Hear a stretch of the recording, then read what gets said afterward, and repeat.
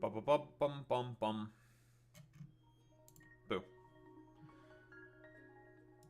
Hello, hello, hello, hello, hello. How are we doing this fine night?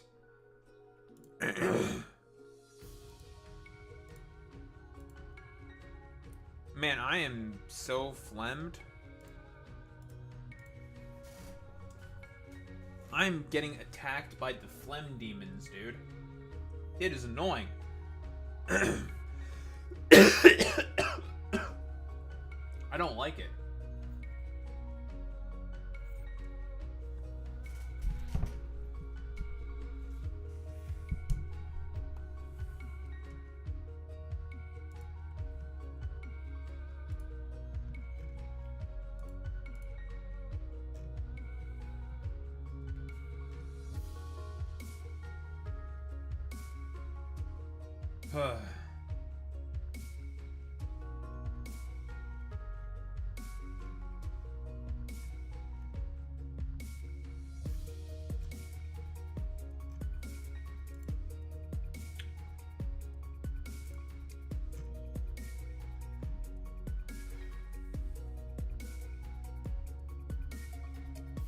I did fuck up today, though.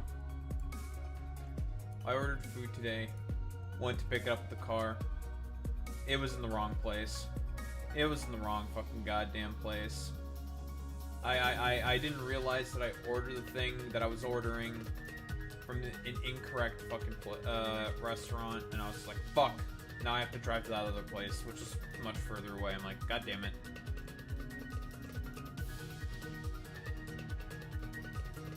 Was not happy about that, I'll be honest.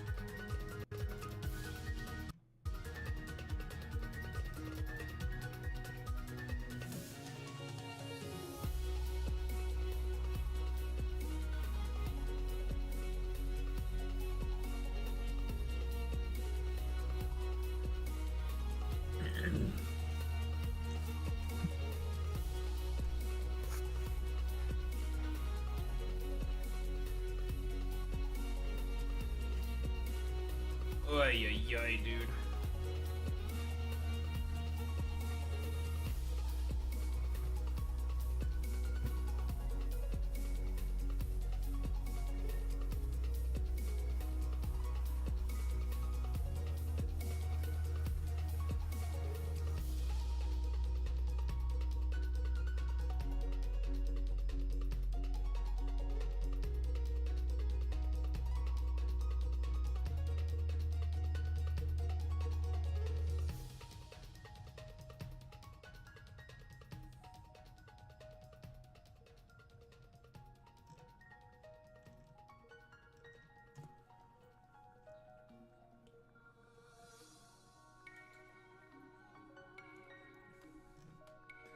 Getting attacked for my liberal views, folks. Don't like it.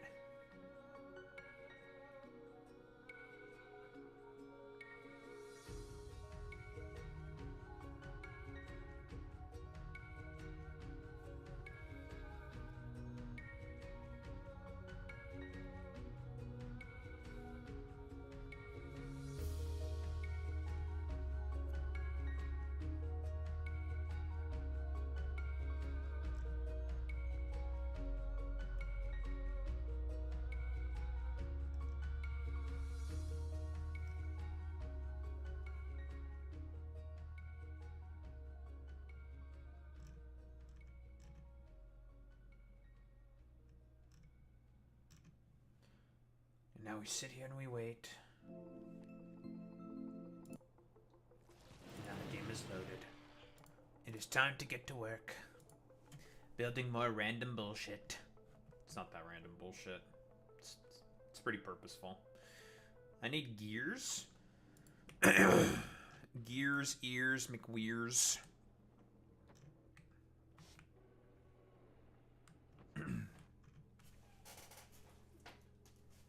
There's one thing that is constantly attacking me, it's the phlegm demons right now, dude. Jesus, I am getting fucking assaulted by the phlegm demons, dude.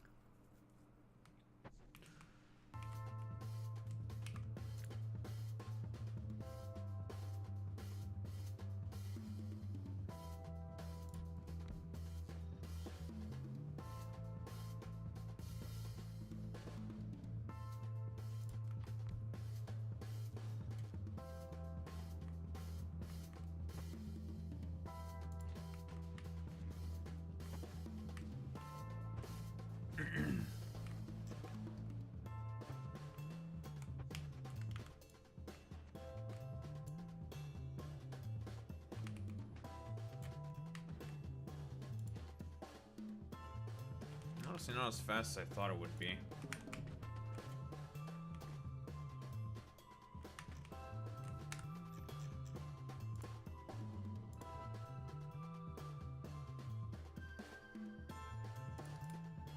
Well, off the glove you go.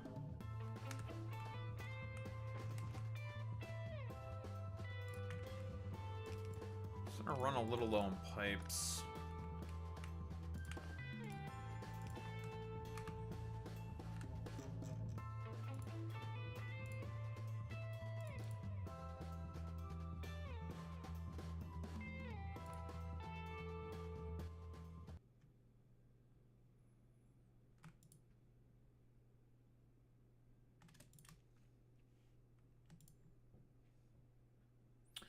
We're starting to run a little low on pipes. Kind of need some more pipes. Then we'll go pick up more stack inserters and we'll cut out.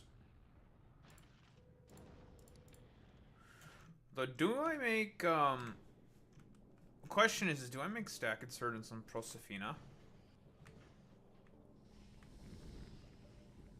Oh dear, hello.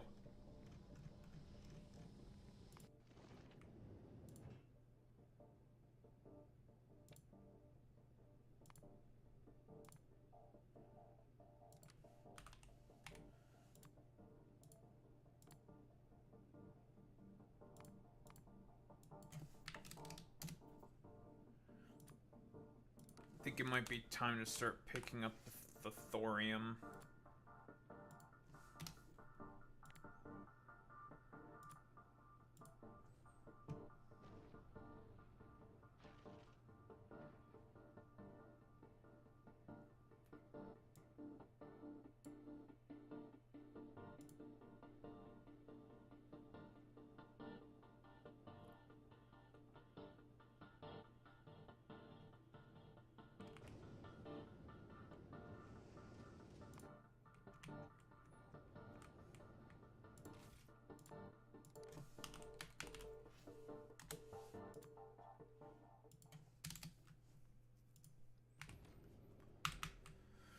Okay, now to bring the thorium, because eventually we need to start processing the thorium.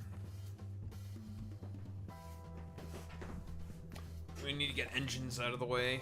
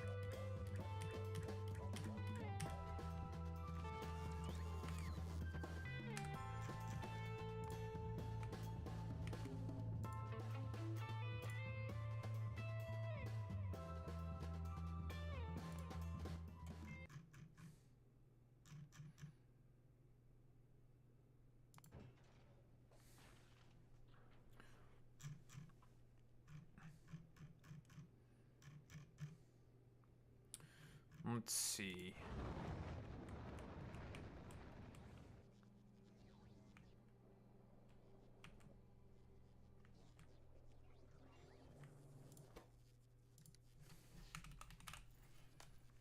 Stack inserters from slime weed.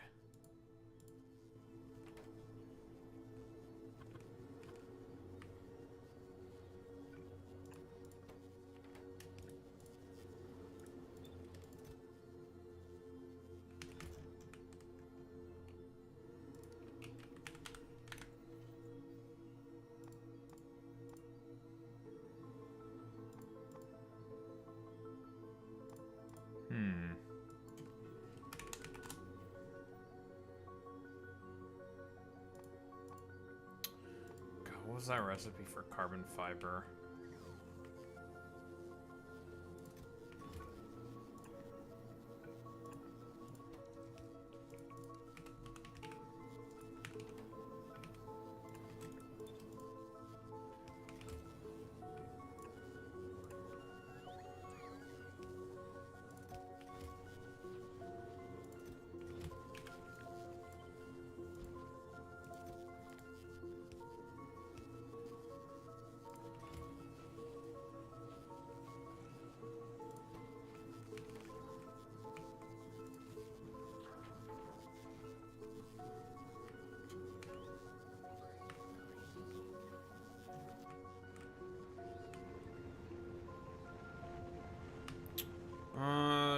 slime weed gel over here. Because you need those for the pipes.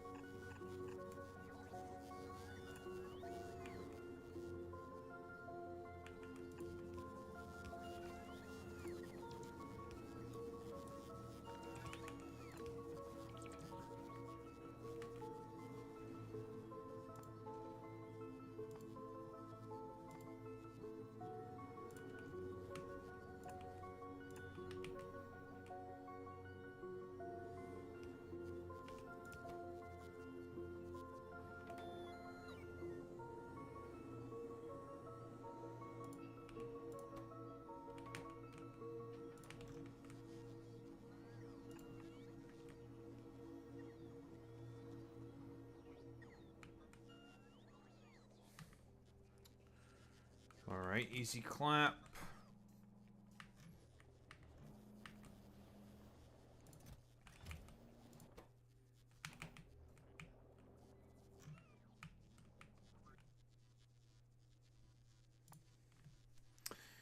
There should be a recipe in here for carbon fiber from slime weed, I think.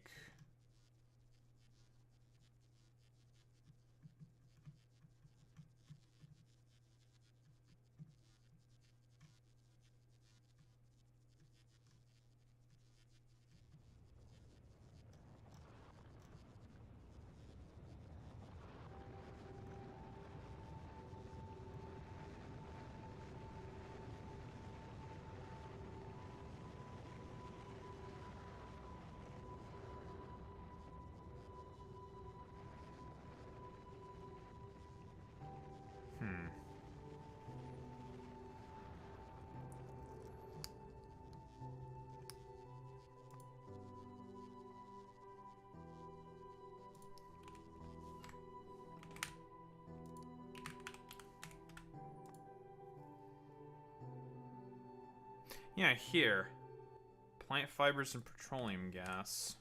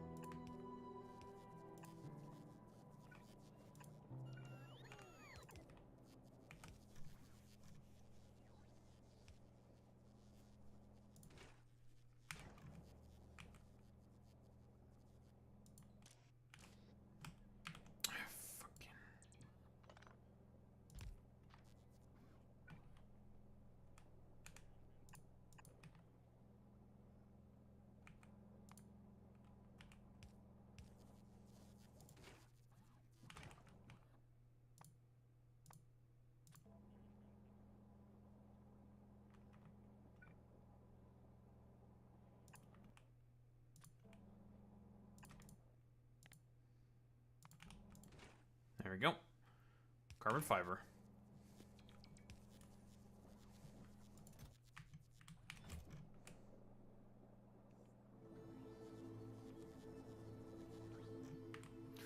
Oh, another area now where we make bulk inserters. It's pretty good.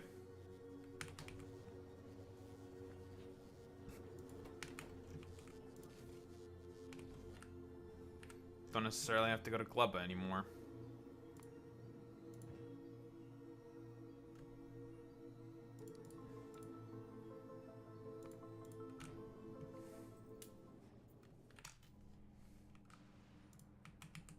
We'll make the trip this time, though.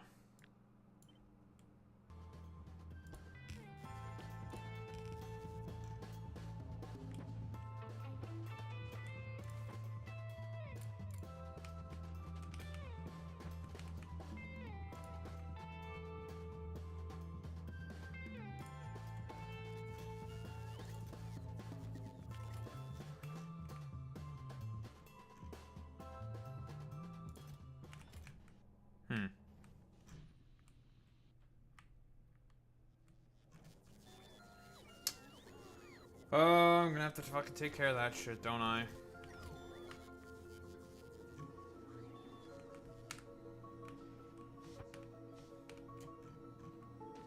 That's a later problem.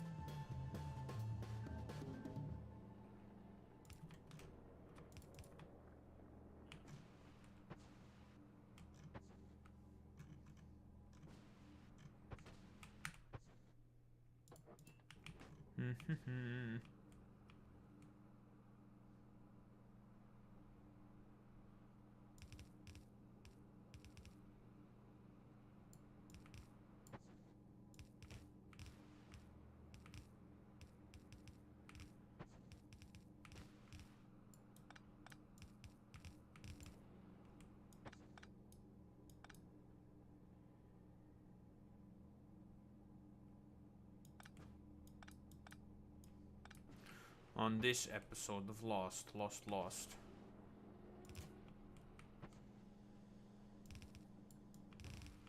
Lost the boss toss.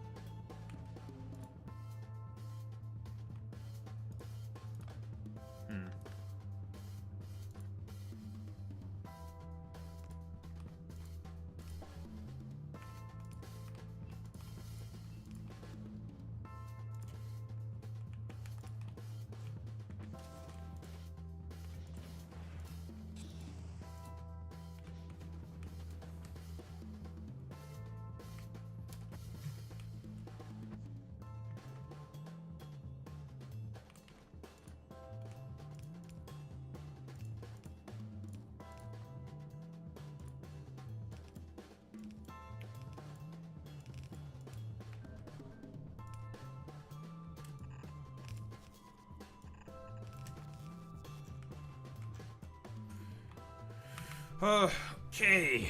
What else do we need? We need a lot more shit. Boost circuits, LDS, rocket fuel. Engines, then electric engines. What we're currently working on.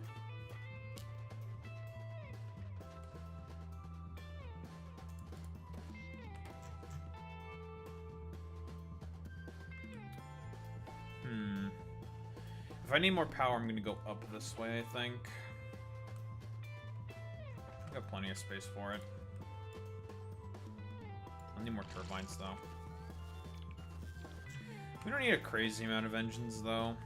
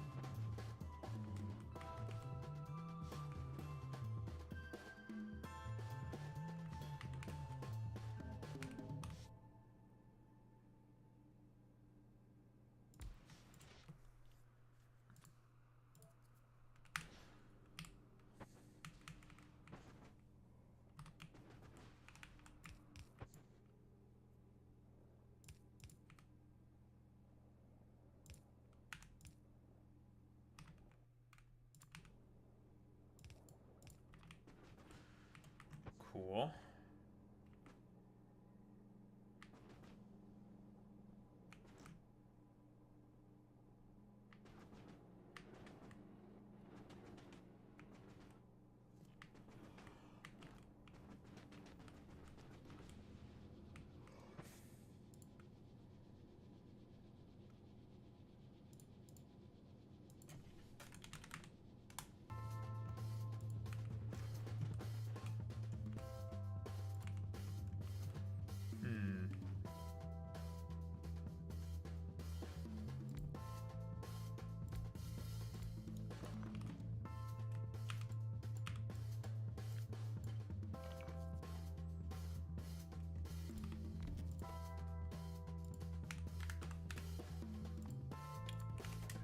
Engines.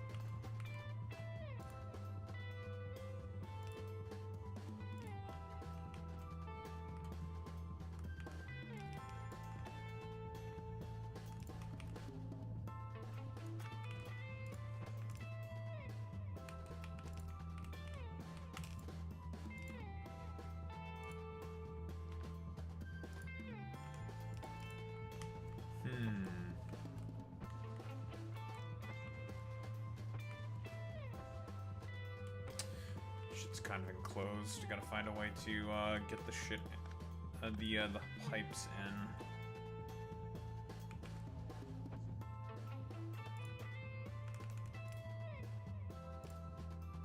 Do a little bit of this.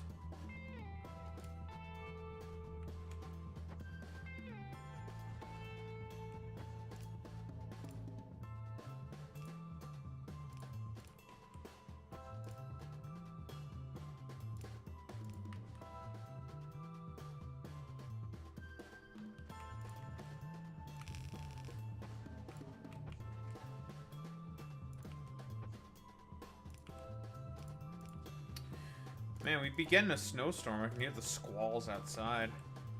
I love snowstorms. My favorite thing. I love them, folks. Let me tell you. They're fantastic. They're brilliant, folks.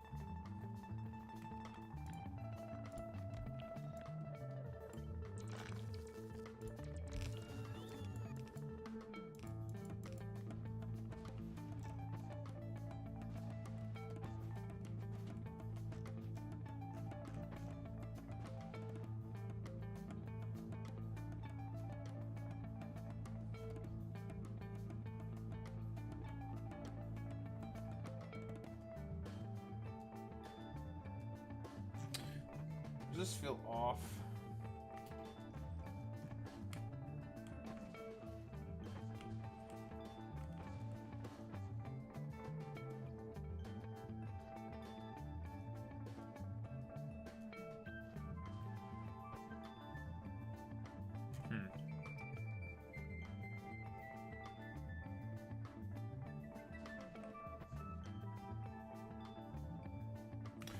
I know why. Okay, yeah, no, that's normal because it's all moved over slightly to one tile to the left. Yeah, that's fine. Okay, so now for outputs.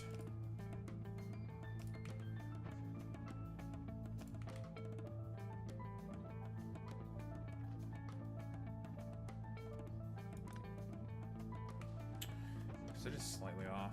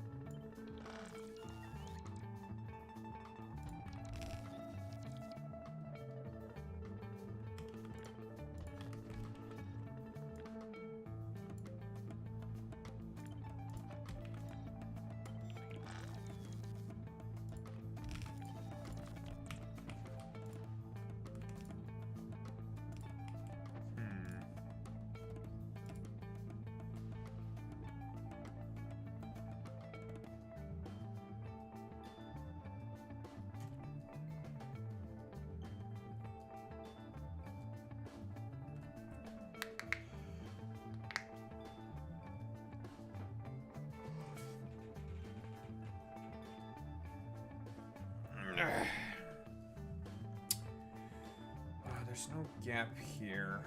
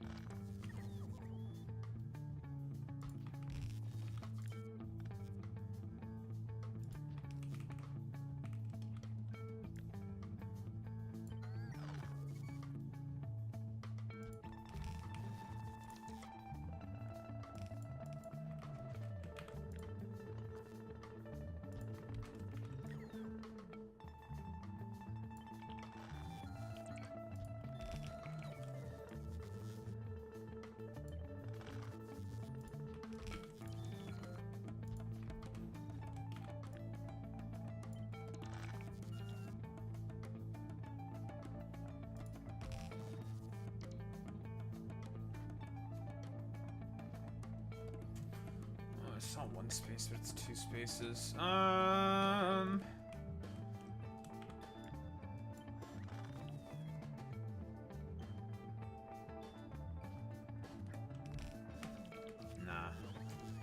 Leave it.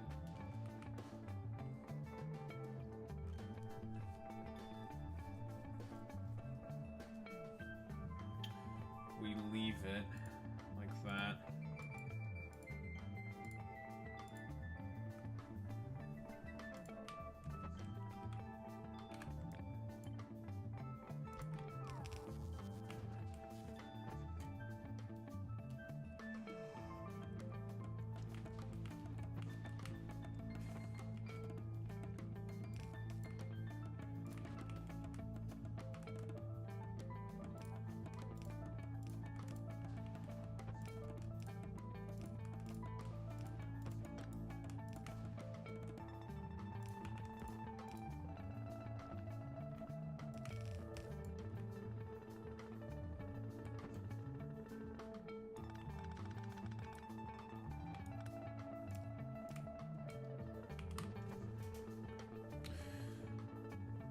Fits just perfectly. Just make it a little easier.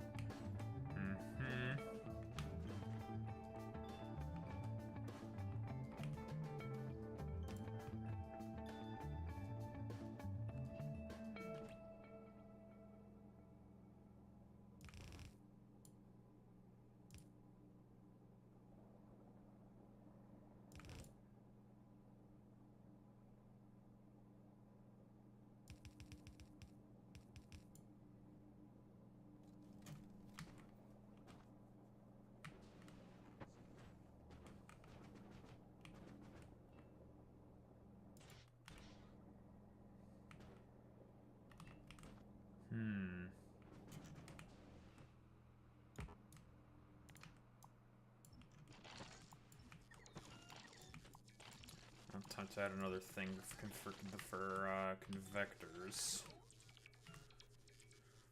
All right.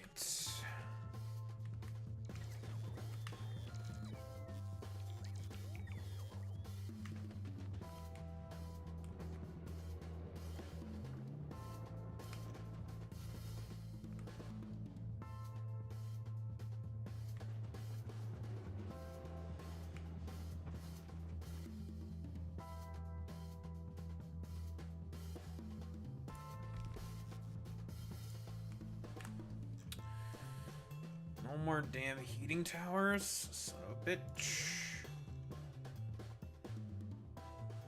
It's a flare stack.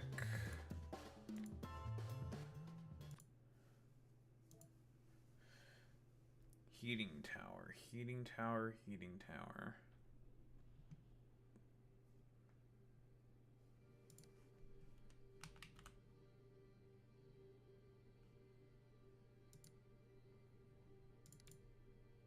Yes.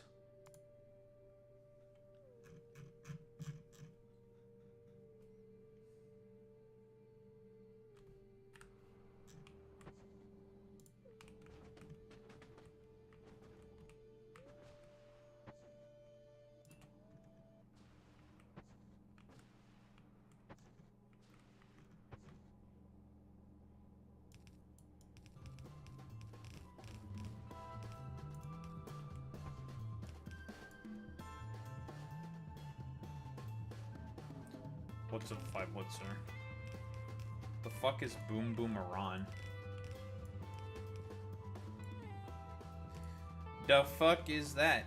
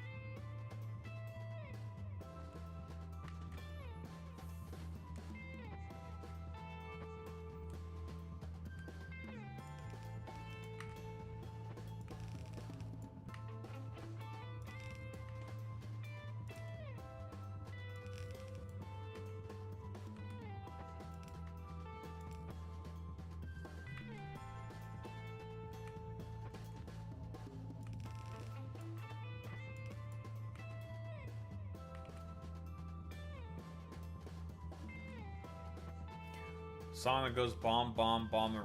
Oh, was that like some TikTok trend or some fucking stupid ass shit? Because of the recent bombings that happened in Iran or something at the behest of Israel? Or some shit? Something real dumb?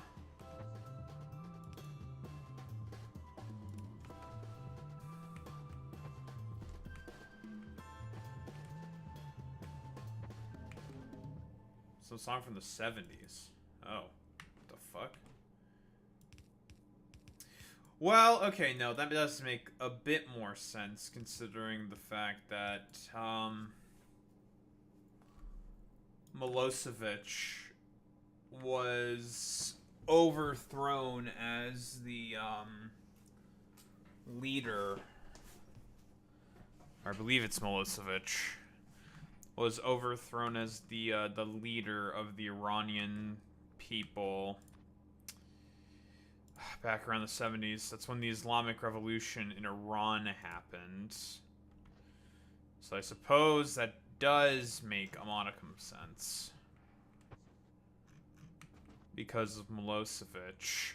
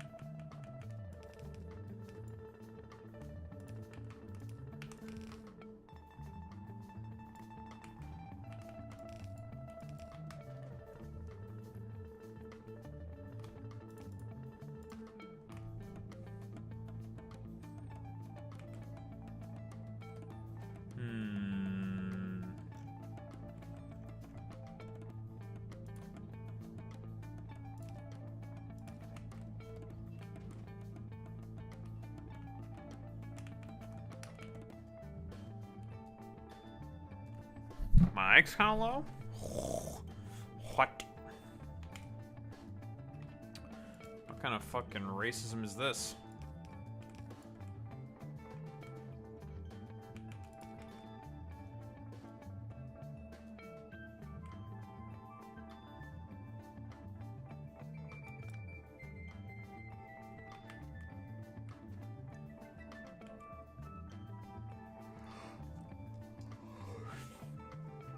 Ugh.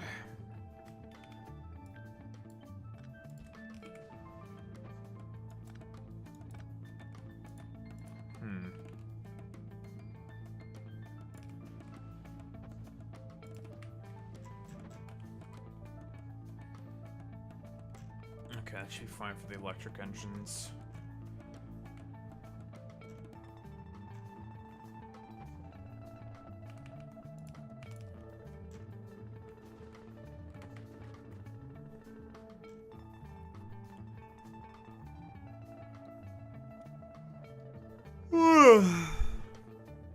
Oh god.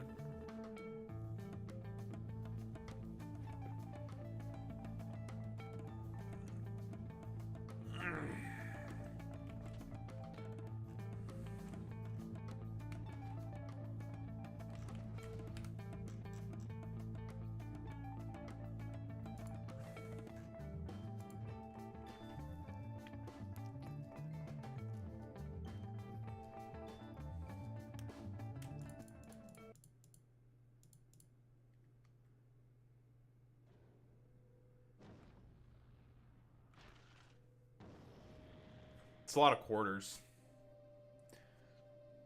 A quarter jar with 500 quarters in it. That's a lot of quarters. I don't know, maybe you just need some more quarters.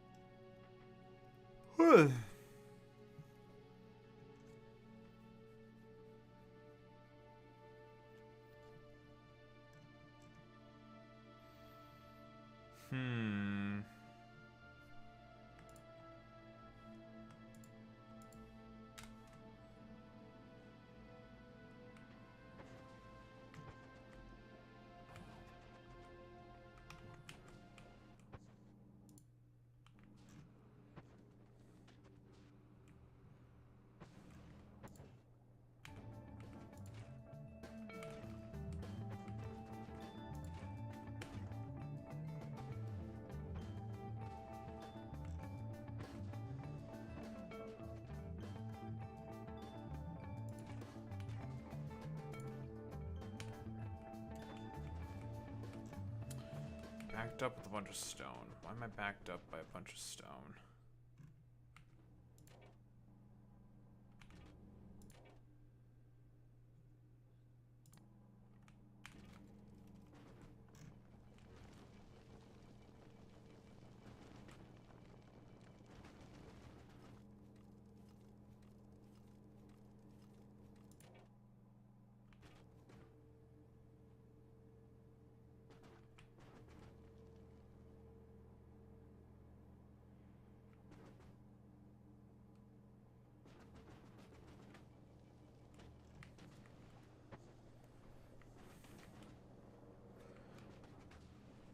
Fucking stone.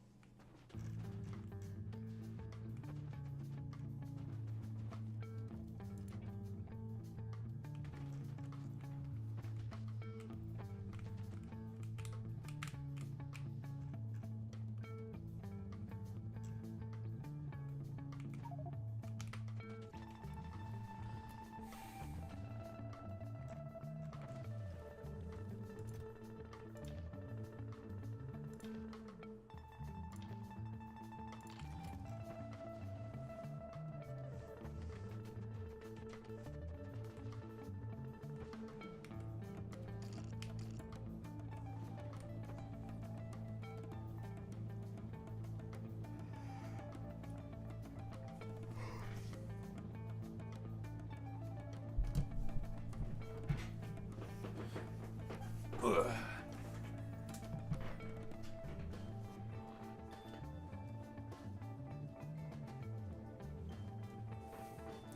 People who brought the fully automatic shotgun called the AA-12 taken away in 2009 by the ATF are finally getting it back in a court order.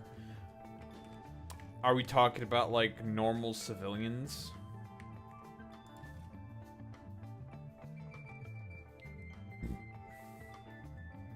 Why the fuck did they have it AA-12?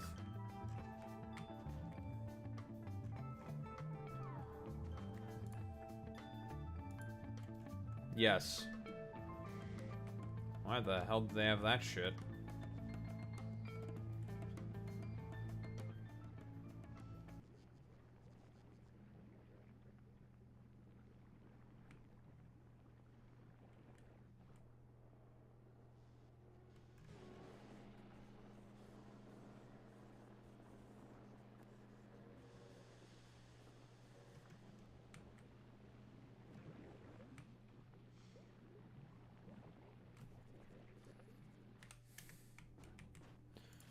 Though our random civilians gonna use an AA-12 for. That's a big ass shotgun.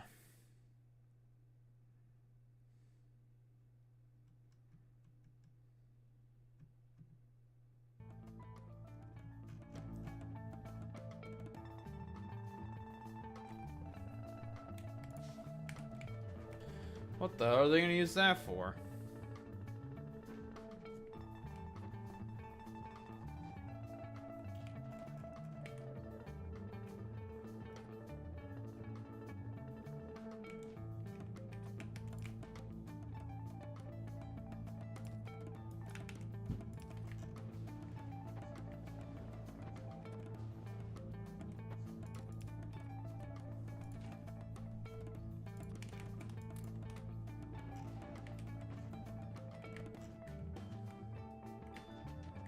Hmm.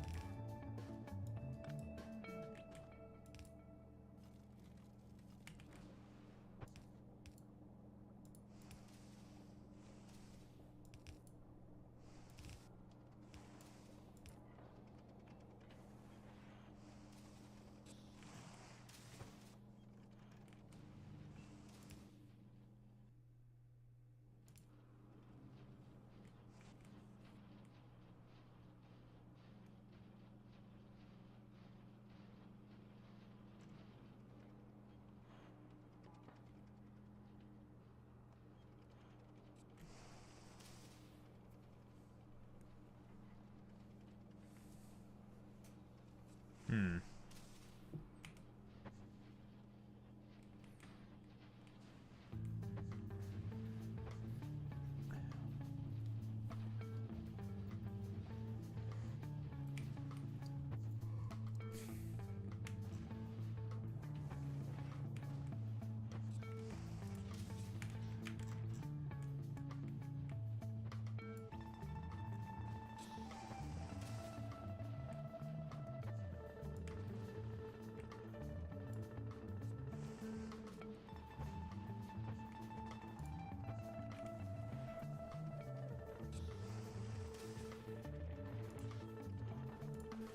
Alright, that's that done, I think.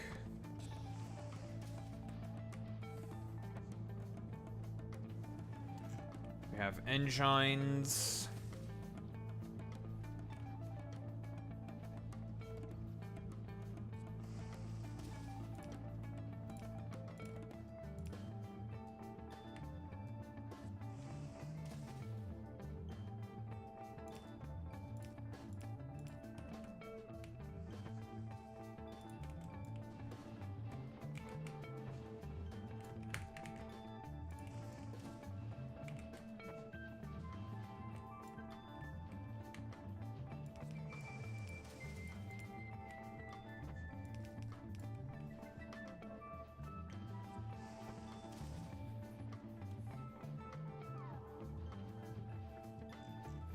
Company bought the rights and made them for the general public. We need a special permit to get it, so people got their hands on them without the permits. The ATF took all of them, even the ones that got the permit for the AA-12. In my America, in Trump's America, hell no! What the hell? How dare the government take away my AA-12, my automatic shotgun that's only meant for murder people or something? I don't know. I still don't understand. What is the civilian purpose of having a fucking AA-12 of all things? Like, that's a fully automatic shotgun. What the fuck are you using a fully automatic shotgun as a civilian for? It's very weird.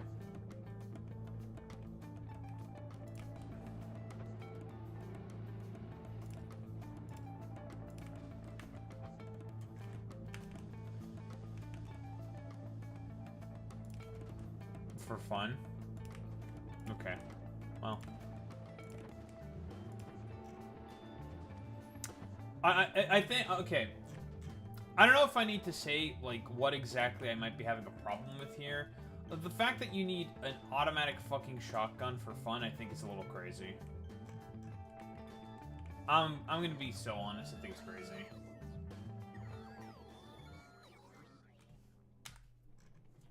I mean, quite honest.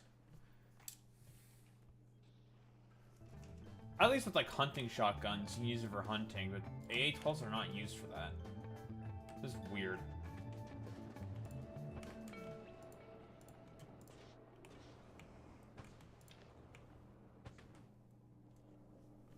Oh, so 40K. What the? I know that game. It often goes by the moniker of 40Gay.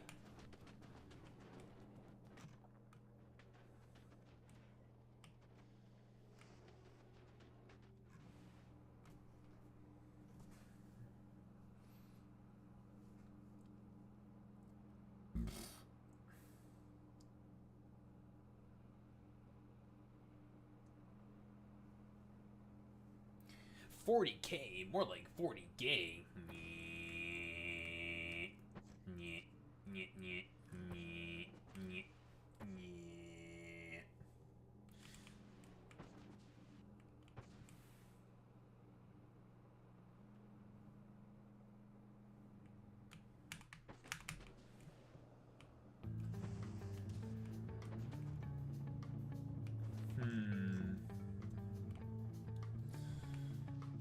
Okay, time for the next row of shit.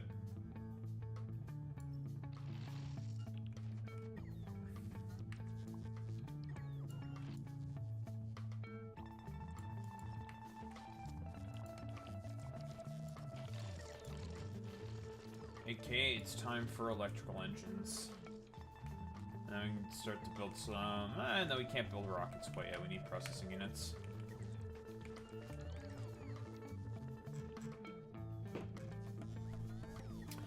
Then it's blue chips, then LDS, and some other stuff. The company also got got into deep shit and went under, so now nobody can make them since they don't have the patents. Well, that's... Man, I love U.S. patent law.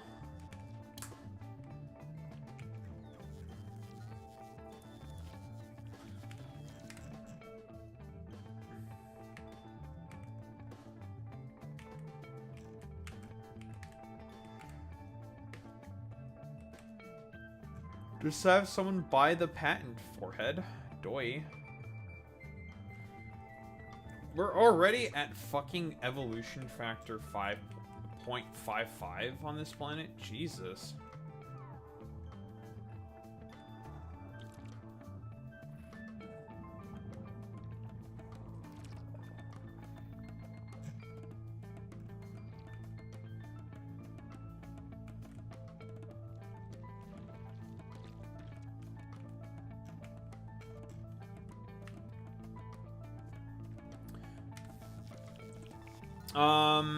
Boy Meets Mini, I'm gonna call you at least 7 different slurs for Indian people. At least 7.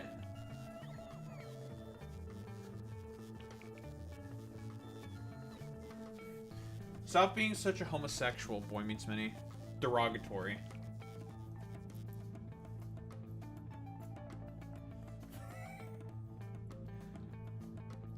I'm gay.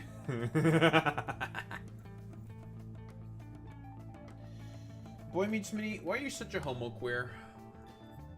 What's going on there? That's crazy. It's not crazy enough.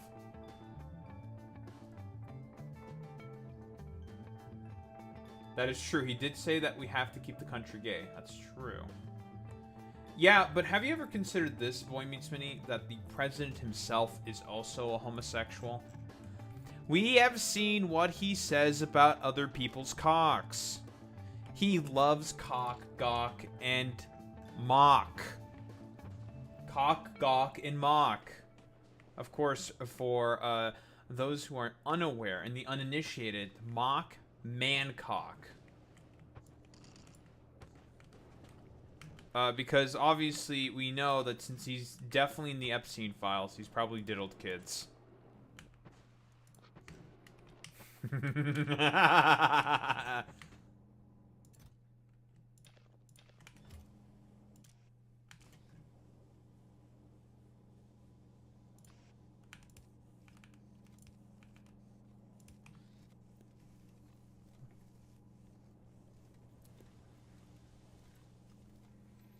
No, I would never say such things about Jeffrey Epstein.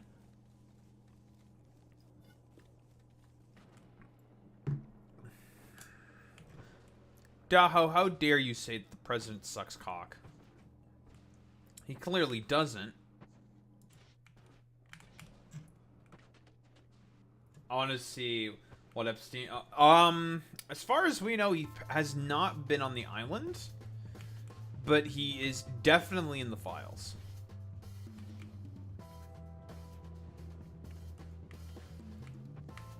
So island, I don't think he was on the island, but he was definitely, and I mean definitely on Epstein's fucking plane and shit.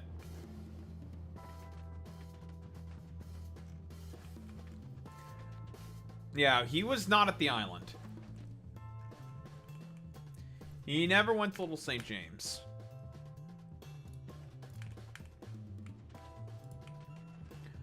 The bigger question, and, like, I'm getting, like, there's, like, a dumb fuck conservative being stupid and annoying about this in the replies, is, because the dude's just trying to be like, oh, yeah, you're not gonna, like, you're gonna be, like, disappointed in terms of the contents of the Epstein files. Like, it's definitely not going to be, what you think it is. It's just, like, it's not the point.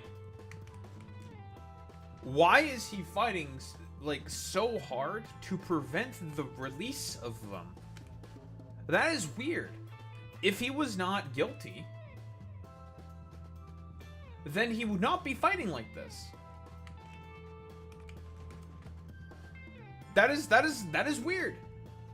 If he's not guilty, why is he fighting tooth and nail to prevent the release of the Epstein files? That's a little weird. You should be asking yourself some questions, but unfortunately, conservatives can't ask themselves questions because they're fucking stupid.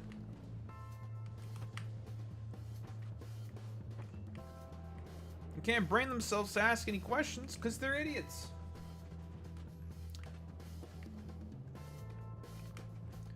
Alright, which YouTuber told you to buy Raycons, their 5 Blitzer? Why would you do that? Never fall for the YouTuber scam. What would you guys do if I took sponsorships? I mean, I've been offered sponsorships, but it's like for like dinky, like fucking little pimbly spimbly video games. Like a bunch of like those like dumbass mobile ads. That basically, for lack of a better term. For like a little pimbly wimblies.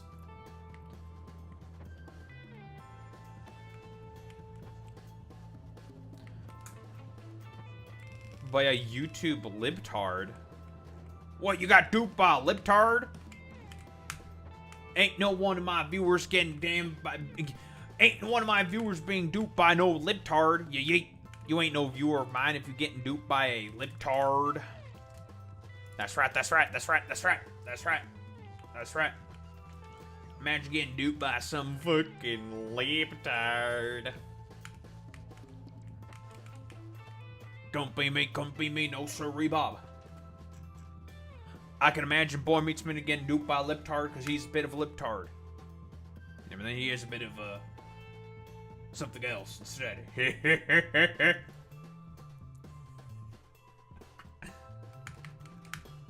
Boy Meets Minnie, are you gonna accept this libtard slander, you libtard?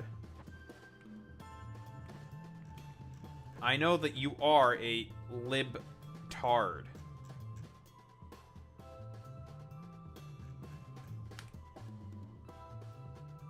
You do live in California.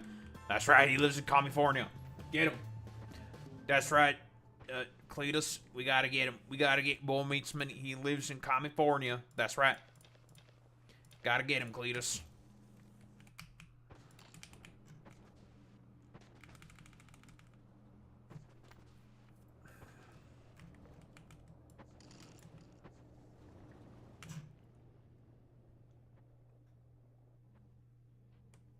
$170 Sony headphones. What Sony headphones? Nah, it's not as good as these. These are better. I don't remember what they're called. Logitech G733, I think, or something.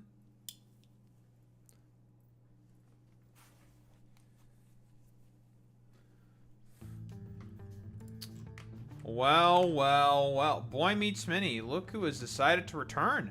Yet again. My favorite. Our favorite dude. To rag on now.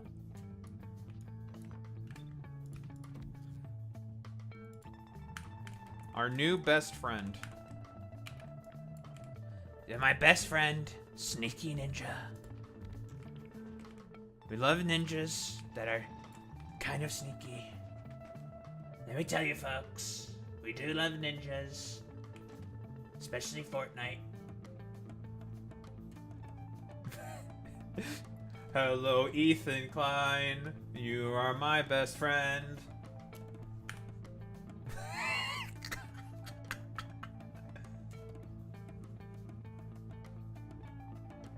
Why'd I ban you? I didn't ban you. Boy Meets Mini banned you.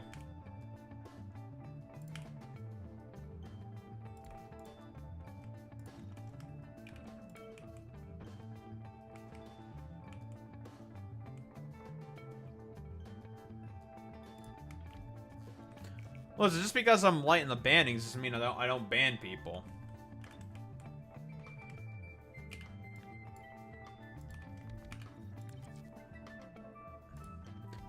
And I think that generally speaking, we were kind of being done with your general obtuseness and inability to accept reality. If I were to take a guess for as to why Boy Meets Mini decided to give you that day. No, Boy Meets Mini is correct, and I share the exact same sentiments as Boy Meets Mini when it comes to the topic of Israel-Palestine. Or, we may have, like, slight differentiations, but they're more or less irrelevant. And, Boy Meets Mini was done with your general obtuseness. Your general obtuseness was also very, very annoying.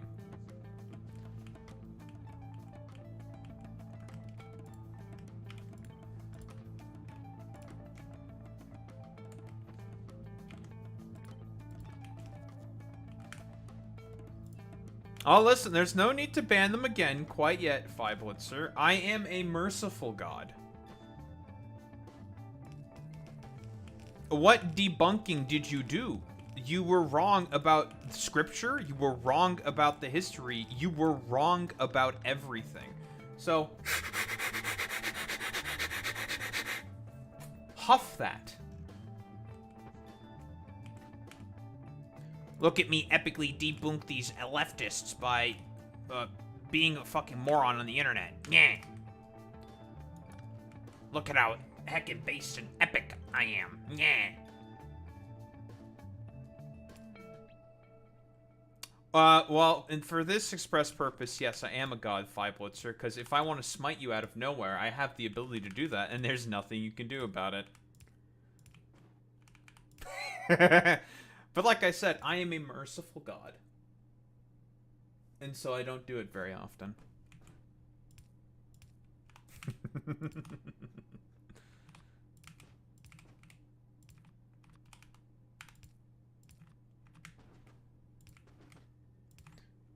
Shit. Aware. Aware of the danger you are in. That's good.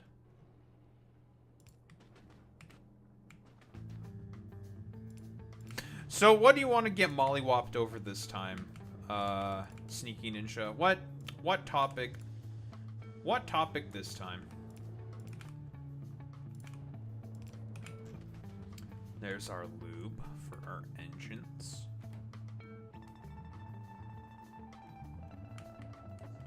Not a sneaky ninja at all.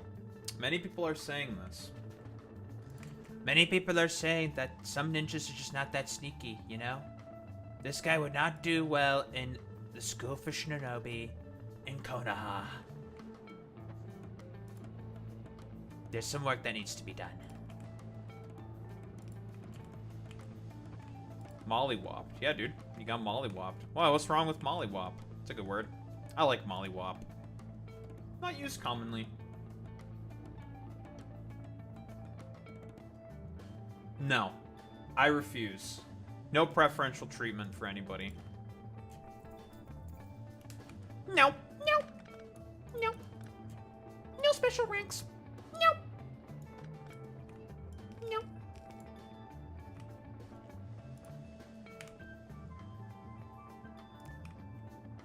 No. Damn.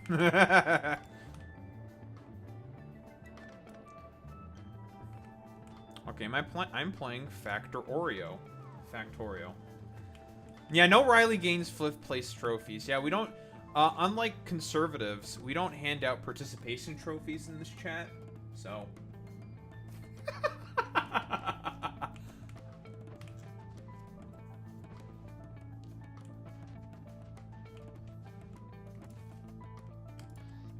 Yeah, what the? I thought the libtards were the ones who, hate on merit. What the hell? What kind of bullshit is this?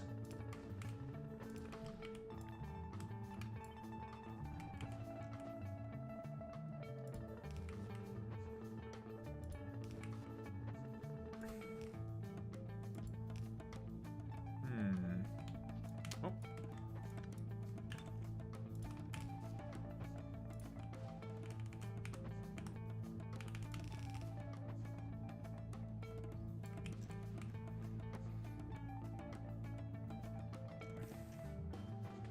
No, just heating towers.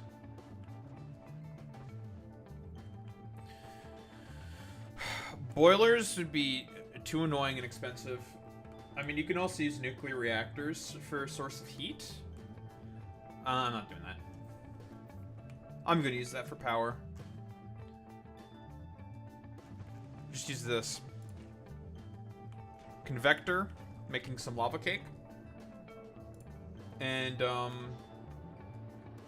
putting it into a heating tower. Are we stinking up the place? Yes, we are. Very, very stinky. But our defenses... Oh, they'll hold. Oh, they will hold. I hate participation trophies more than I hate my government. Here's the thing with participation trophies. It's not that, like, participation trophies are, like, necessarily that big of a deal. Like, who the fuck really cares? Like, you know, you want to give a kid a participation trophy for, like, yeah, you know, you tried. You did an alright job. I think it's fine. Like, who really gives much of a shit at all? The biggest problem that I generally have is when, like, if we want to talk about, like, merit and shit like that, like conservatives love to consistently talk about, is when we're talking about, like, actual, like, articles of power. Actual things that affect people. For example, like, the CEO of a company. Or, say, billionaires, generally speaking.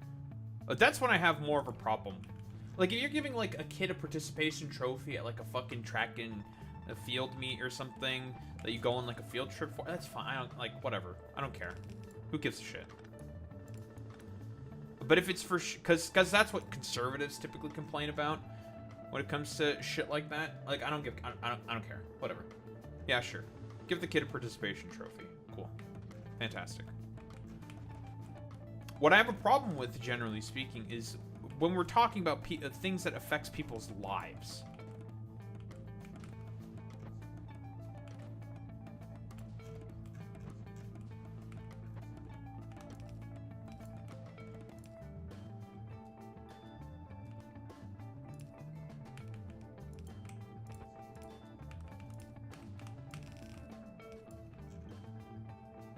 Alright, cool. That is electric engines.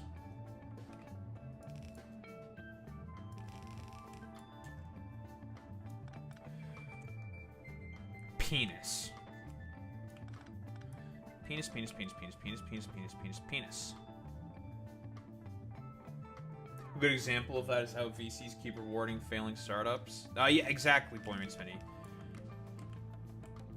What's the name of the game? It's called Factorio. Or as I lovingly call it sometimes, Factor Oreo. Because it got the word fact and, well, factor and, or, whatever. You know what I mean, shut up, it's a joke. It's a bit. We're doing a little bit of a bit. We're playing some Factor Oreos. We're factoring our Oreos because we love Oreos.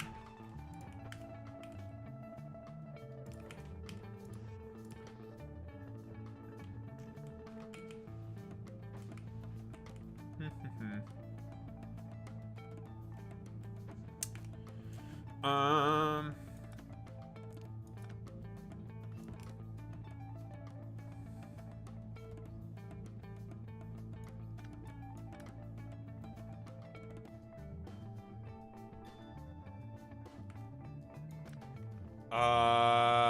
A good mobile game that's like this game.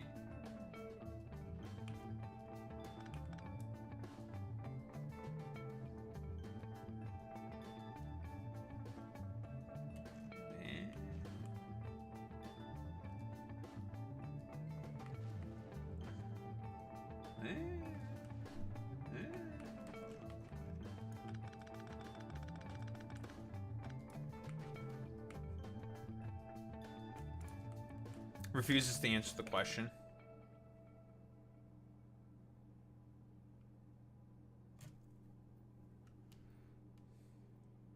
Begins judging you quietly for the question you asked. Will say slurs. What? The fuck is Mindustry? Oh no, Boy Meets Minnie's becoming a minarchist. Everyone... Boy Meets Minnie's now a minarchist. It's so Jover.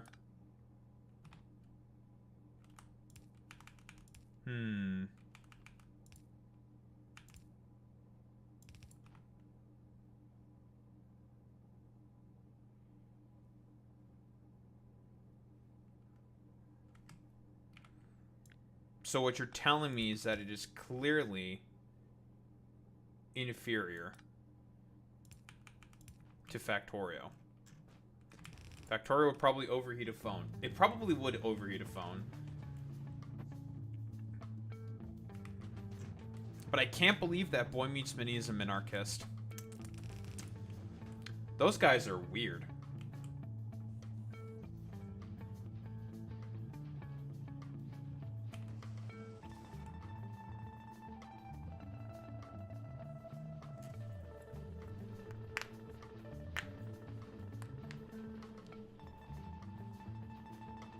Is this mind plus industry?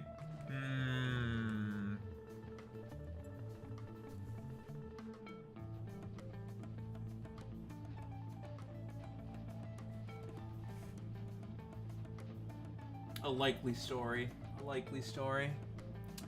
A likely story there, Boy Meets Minnie.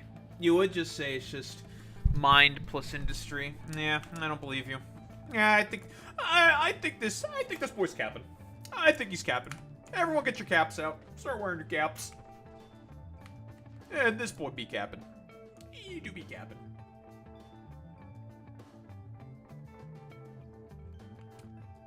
Alright, do it. I'm gonna judge you on wanting an AA-12 or something. Dab, got him. Oh, what's up?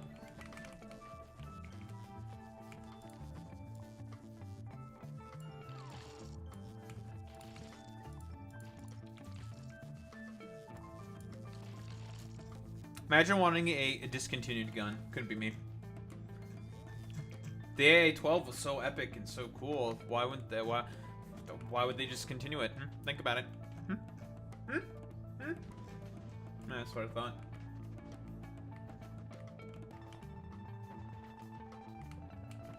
Such a good gun. Why discontinue it? Why wouldn't anyone buy the patents for it?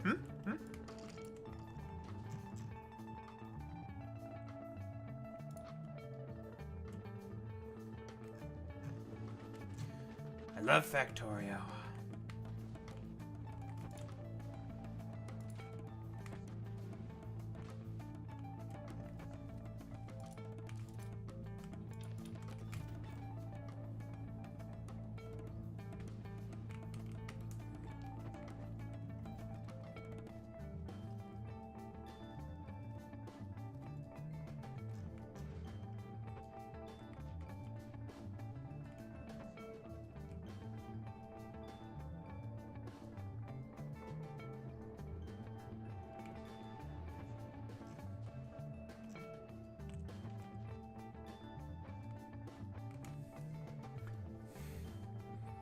I think you mean poser, not poster.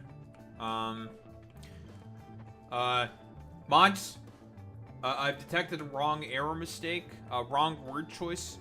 Put them in the device.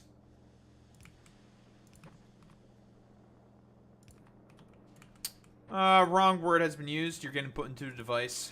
You're cooked now. Yeah, it's fucking over for you. It's over. You're getting put inside a device. Don't be making the wrong choice of words in this chat. You will be roasted.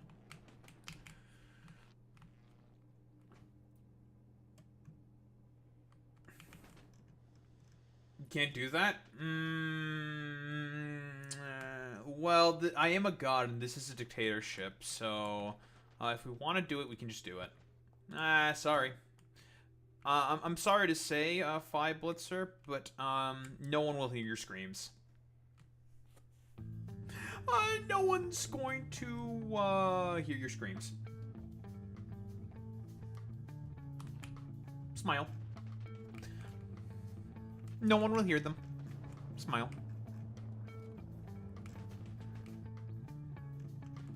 Fuck. Yeah, well. Dem's the rules. Alright, Boy Meets Mini. Send them to the Institute. Todd Howard style. Do what Todd would have wanted to have done. It just works. Thank you, Todd. Thank you, Todd. Very cool. Thank you, Todd. Very cool. I almost have everything I need in order to be able to build rockets. We do not need this many electrical engines.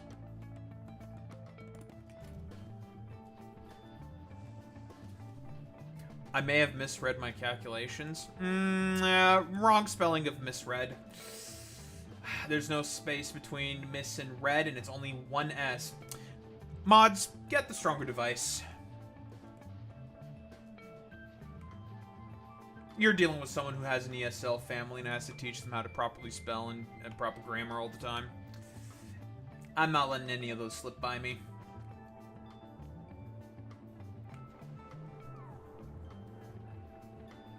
Mods, get the stronger device.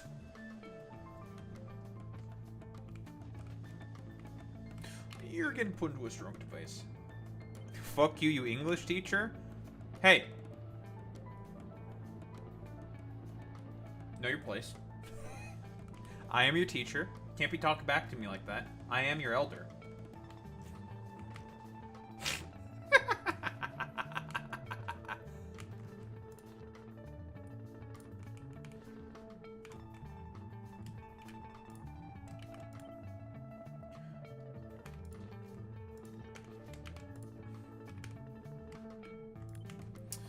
Well, it appears you're going to go into the device, so that's all right by me.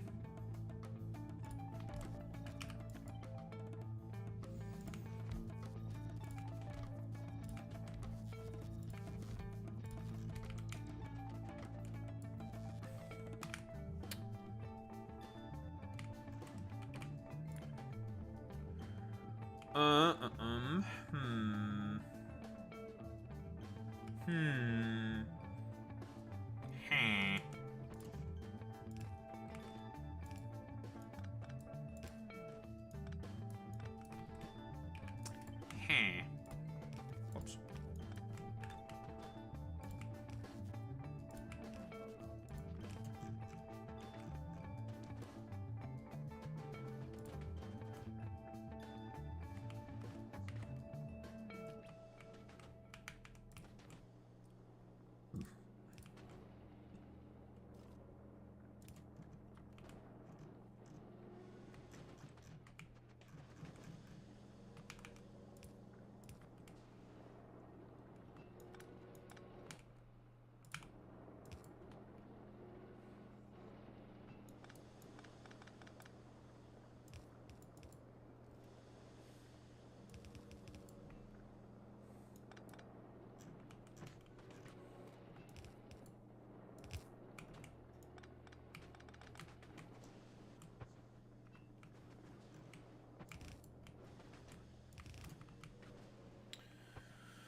Okay, so there's sulfuric acid. I think I probably want 2 each because of sheer volume of green circuits. These have to grab.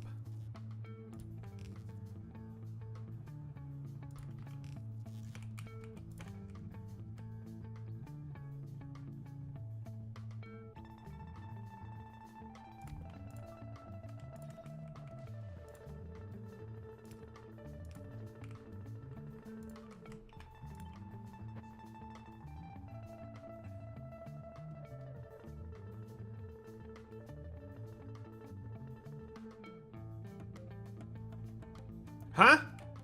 What do you mean synth? Who said I was making robots? Shut your goofy ass up.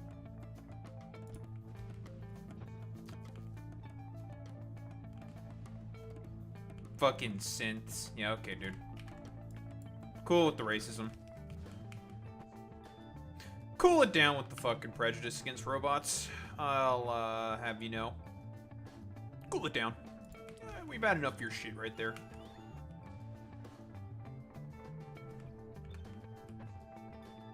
Yeah, I'm sorry. Boy Meets Minnie, you're dealing with a shonen protagonist. Yeah, you're dealing with a shonen protagonist, Boy Meets Minnie. You are fucking wallahi cooked, bro. So fucking cooked. And we're talking about a shonen protagonist who hasn't even had a training arc or anything. Cooked, bro. You're cooked. I'm gonna have to say that it might be Joe for you, Boy Meets Minnie. You're gonna die. You're also gonna be strapped into the device for trying to take out my robotic production line, son of a bitch. I'm sticking you in the device. You're gonna be put in, and there ain't shit you can do about it. You're gonna be one with the device.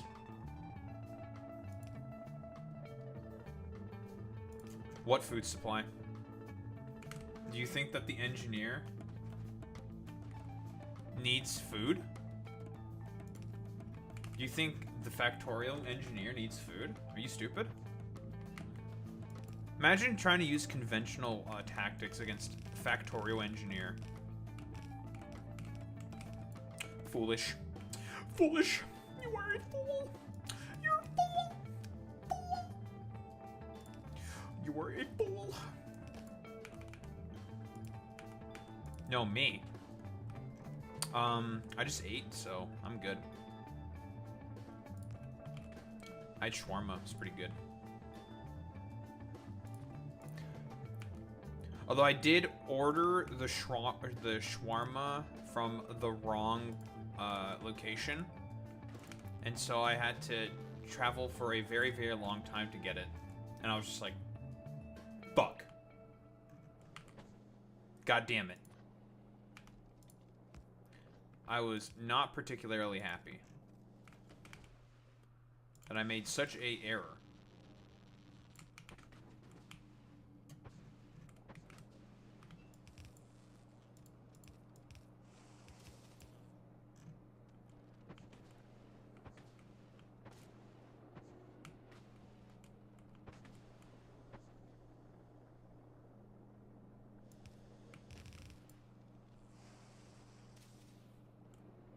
Alright, wake up.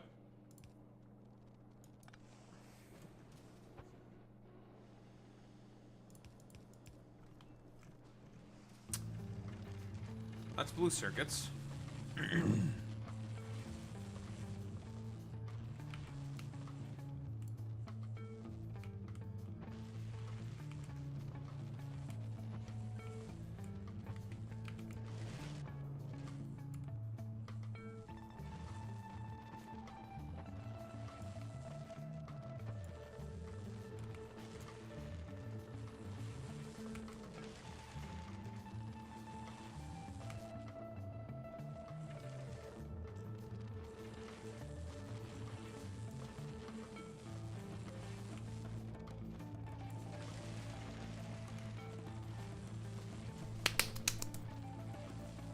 Railgun, you say?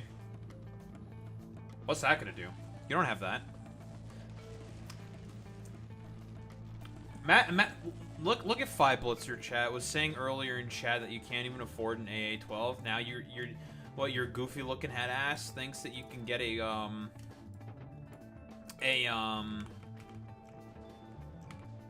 railgun? Stop the cap. I'm sensing some cappuccino, frappuccino, rappuccino, cappuccino, frappuccino, rappuccino, cappuccino, frappuccino, or rappuccino, frappuccino, rappuccino, rappuccino. I'm sensing some fucking cappuccino on that one.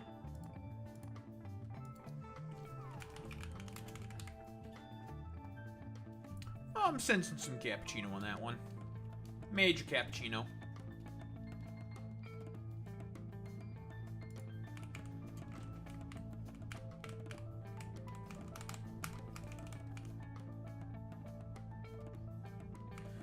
I'm sensing some cappuccino on that one.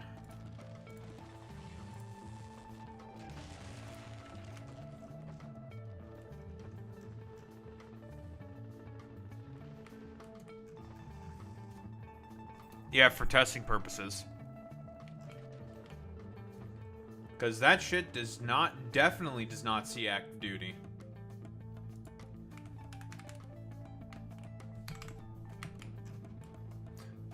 You thought you were slick. In the great words of Jetstream Sam, nuh-uh.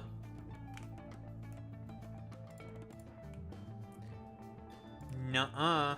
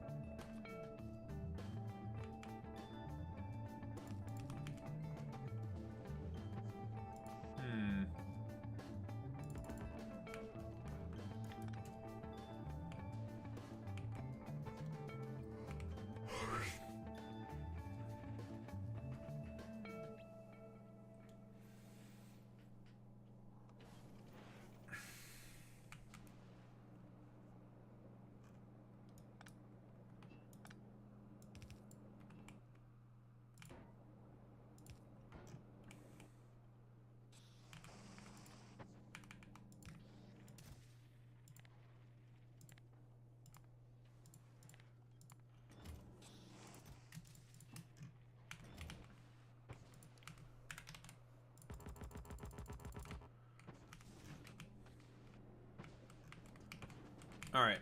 Steel.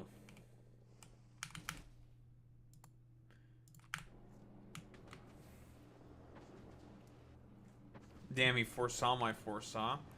I read articles on the internet. Of course I know about all this.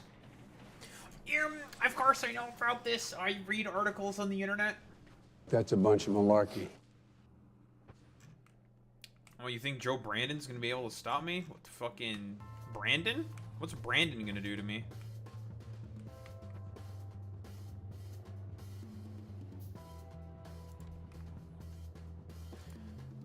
Brandon ain't gonna do shit.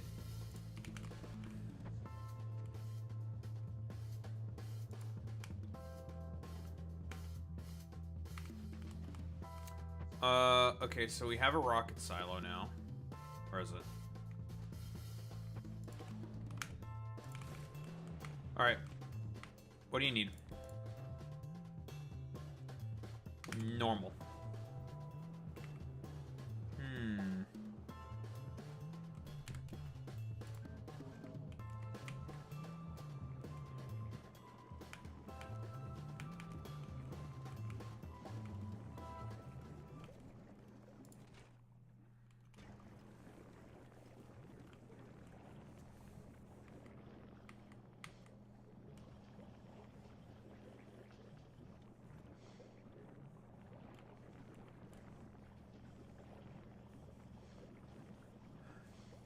Touch your kid.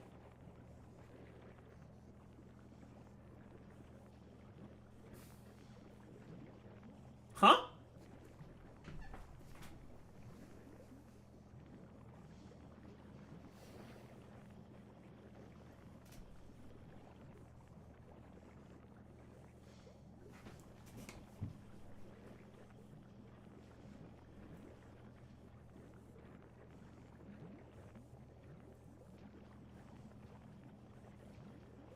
Why would you say that? Why'd you say that? ¿Por qué? ¿Por qué? ¿Por qué?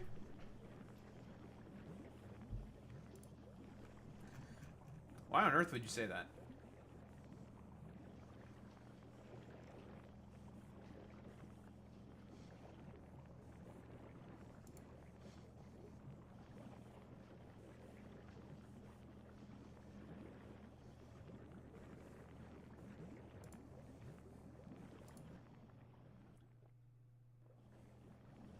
Joe Brandon's gonna touch my kids? Okay, well, there's a couple problems with that.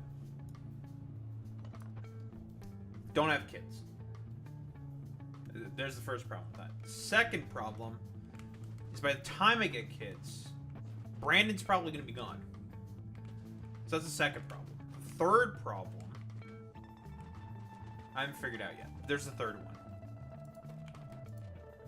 There is a third problem.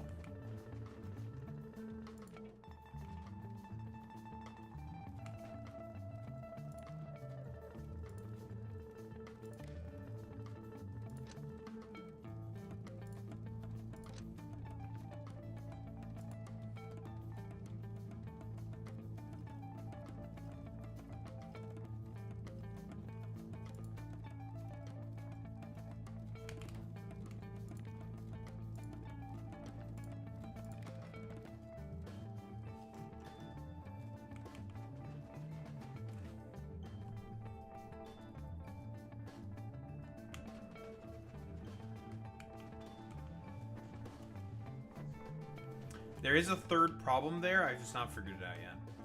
I don't know what it is. But there is one. It exists. And Joe Brandon ain't gonna do shit about it.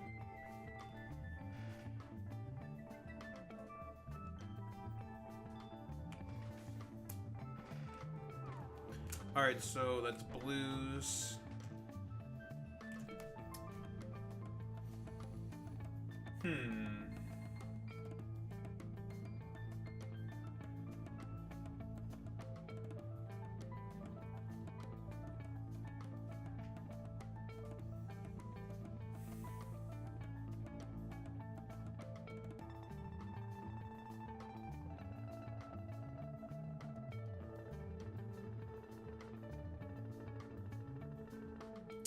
How do I make rocket fuel on this planet?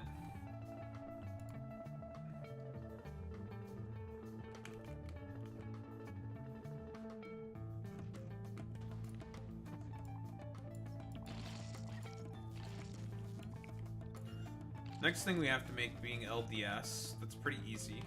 We have everything for that already.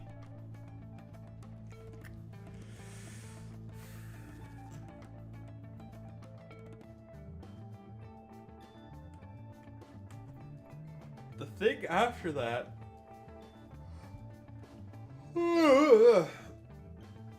being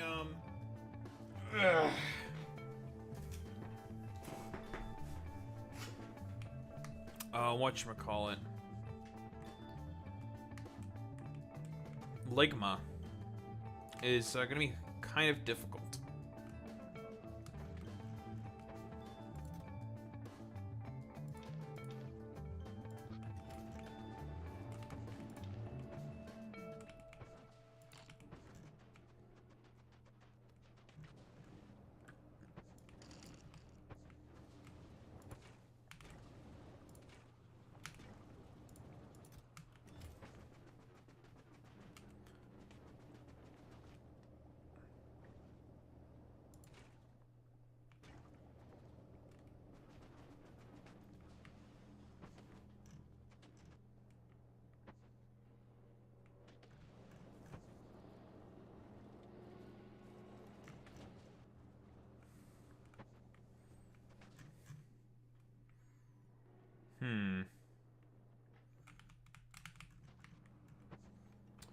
Why don't we just keep getting a lot of the easier stuff out of the way that we have to get rid of, do anyways.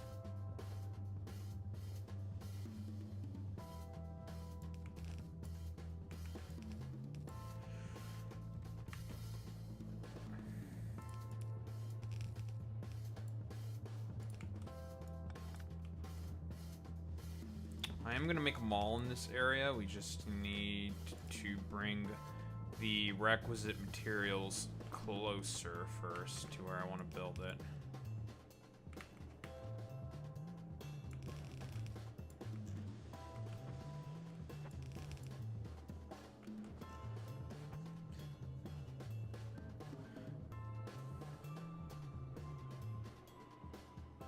No, they just show up in YouTube chat typically. Fly Blitzer. They just show up. We have an open door policy here, so first come, first serve. Anyone who's just shows up, you know, they wanna talk shit to get hit, and they just appear, and it's just how it is. And considering the environment we currently find ourselves under, there's not going to be any shortage of that. Because of the current material conditions we find ourselves under. So there's never going to be really shortage of people.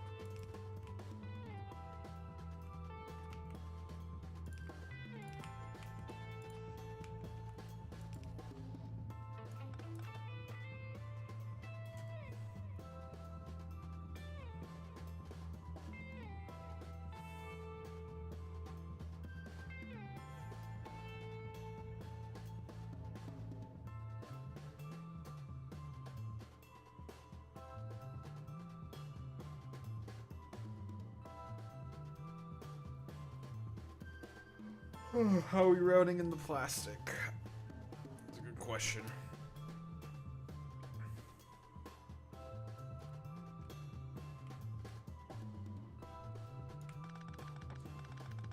Social studies? Like your teacher or what? Listen, don't let very annoying people hear that. They'll get very triggered and be very annoying about it.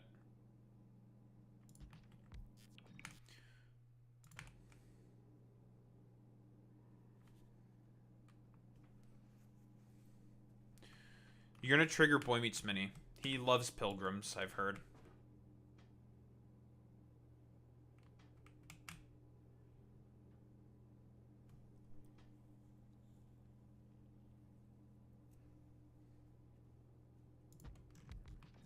Yes, teacher? Don't yes, teacher me.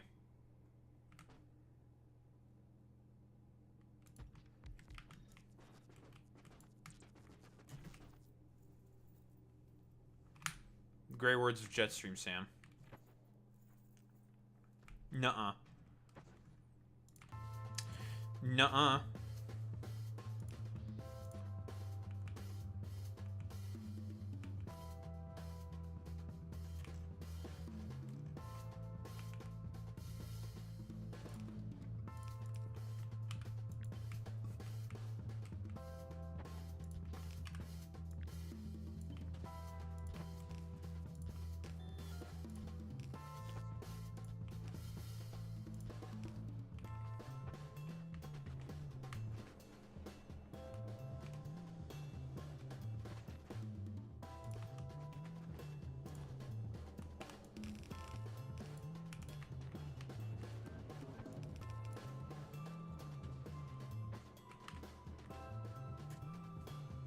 Nope. Nuh-uh.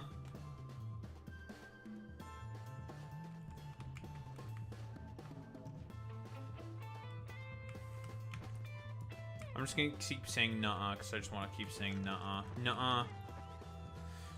Nuh-uh.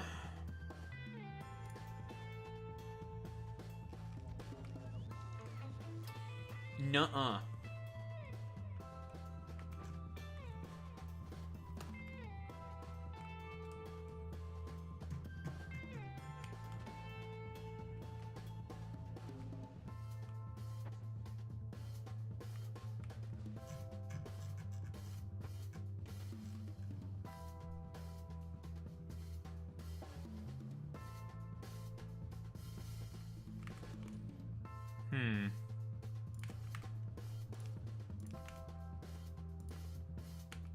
Do I live in Toronto? I do not live in Toronto, no. That place is fucking expensive. Fuck that.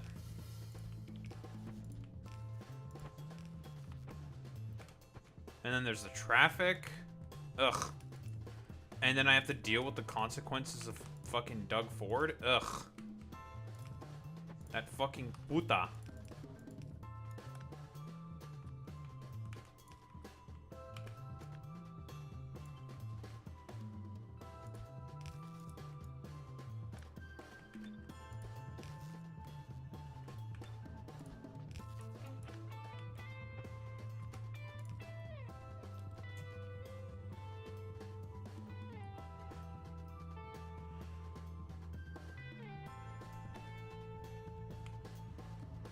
Oh, look at this city.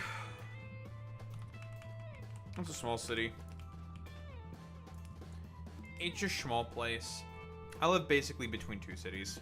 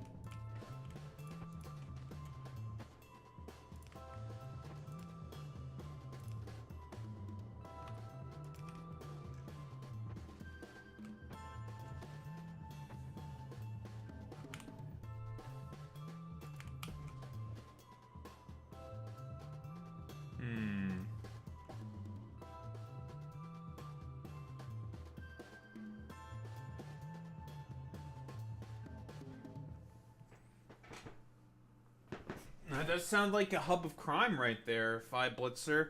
I mean, if you keep saying that, Trump's going to deploy the National Guard illegally or something. You got to be careful there.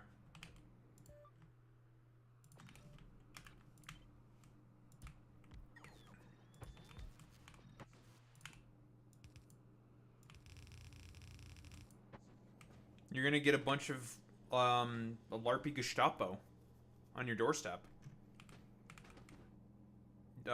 Doing a bunch of, like, I don't know, LARP shit.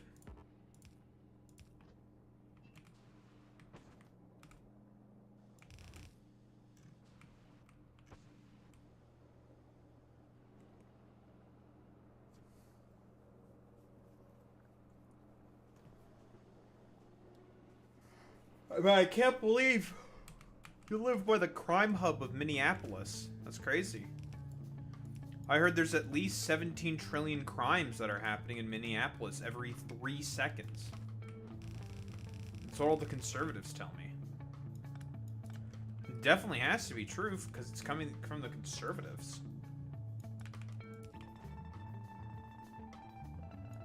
It has to be true.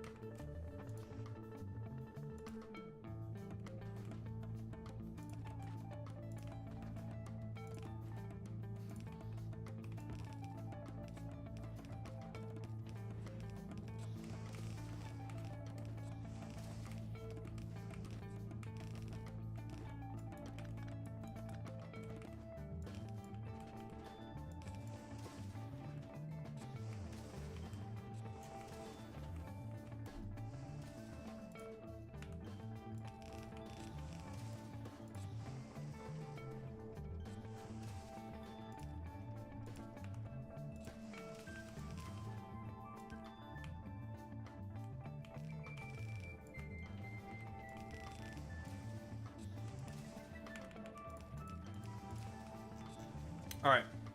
2 out of 3 rocket parts. That's LBS, blue chips. And now all we need is rocket fuel. Just save right now. Hope my power doesn't get knocked out because of this snow squall that's happening right now. That would kind of suck.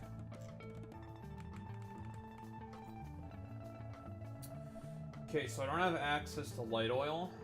At least not very easily. And it'd be a fucking trickle. Like, this is how. Cool lubricant using water. I'm not sure why I need to cool lubricant.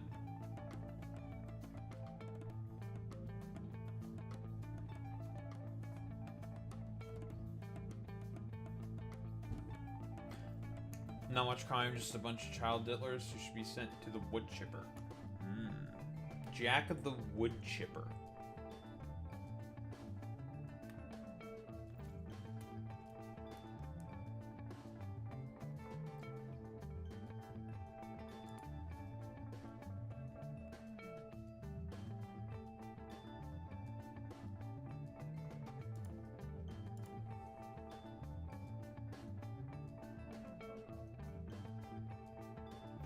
How did I get this? Craft item tungsten ore.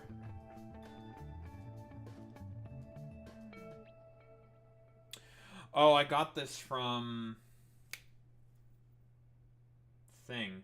That's how I got this. Honestly, I think I could just completely skip this whole business with the tungsten ore. The only thing that I could use tungsten ore on this planet for is just for making artillery. That's it. But then I'd have to transport the artillery shells up to the walls. That would take forever. It'd be really annoying. So I'm not gonna do that. Sense? You mean since? Boy Meets Mini. Another instance of 5 Blitzer needing to be sent to the device. Spelling since wrong. This, however, I think is probably the best reward we can get from this planet.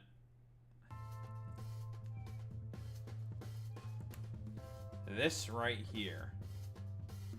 The thermodynamics lab. This thing's really good. It's essentially the same as a biolab, but with 70% pack drain instead of 50%. So essentially giving me 40% more science.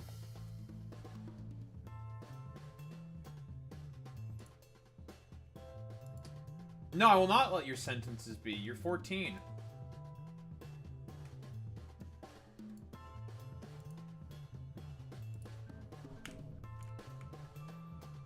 I refuse. I refuse to allow you, who is 14, to have bad sentence structure. At 14, you should not be having bad sentence structure. You should have good sentence structure.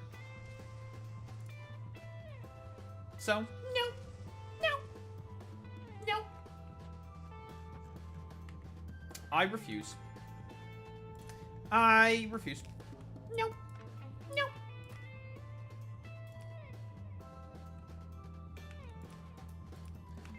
Well, unfortunately, you have to rise above. That's a Sonic the Hedgehog song.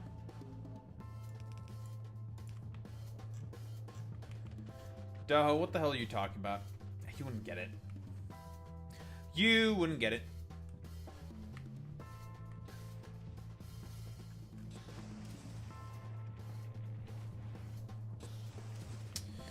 So we have low density structures, we have a bunch of other shit.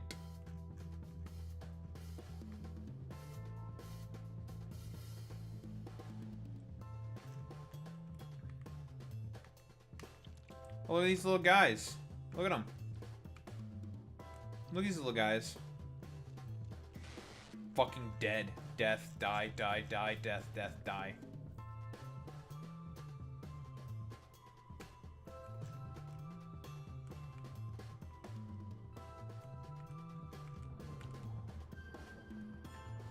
Man, these guys want to attack me so badly, but they can't, because they're stuck on this fucking island right here. It's very funny. Ooh, look at these, look at the big ones. They got red eyes. Ooh. Look at the funny bugs. Funny bugs.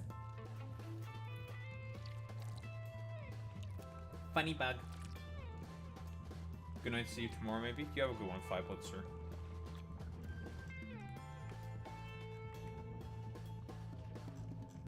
Funny bug.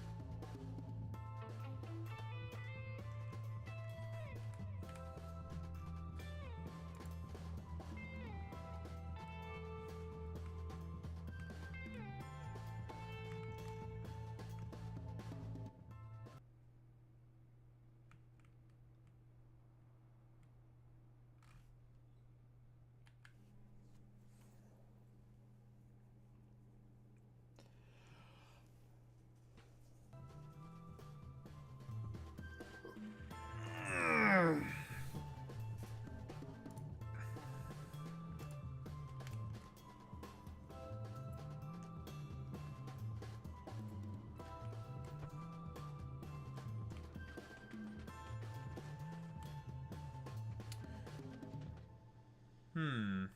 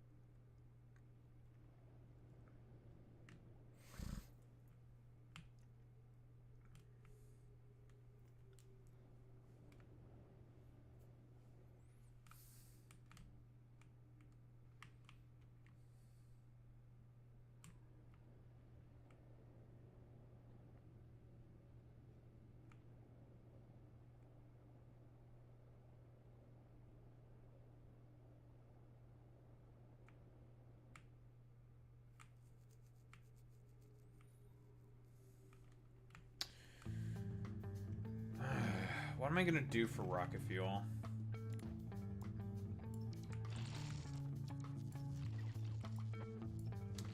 Because after rocket fuel, it's time to make the science, the mall, and then we're pretty much out of here.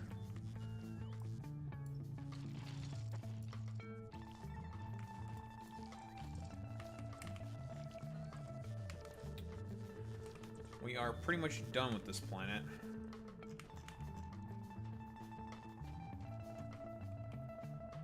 And it'll be time to move on to the final planet, Daedea, and the namesake of this system.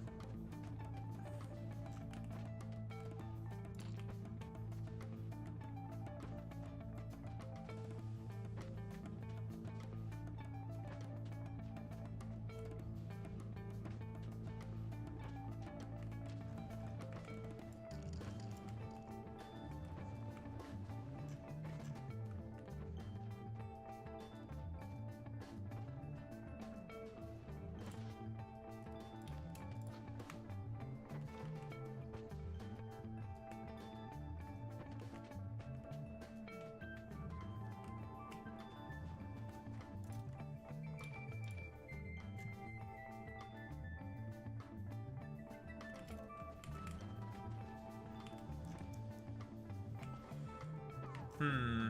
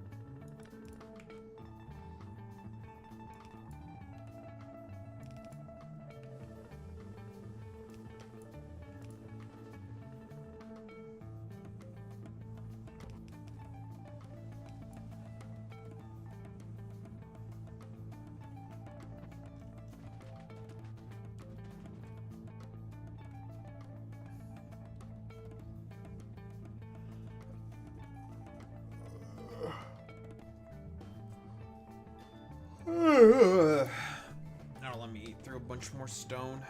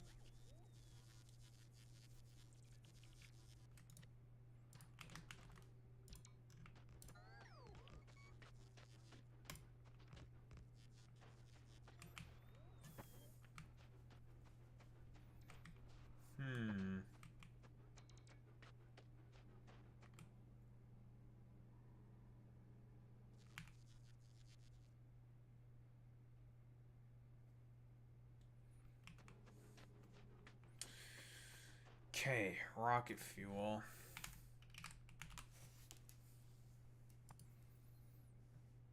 Can't use that. We have jelly, but no bioflux. So we can't use that.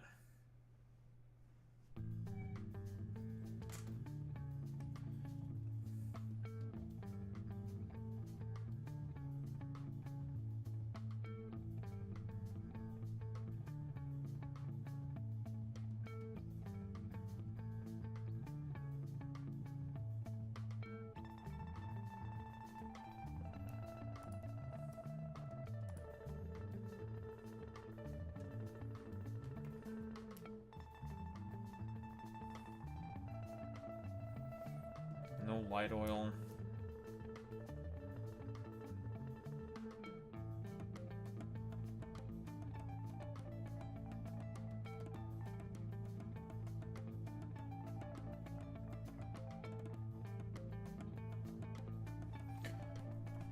This should work.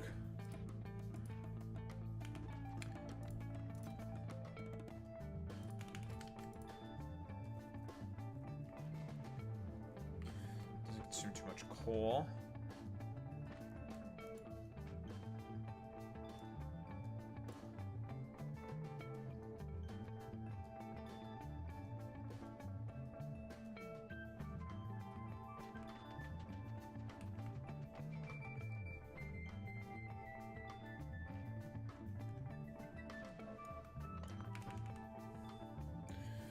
Question then becomes is how do we make the solid fuels?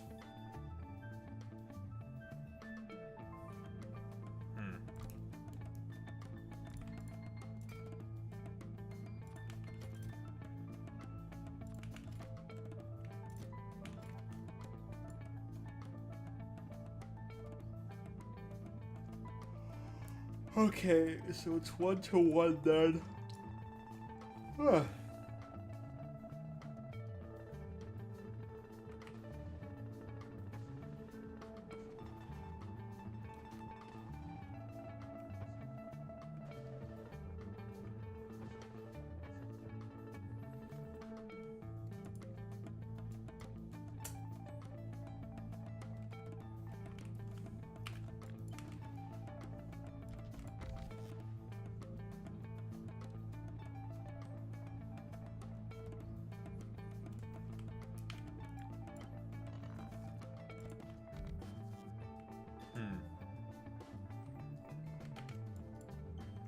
This doesn't consume a lot of petroleum.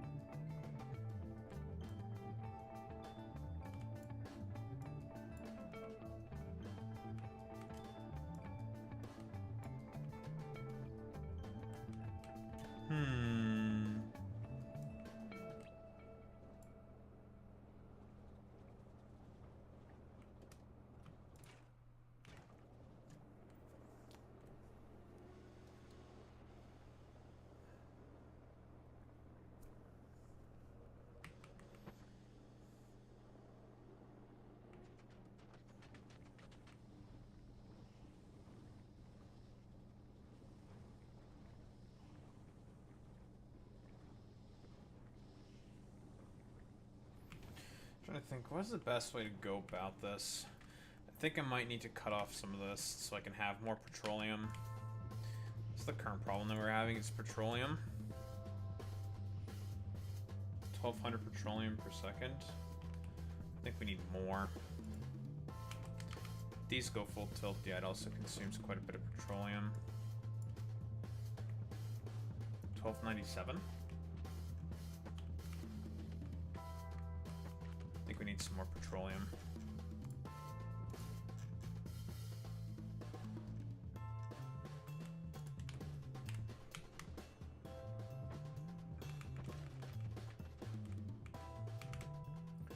Do you understand, Boy Meets Mini? You understand? I need more petroleum. I don't know why I did that. I think the tiredness is making me lose my brain.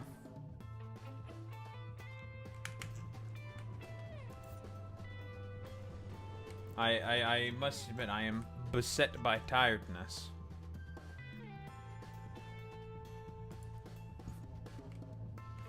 Where the hell are you going? Oh.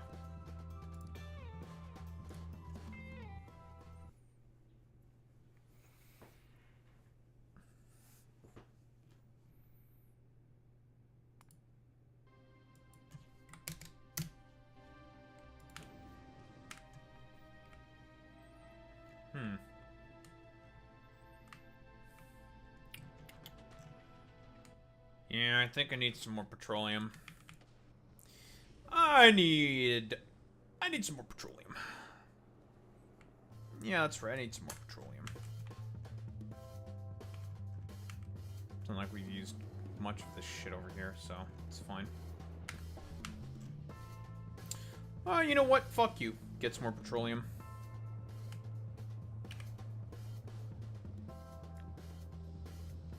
To this dumbass contraption I've concocted. Oh, you know what? Fuck you. Straps you into the device.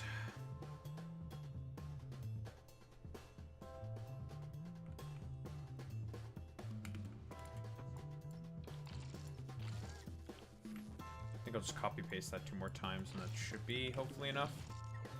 I hope it's enough. I think it's enough.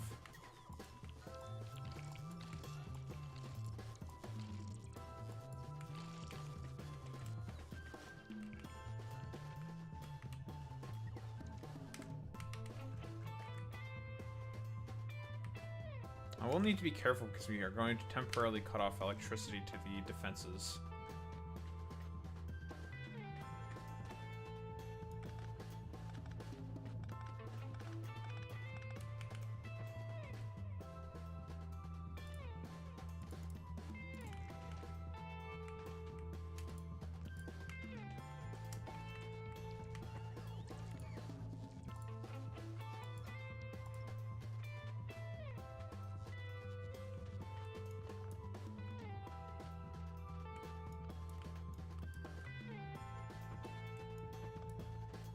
No need for any cutoff to the defenses. Lovely.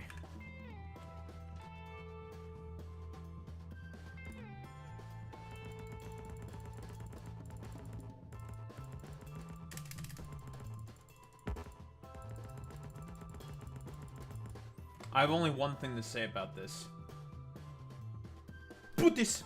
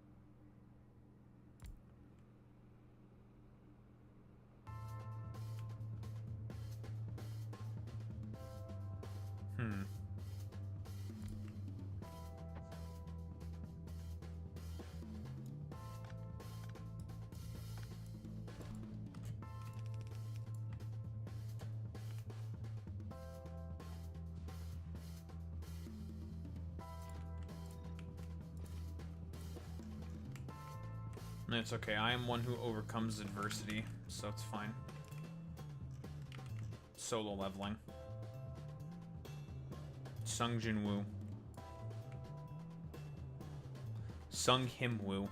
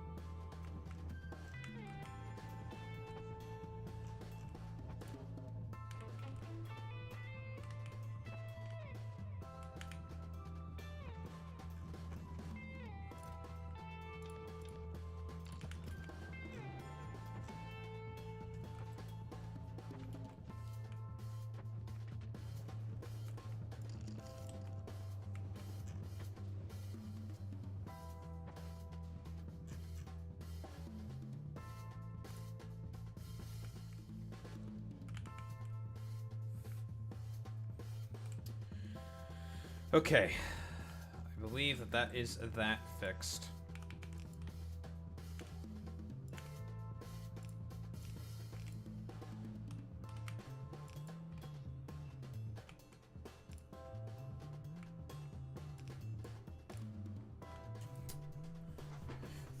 Oh, before I forget to mention Boy Meets Mini, I do have to say that that dumbass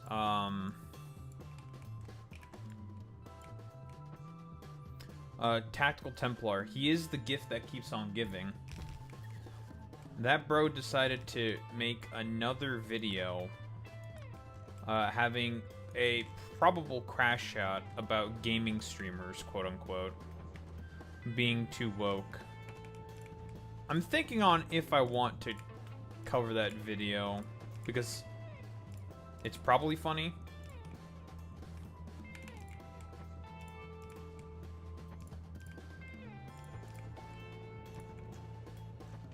Or it might be funny. I'm not sure. Do I want to make fun of a Redditor? It's a very good question that I ask myself every single day. To make fun of a Redditor or to not make fun of a Redditor? Very good question, Daho. I know, Daho. Thank you, Daho.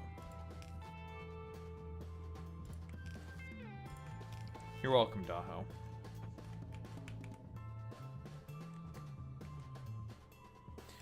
This one's calling me a Redditor.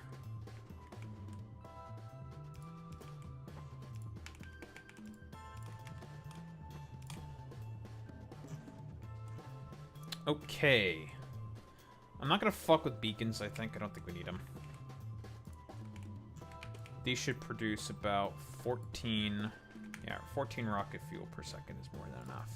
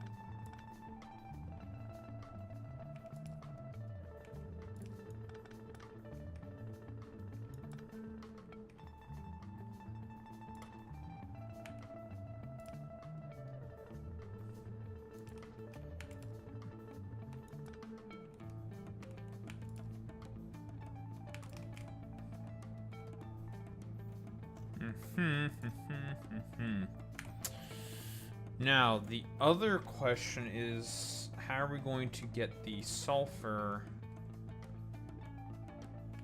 and the coal? We got the outputs, but not the inputs.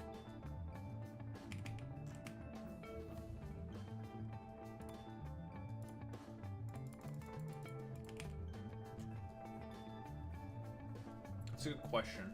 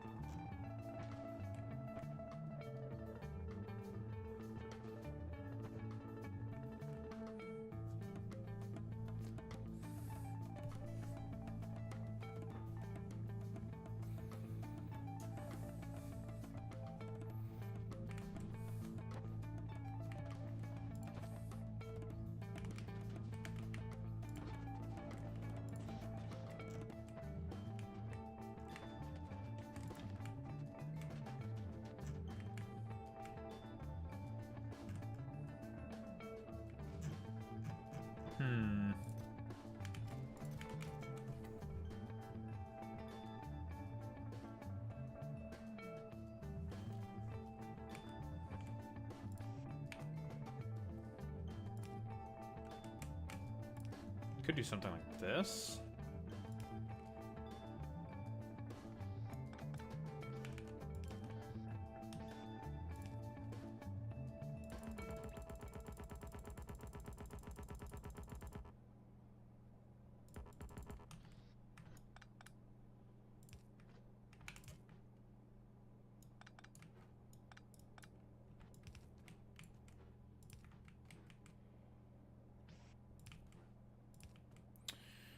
Now we need to get the coal and sulfur.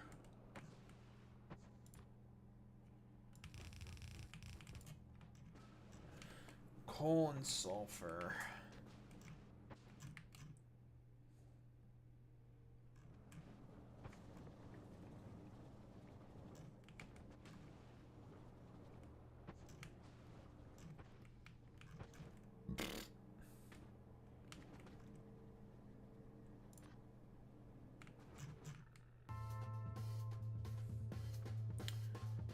I'll just run a belt this way then. That works.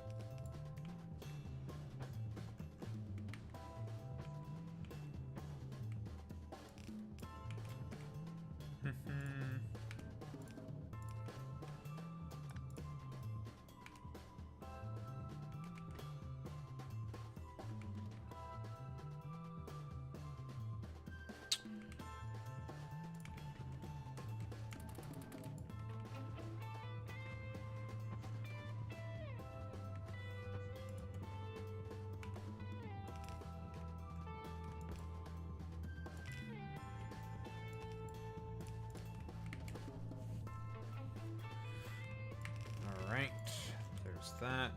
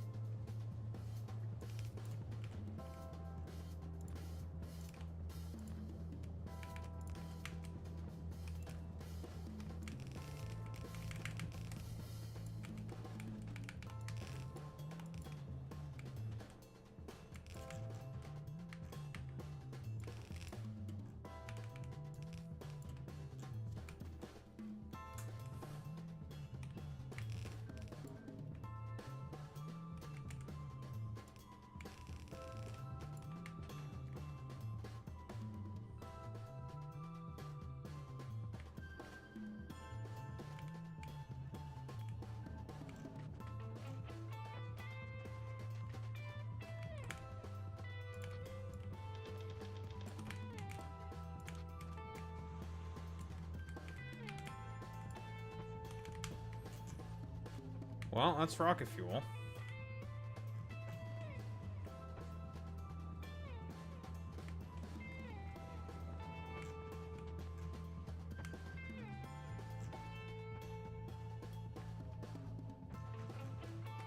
Good thing I have this hyper efficient recipe that I use consistently. That's how stupidly efficient it is. Thank God for me.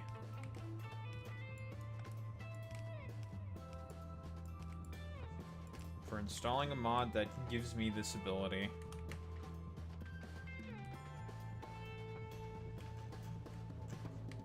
Lucky me.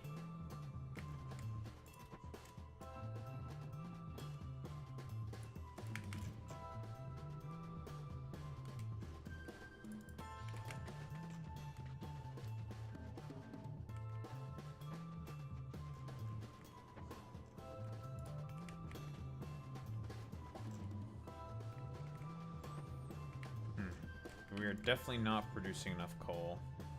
So we are definitely not producing enough carbon.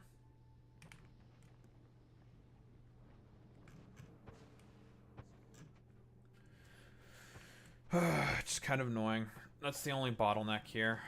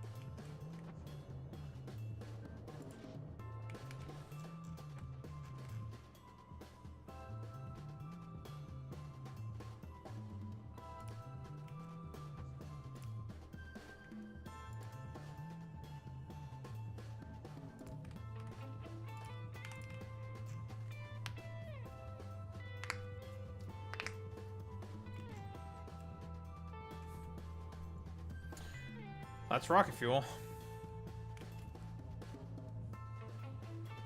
That's everything to make a rocket. We got the fuel, we got the low density structures, we got the blue chips.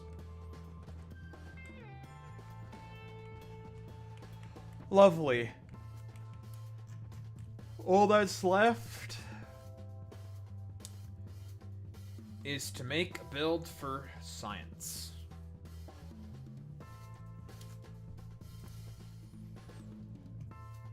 And then I guess some other shit.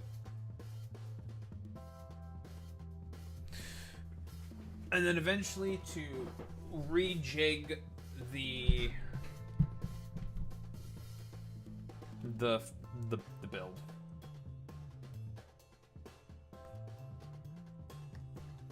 Because we're gonna get this frost gland to oil, which seems very, very useful.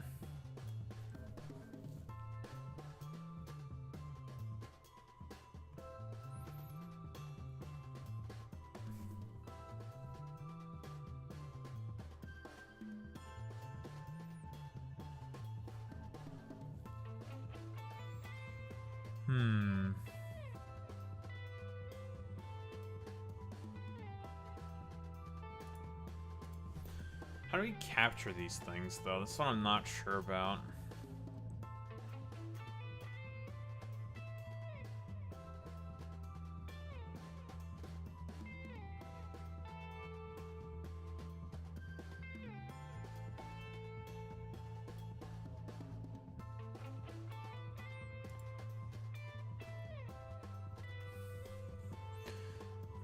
Armor plate.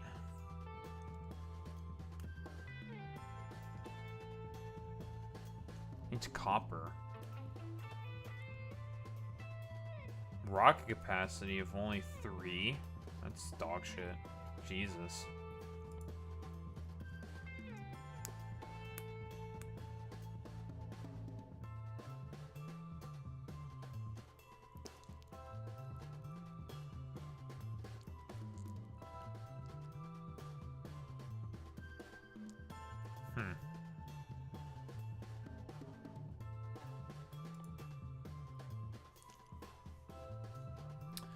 Ass collector.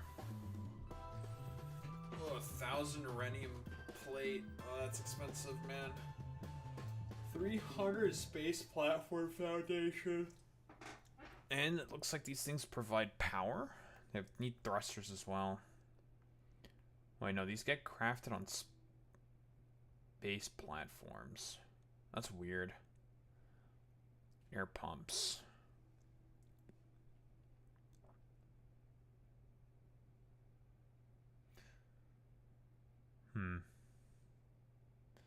Suction condenses local atmosphere.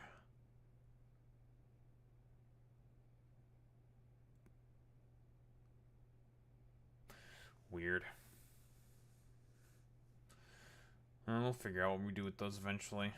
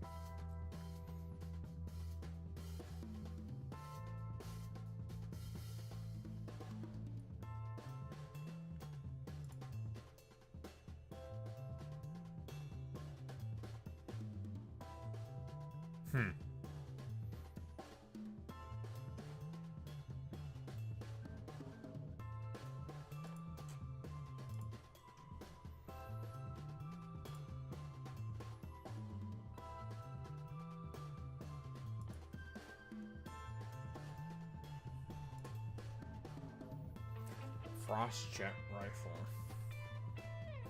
Frost capsules. Interesting.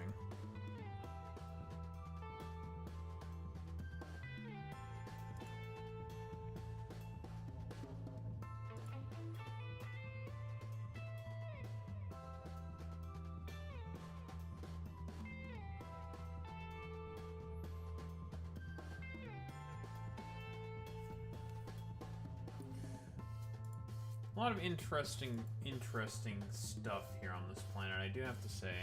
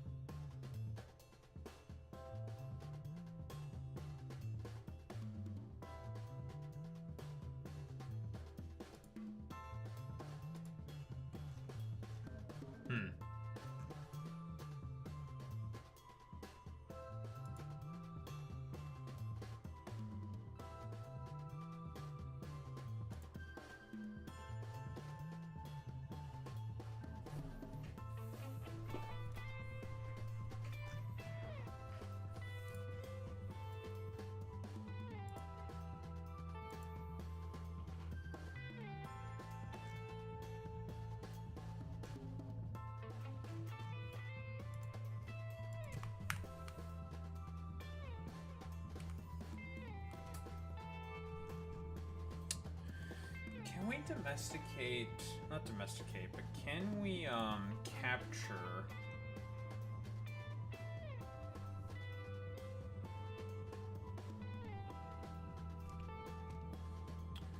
frostbiters? Is that possible? Frostbiters Factorio.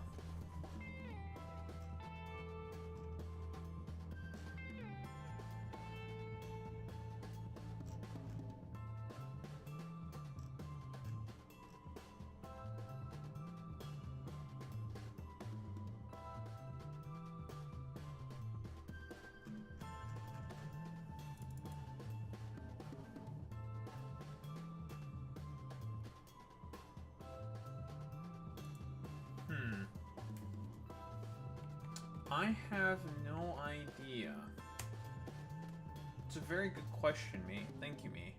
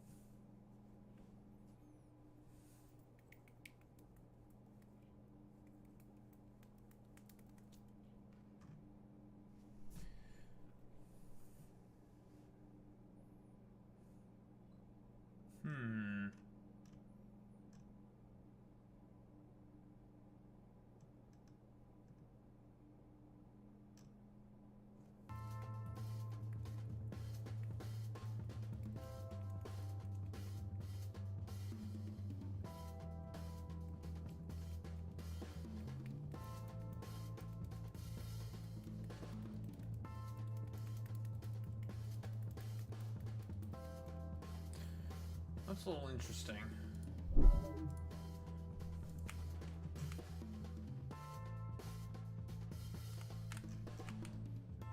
I do have a nice little convenient island right here.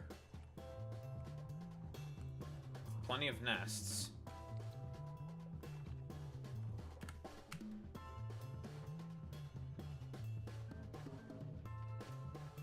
We just need to evict the neighbors.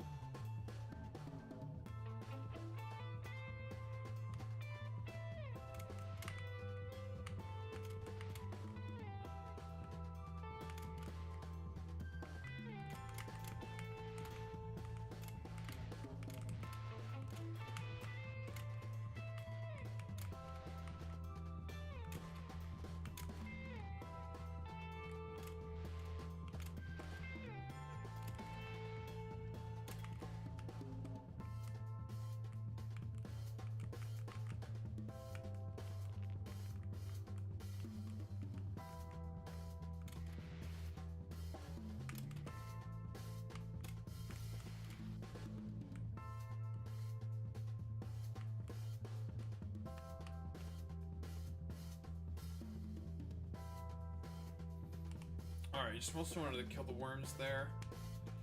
We got the worms.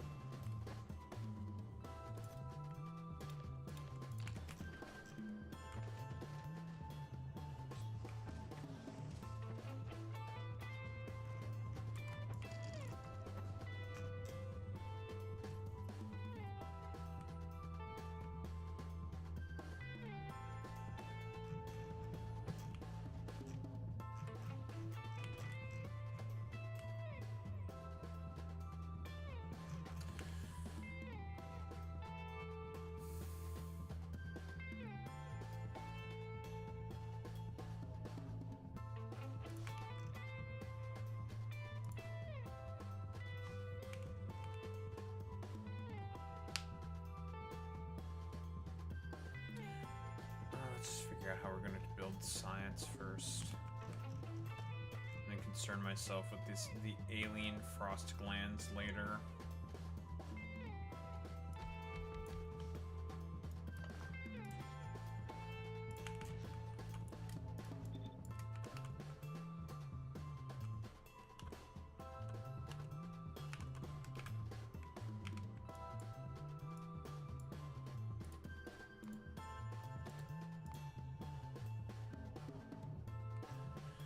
That's a lot of hot lubricant this shit makes.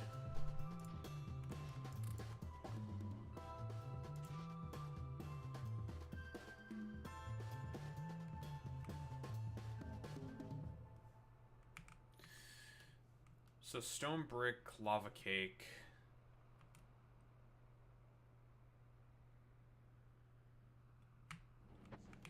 Meridian plate.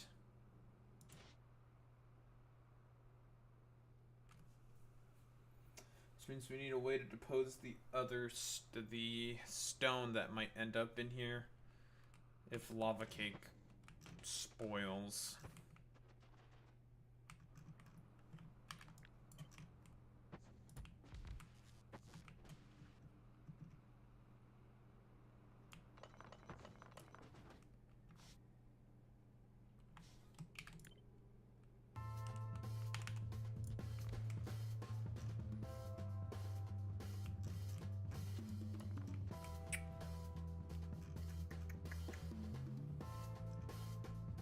Hmm.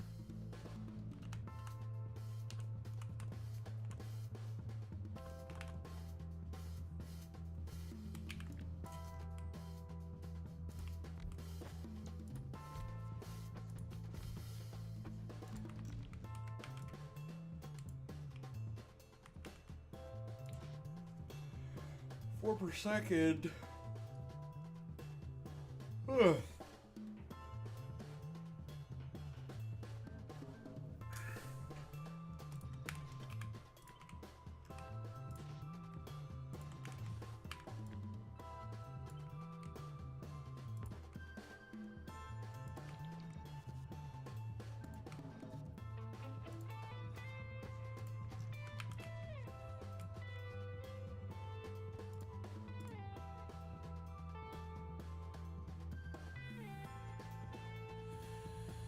That is a lot of 165 degree steam.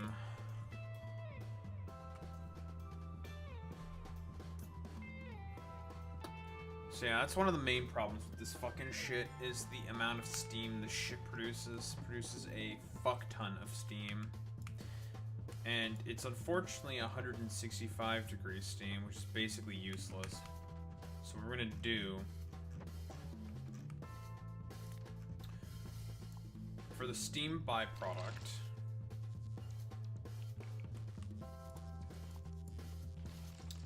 that's relatively easy. So all the other shit here, yeah, do I make it under lubricant in a second? Oh, no I don't. But we very easily could. I mean, this is a lot of jelly this produces.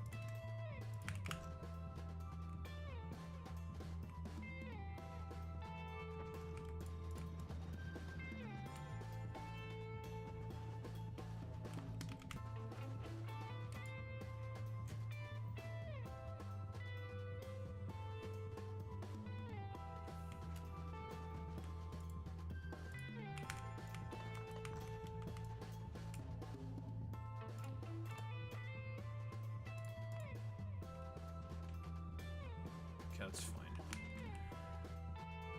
Okay, so as for the hot lubricant, we basically just have to make a loop. The hot lubricant we're going to turn back into lubricant by using the cool lubricant recipe. And then loop that all back around. And it's pretty much the only way to fucking do this shit.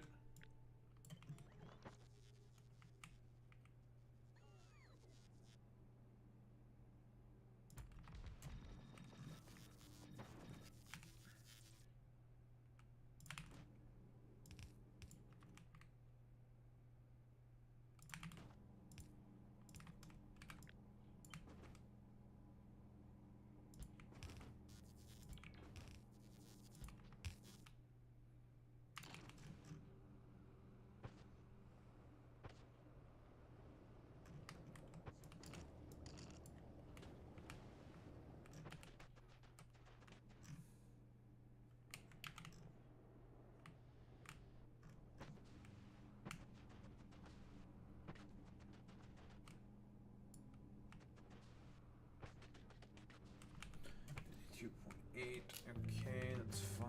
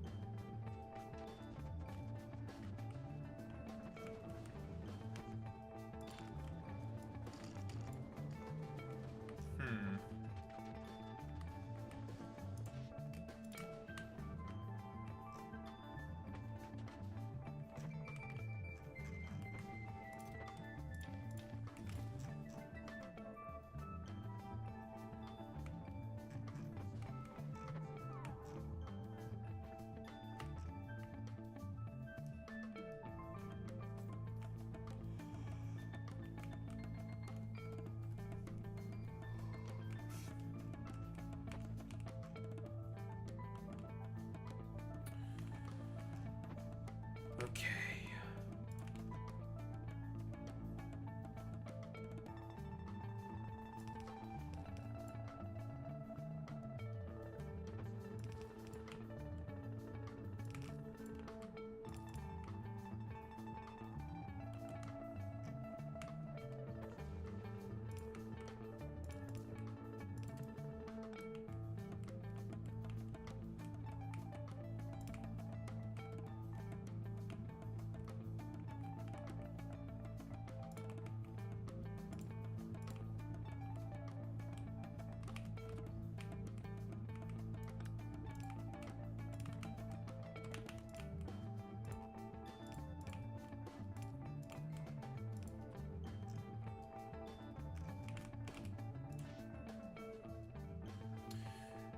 Uranium lava cake.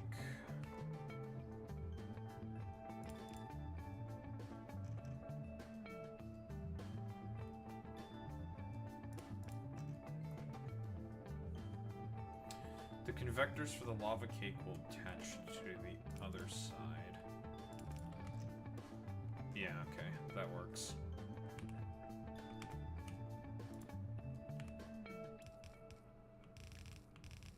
So plates and bricks go here.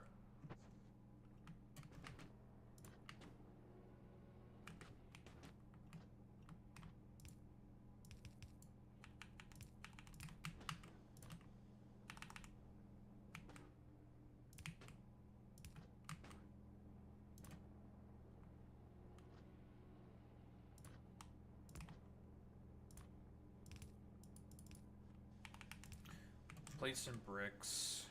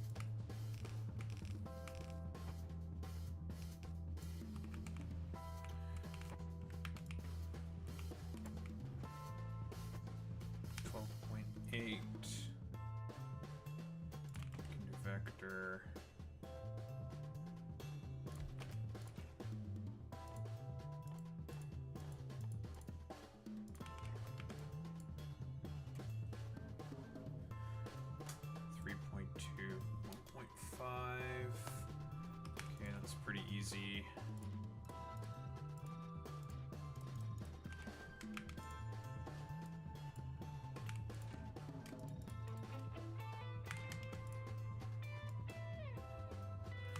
Yeah, that's pretty easy to make 1 for 1.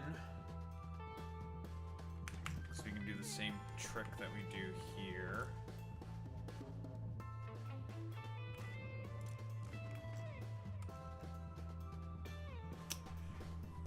Bigger problem is just going to be the liquids.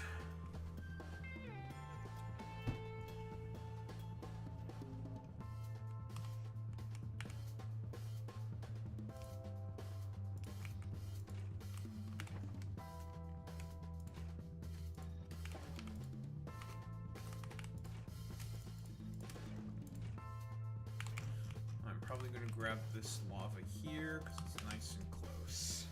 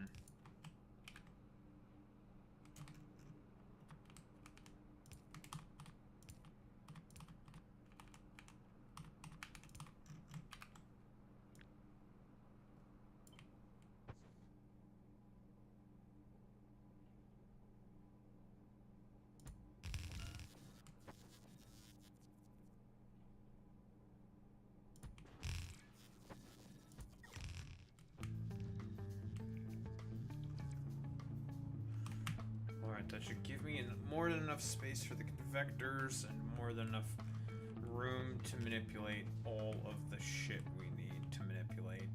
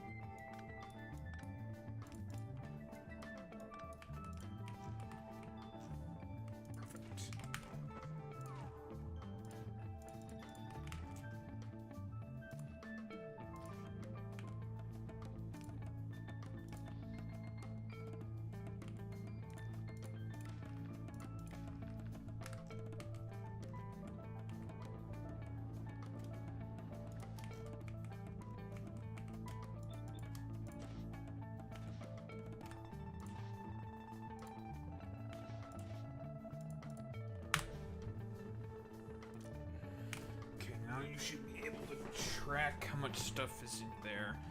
So I want to do this so we can prevent as much as possible.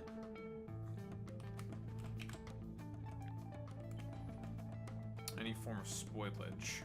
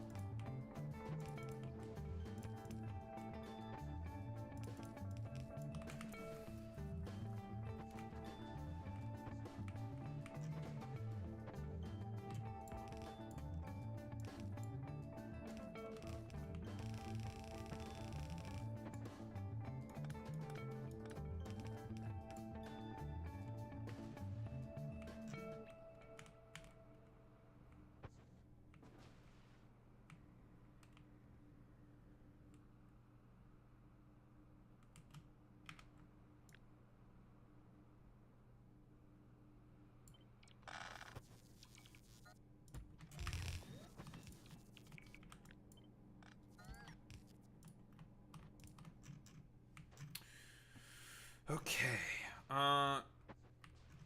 sure. This should work just fine.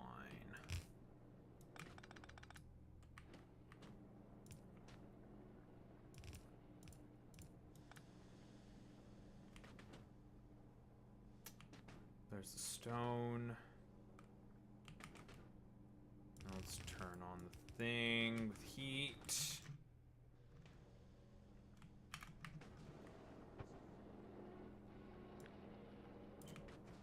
Another one of these.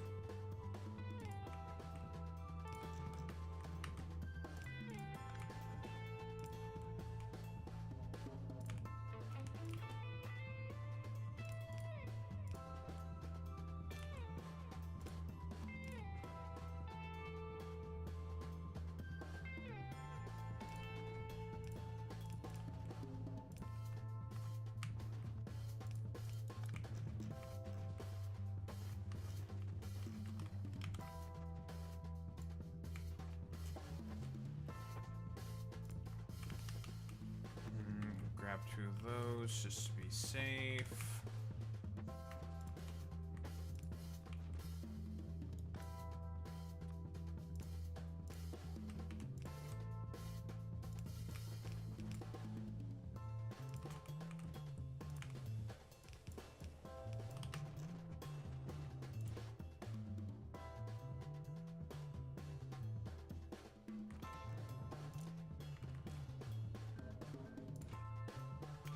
Perfect.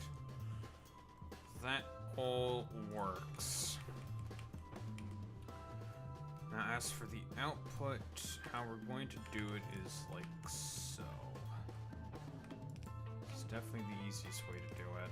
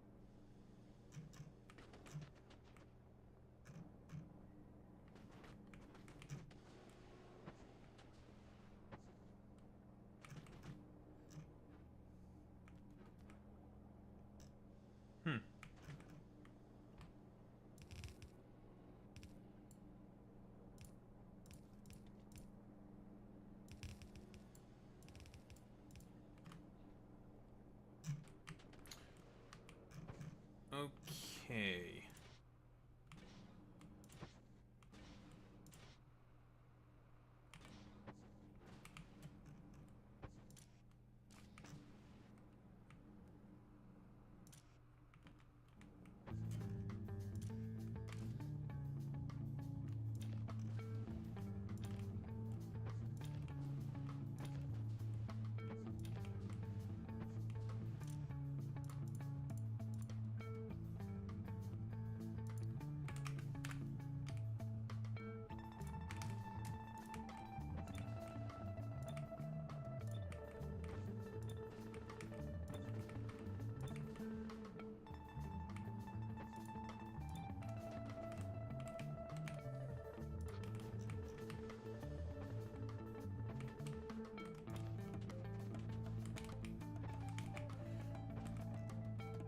The stone, blah, blah, blah, blah, blah.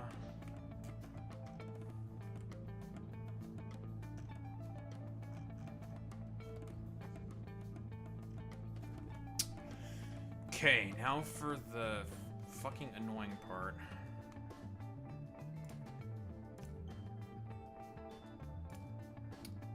All of these fuck-ass byproducts.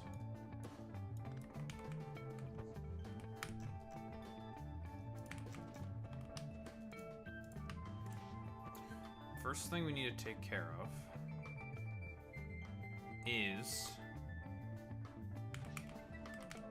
the steam. Because we're going to use the water that we generate from all this steam that we're making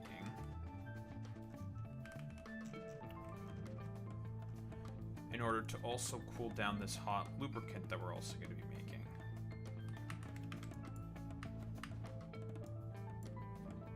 15K just from these two machines alone.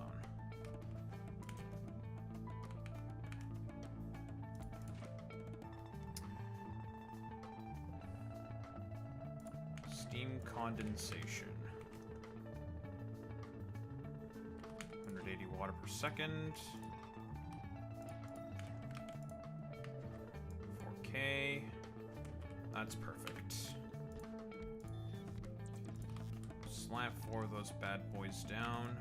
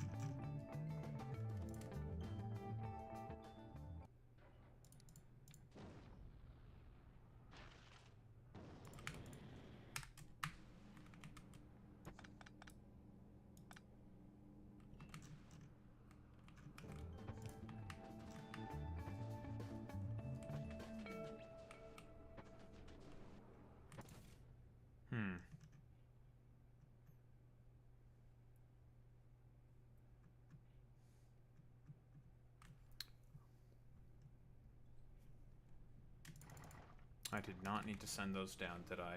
Oh well. Okay, so that's going to make a boatload of water. 64K. 4,000 water per second. I definitely do not produce enough water. That is for sure.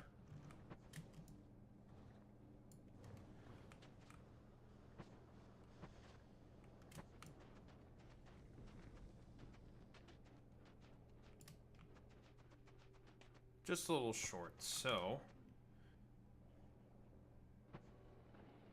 we can use all the fuck-ass byproducts that we get to give us a little bit of a pick-me-up, a little bit of a boost. This produces a good amount of water. Yeah. We're definitely going to be using that to our advantage.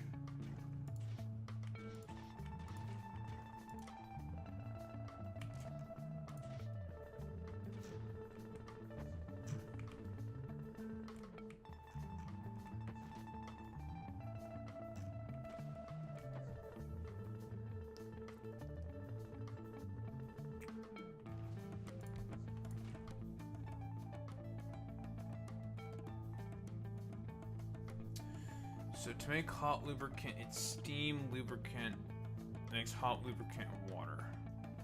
Do we not have the ability to cool lubricant? I don't think we do.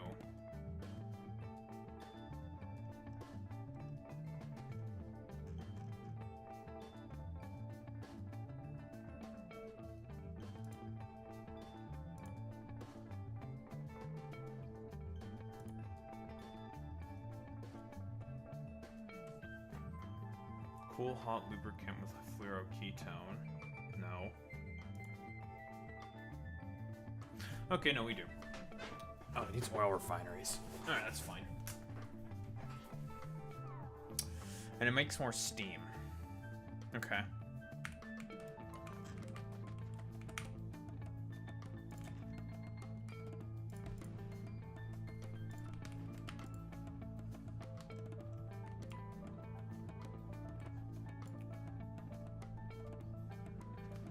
$320 hot lubricant? That's not too bad.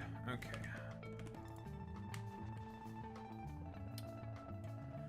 This eats water and hot lubricant.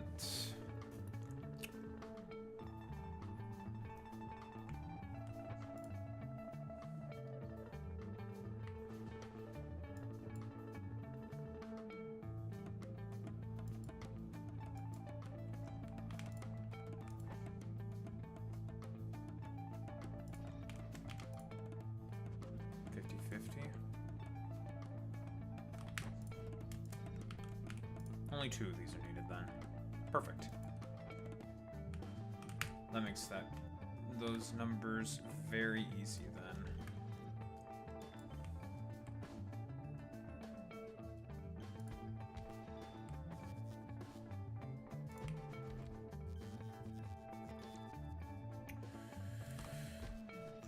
Okay,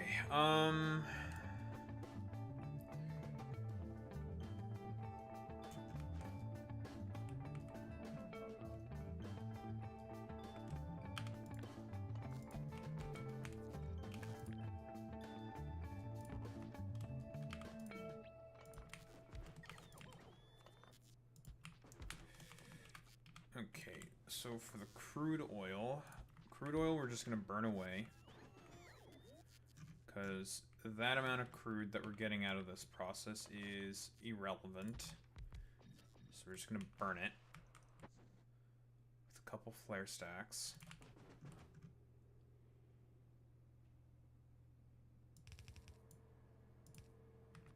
That should be more than enough. Probably a little overkill.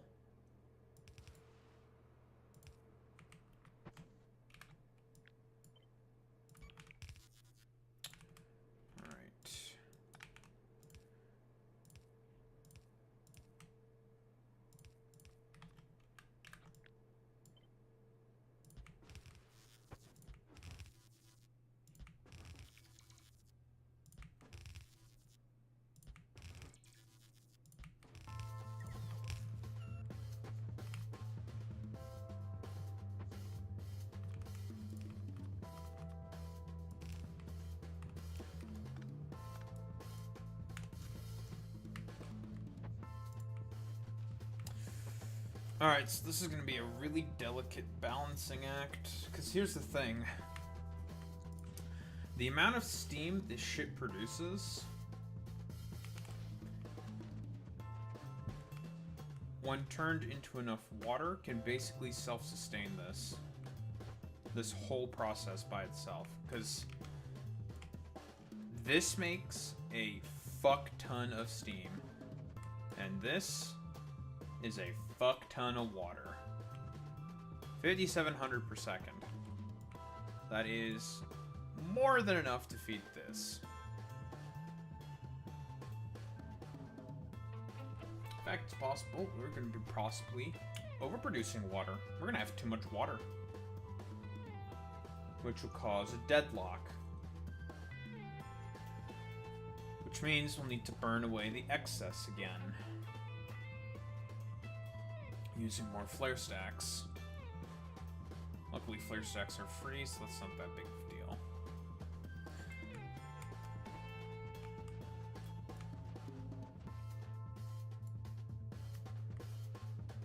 This uses a little bit of the extra water that we produce. Not enough. Of course, the hot lubricant. That's 1-to-1. We're obviously going to feed back in the lubricant here to this process. 426 lubricant per second. I believe we are going to produce just enough.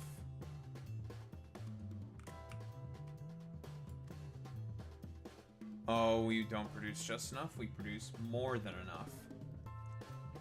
Okay, so... because this supplies probably about half of this in terms of the lube amount. We're just going to be... because you don't use a lot of lube. I think this is the only planet where you use a lot of lube. That's it. Just this planet. Lots of lube is used here. So that's going to be easy. We just put the initial lube in a tank, have this be the primary source so that this lube can always be used first, and then pump in whatever is necessary to make up for the rest. Probably going to attach 2 pumps to that, just to make sure we maintain throughput. And then we also have a bunch of steam. Again, more 168, 65 degree steam.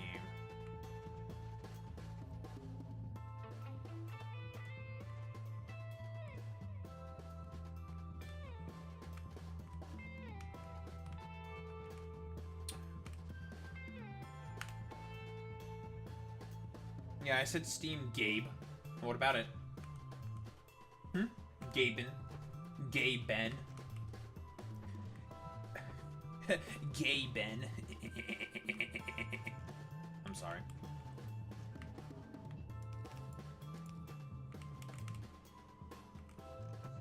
I think it looks good. The new Steam console. I mean, the console wars are now officially dead. There is no more console war. But I think it's good. I think it's nice.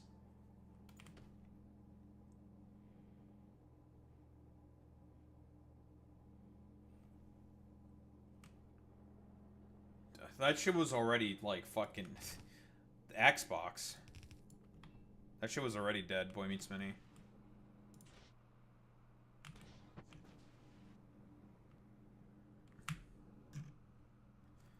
Xbox was already fucking dead, hobbling along on its, like, last decrepit legs. That shit was wallahi fucking cooked, bro.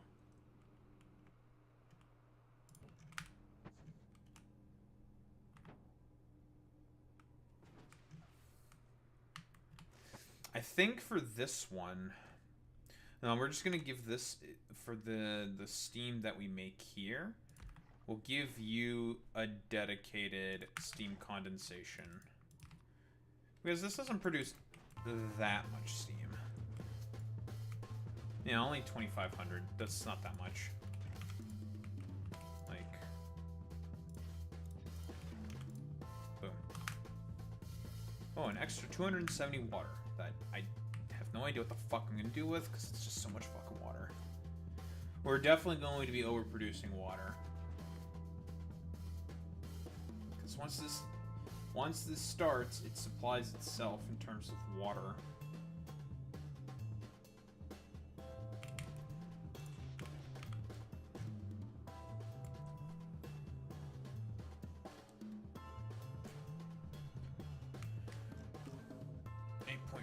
Rhenium plate. That would also normally be a bottleneck as well as the rhenium plate, but we produce more than enough of that.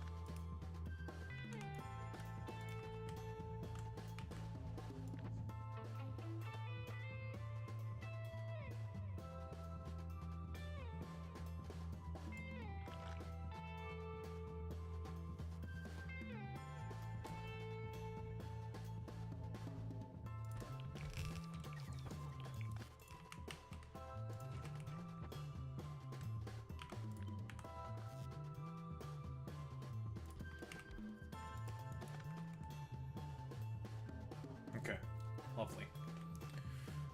Fuck yes byproducts.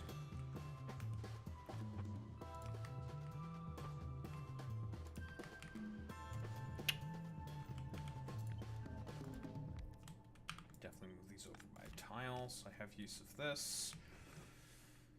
Okay, the steam.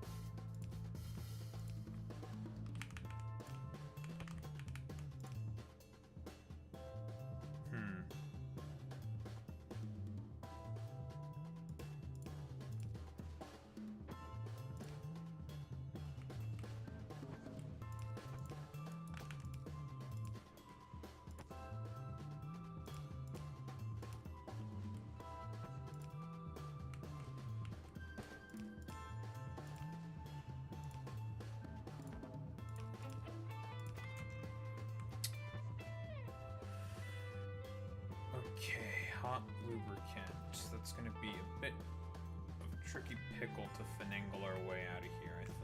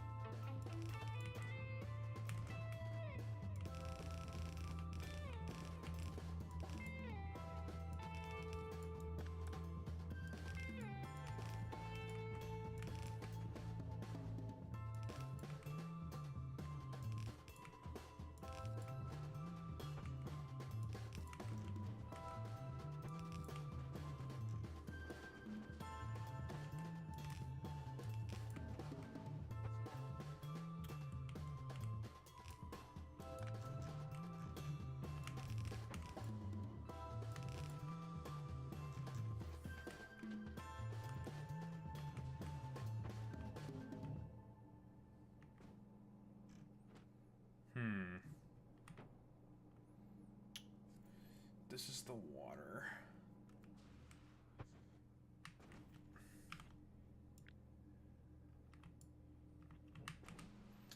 Need one for lube.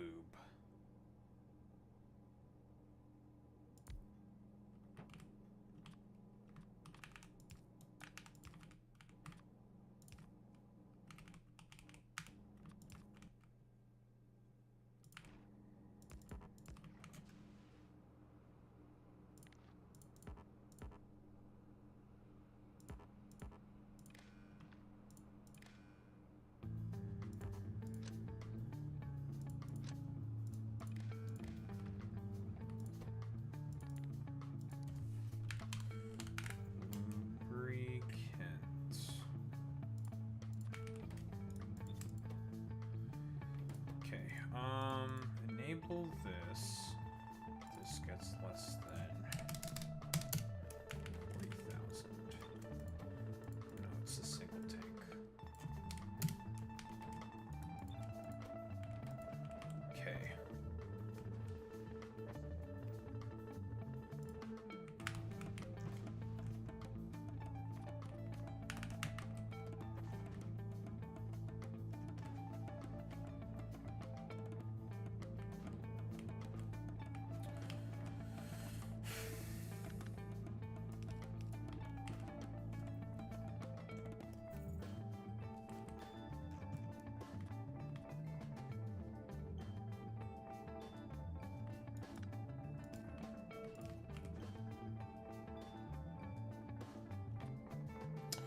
Could stick the other thing we need right here.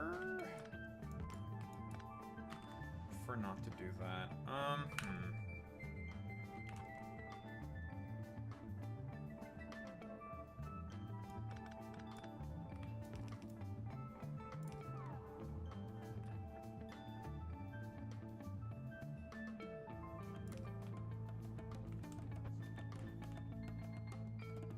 think I figured it out. This works.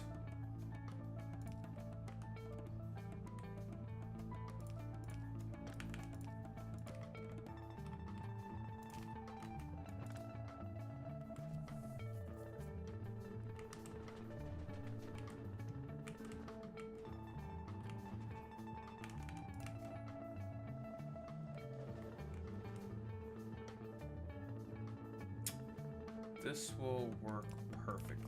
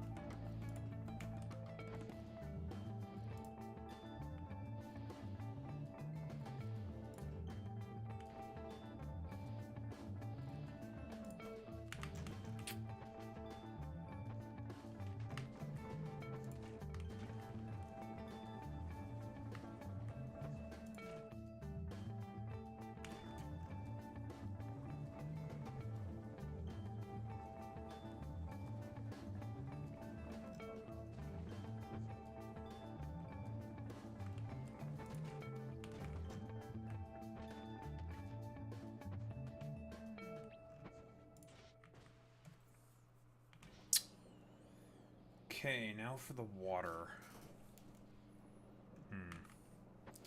That's going to be a lot more complicated to get in there because of our piping situation.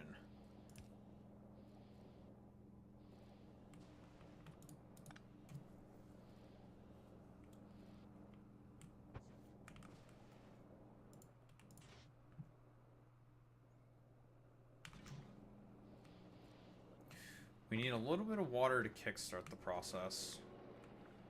After we get a little bit of water to kickstart this shit, this thing will be self-sustaining. More or less.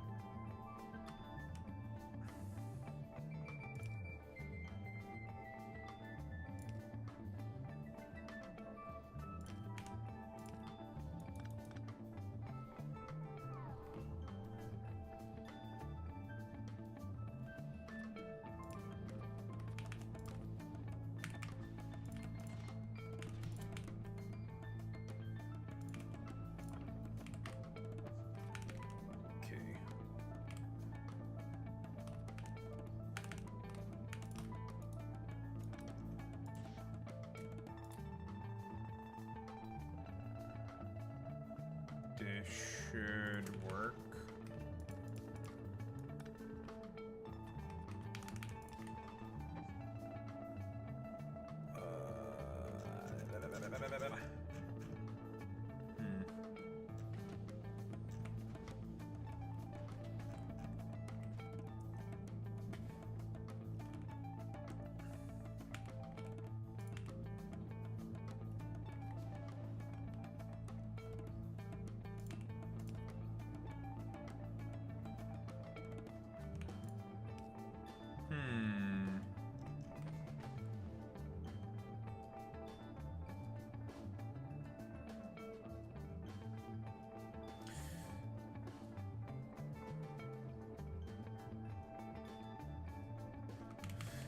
Can I use this to my advantage here? This one frozen pipe that can't have any liquid go into it. Boy, puto. Get out of here.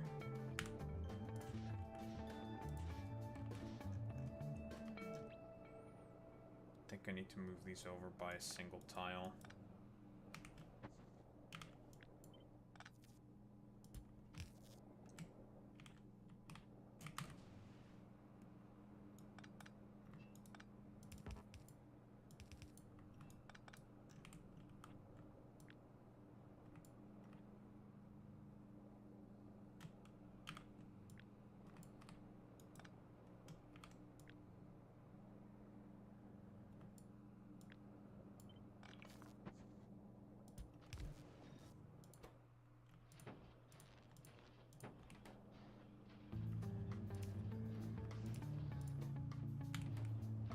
I'll be only moving you over by a single tile. Because that gives me the exact space I need.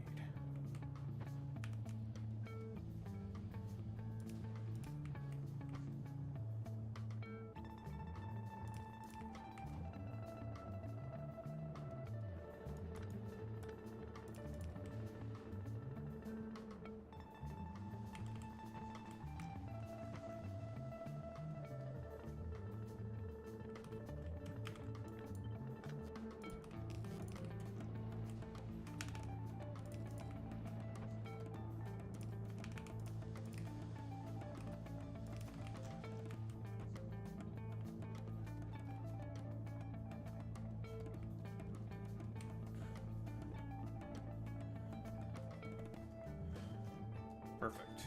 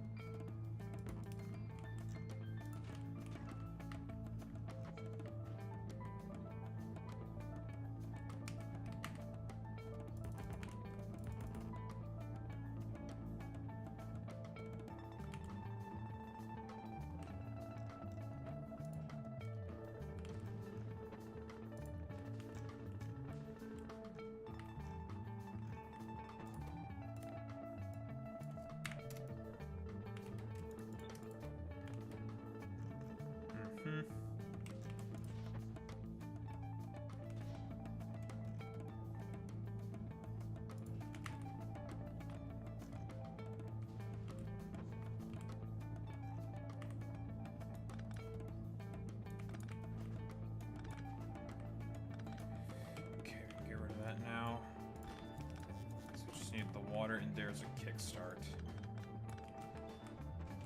So now we have water in there as a Kickstarter. We can now do this. Rely purely on that. Because this makes us more than enough water, this whole process here.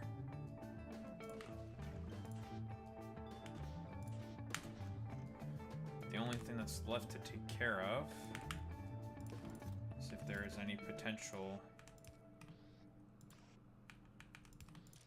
stone that gets left in there.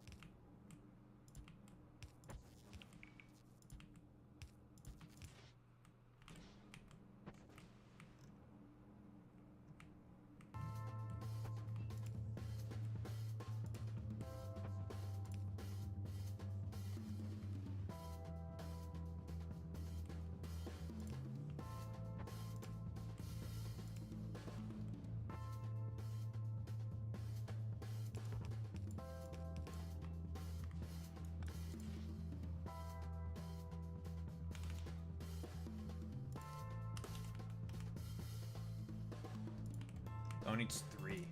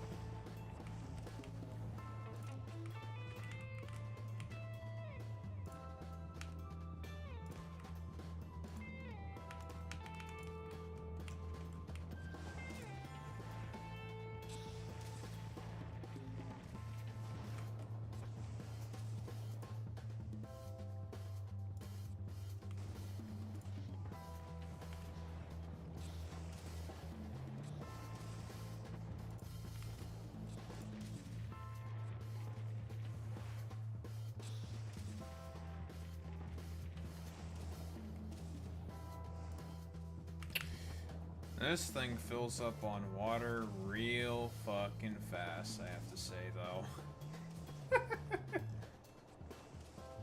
Holy shit, dude. I mean, this is producing like 6,000 water a second.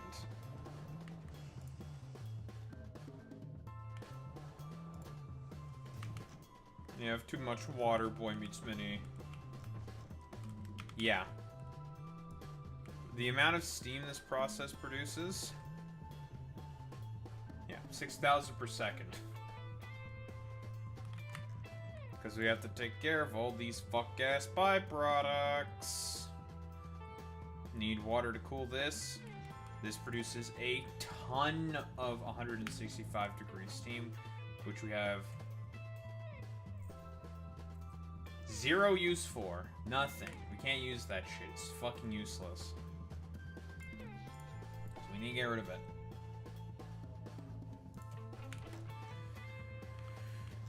Now, we can just do a little bit of math. No, we're just gonna burn it with a bunch of flare stacks. That's what we're gonna do. So, 4,200, about 4,300. We eat through 320 of it, so 320, 4,300, about, yeah, 4,600. About 4,600 water. Which means we need to burn away about 1,100 water per second.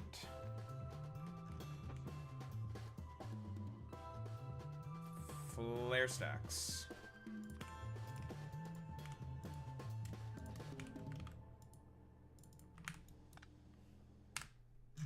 In fact,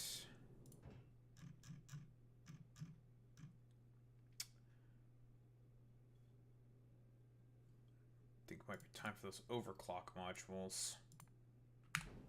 They'll do the job. We're gonna have a pump.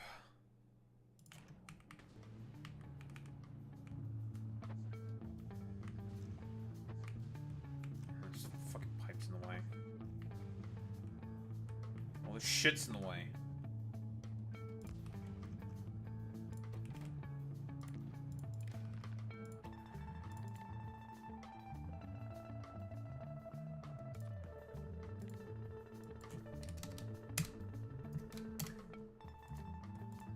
Greater than 20, that much. It is time for you to be taken away to the flare stacks.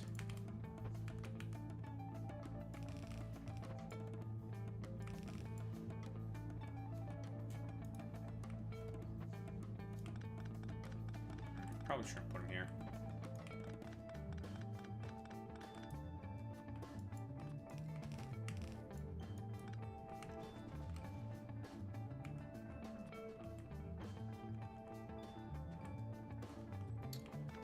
That's a tough an angle there.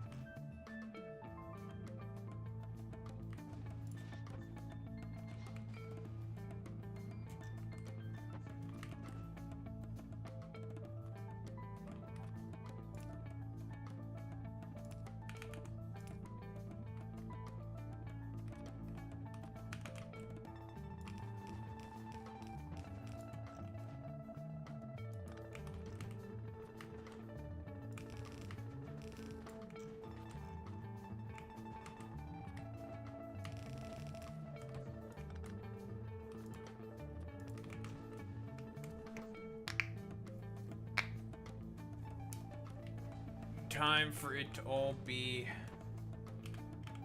burnt away.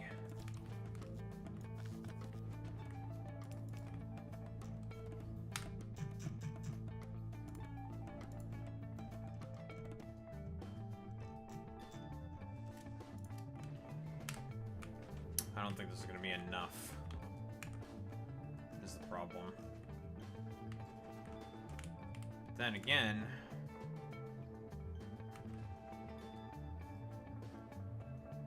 we always got beacons.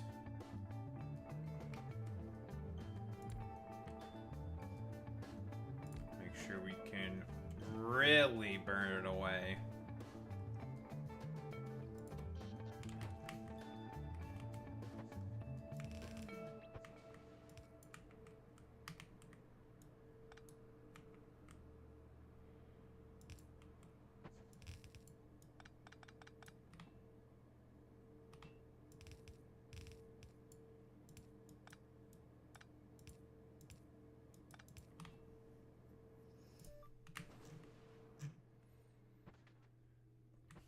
That'll burn the excess water away quite nicely, methinks. Because I'm definitely not going to truck it to other planets. Fuck that. It's not worth. That is not worth. It's not worth.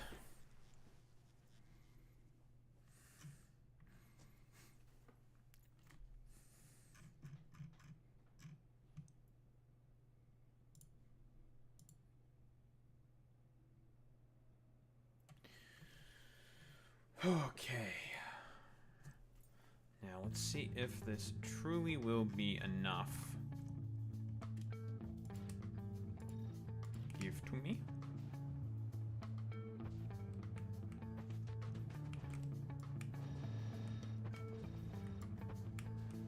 Alright, these overclock modules are all plus 100%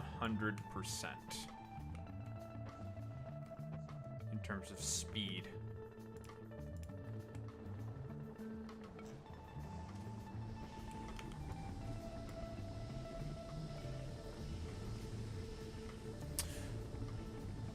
Not enough.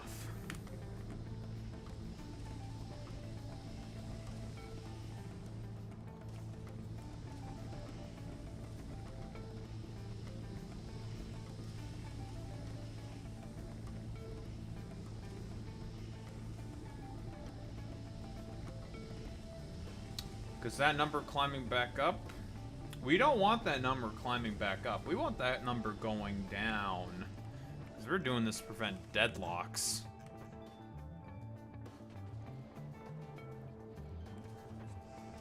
Yep.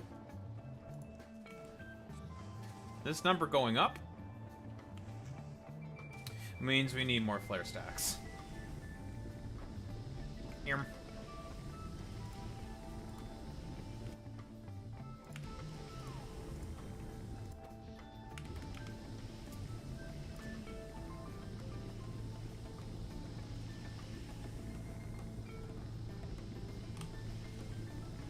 Number go down now. Because here's the thing, if you keep beaconing the same thing over and over and over again, as you can see, bad ROI.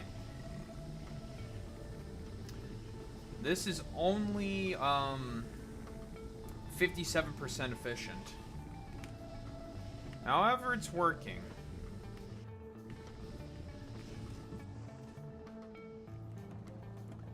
The excess water is being burnt.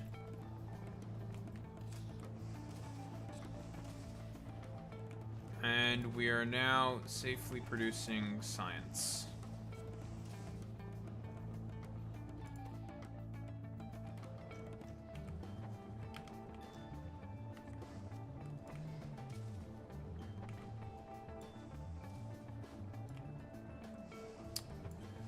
The build... she works.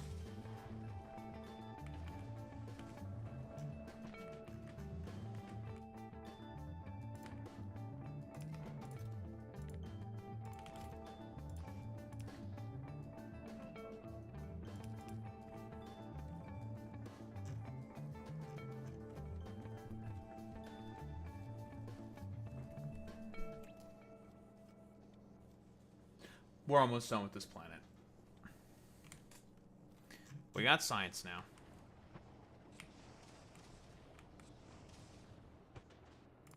And we have a lot of goodies to get.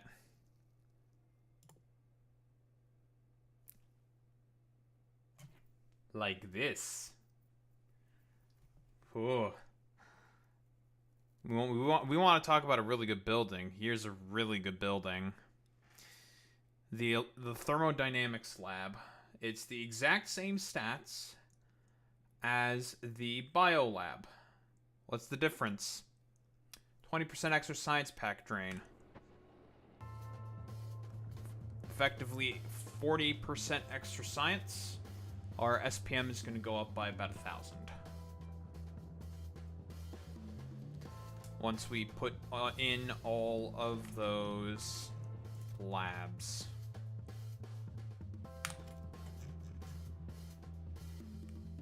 Very nice.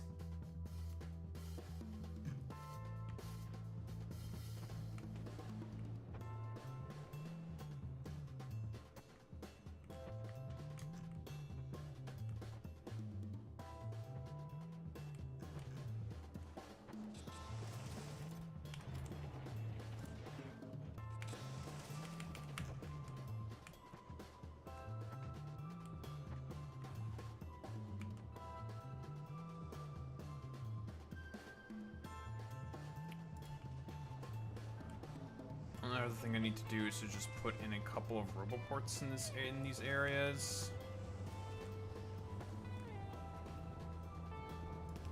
It's a chemical plant. Put a couple roboports in this area to get rid of any of the potential excess stone, which I have accounted for.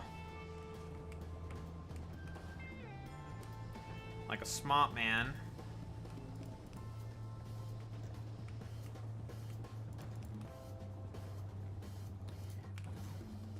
Alright, and now we are going to be able to get rid of this stone in case this backs up. Although this, theoretically speaking, should never back up because of the circuit conditions that we have here.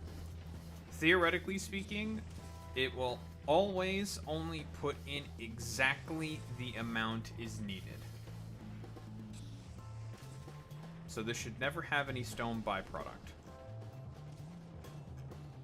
I just thought it was only 2 lava cake, but in reality it was 3 lava cakes, so that's why it was initially a little messed up. Okay, it's all good now. It's all good now.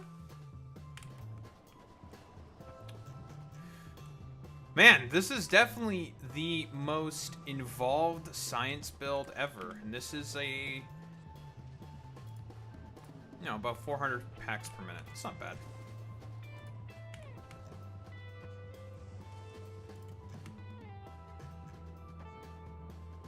About 400 packs per minute. Not bad at all. Now we have all this stuff we can research. Such as the next planet, frost shit, and a whole bunch of other stuff is now available for research. Of course, most importantly, this. This thing is available for research. Probably the first thing we're gonna get. And then all this other random crap.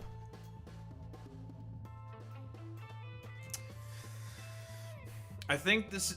Okay, I think the only reason why I would like to be able to set up a factory just for producing frost glands is just for this recipe specifically. Frost gland to oil. That could let me siphon off some of the steam that we're producing from the science build to making oil. Because this doesn't specify what kind of steam. So that 165 degree steam that we're making a fuckload of. Perfect. Perfect usage. Just get rid of it.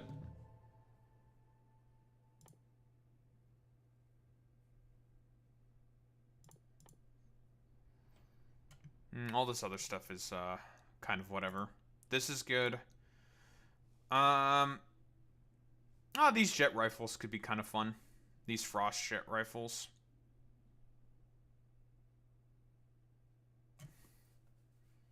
Frost capsule.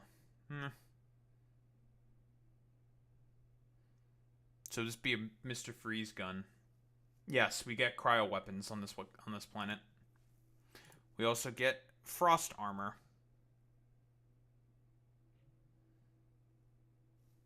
Are we gonna make any use of this frost armor? No, why the fuck would I make use of the frost armor? Are you fucking stupid? Why would I make use of this frost armor? I have mech armor. Useless. But still, it's cool. Just make a set, just be like, I have it. Is it useful?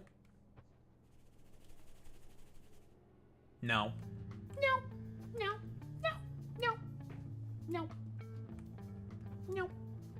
Not useful at all. Basically useless.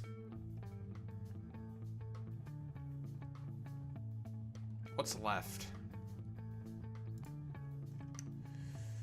Besides the armor... Because you can even get Power Armor Mark II. But we're not going to make use of this shit. Because we have mech armor. And mech armor is just better. Well, I guess it just has really high frost resistance. You know, which I assume mech armor probably does not have much frost resistance.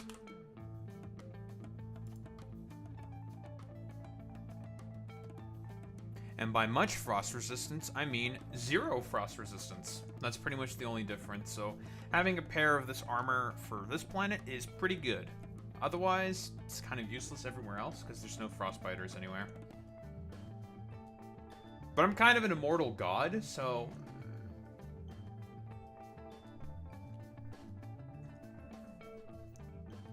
You know, I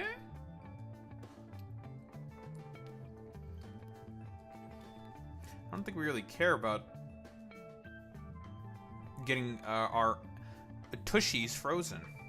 Don't think we care about that at all. I don't think we give a shit about that.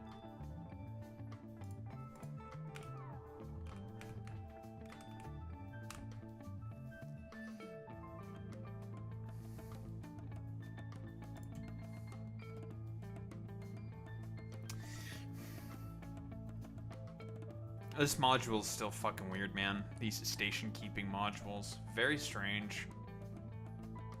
Don't know if we ever want to use those.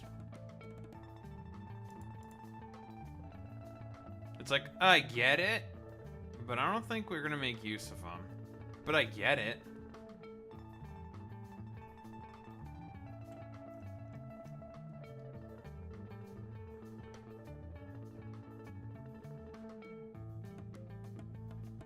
Ammonia synthesis. Make chunk Aquilo. Gas balloon.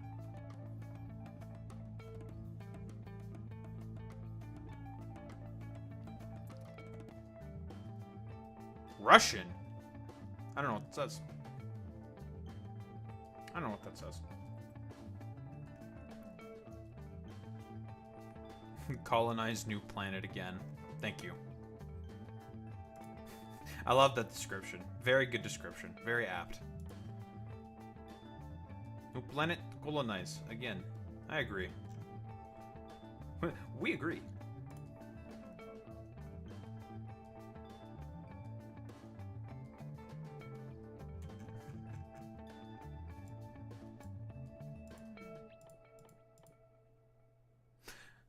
But yeah, I think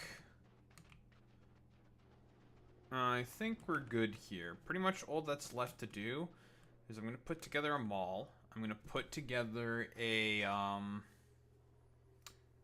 bunch of silos, and then we can just leave. Ooh, I do want to. The only other thing that is probably worthwhile to figure out is, can we? Look at these guys trying to make attack waves, but they're stuck on these little islands and they can't do anything about it. Look at these guys. Look at these little guys. They're like my little experiments that I can just look at with my giant radar. Look at them. Look at these little guys. They're just stuck here. They can't do anything. Look at these little idiots.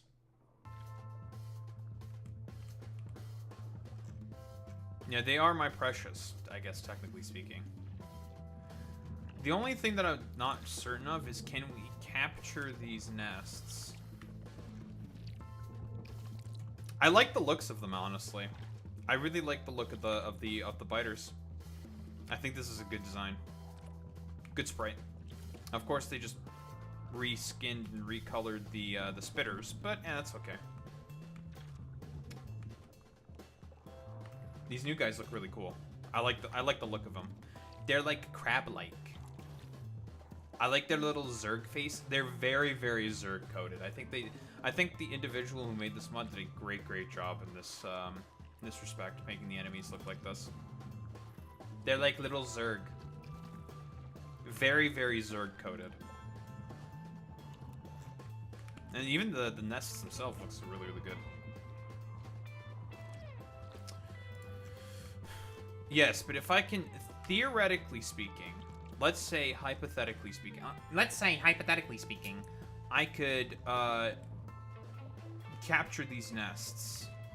I don't think I can, because what we want these for is for their glands. I would definitely capture them. I'd kill off this nest. I'd capture these nests, because I think we can make it there with the train. Come with the train, get the glands.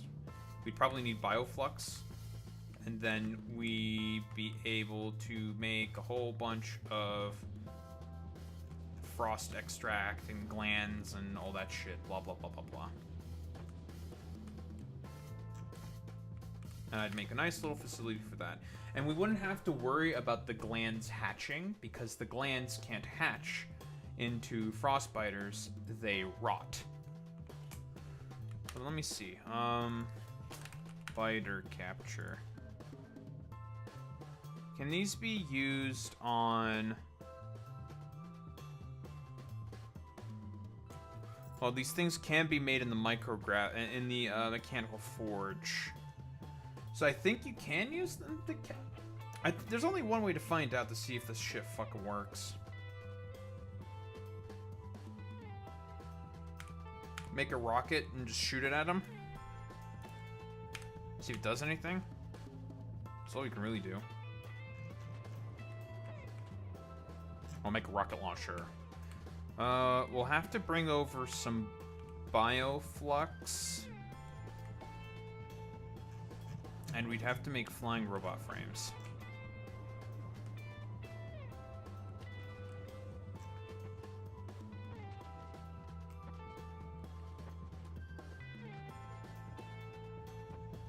Because we don't really want to make bots. We want to make as little use of bots on this planet as possible because...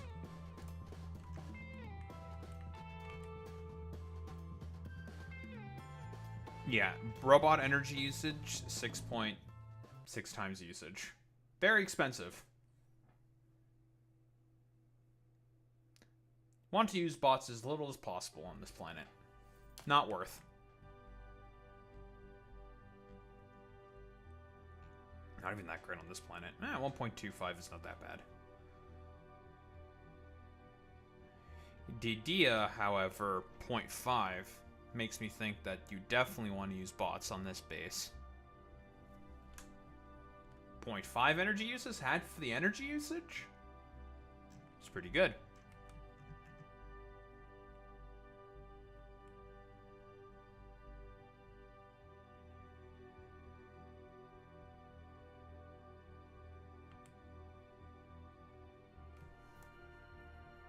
Man, robot energy usage on Maluna is 0.2?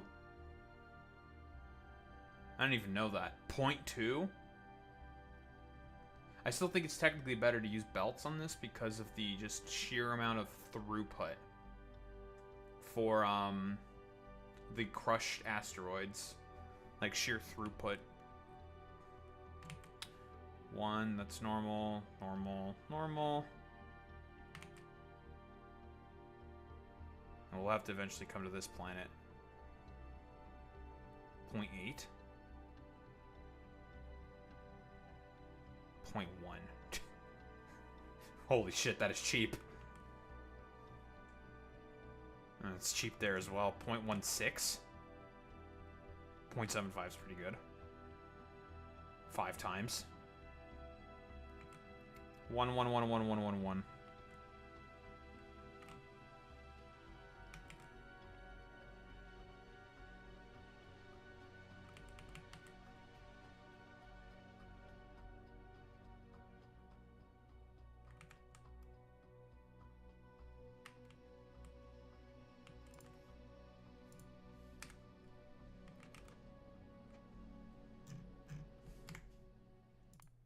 I think it's about as good a time as any to stop the Factor Oreos for now. Boom. About as good a time as any to stop that for now. Very good, very cool.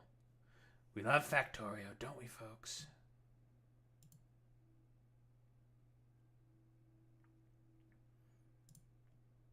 Hypothetically speaking, if I were to just do this funny little trolling... the best Oreo. It's 1:30? Well, we only have one thing to do anyways. Alright. Bathroom break. Bathroom, get water, blah, blah, blah, all that stuff. And then we will get into the attack on... well... This one's probably going to be shorter. Because there isn't, like, a crazy amount to say that has not already been said before on this topic. In terms of anti-woke grifters and Sweet Baby Inc. I mean, it's a consultation company, man. If companies want to take the advice of the consultation company, they can do it. They're not contractually obligated to do it.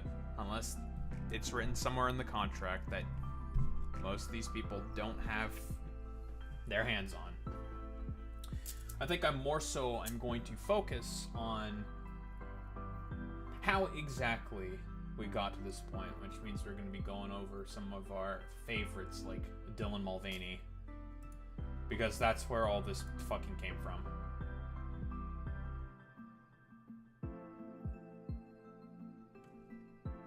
Anywho.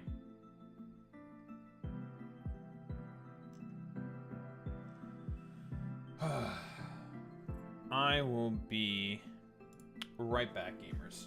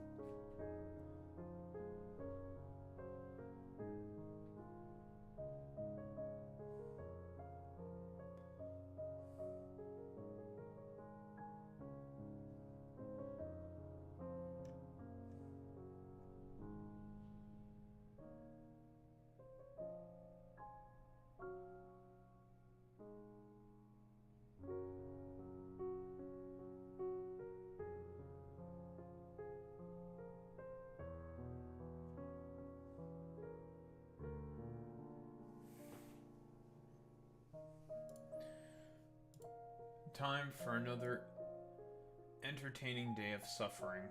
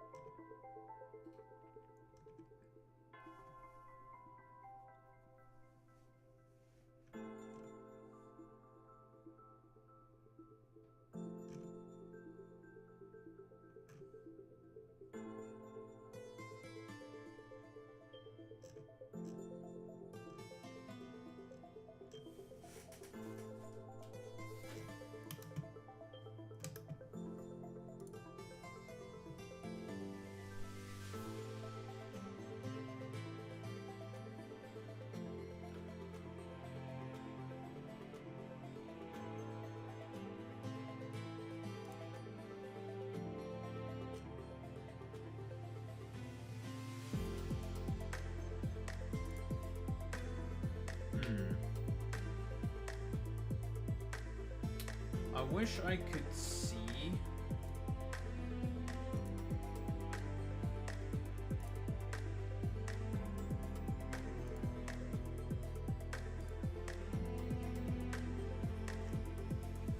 I wish I could see just some shit from forever ago.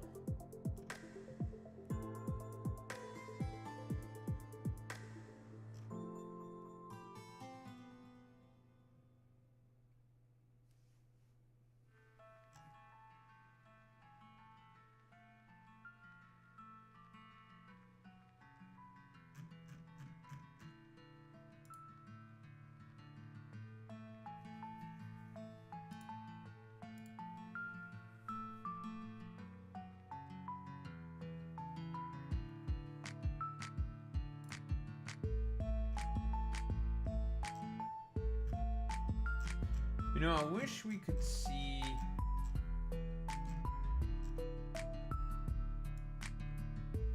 how long ago all this hysteria sort of started. You know? Unfortunately, we cannot.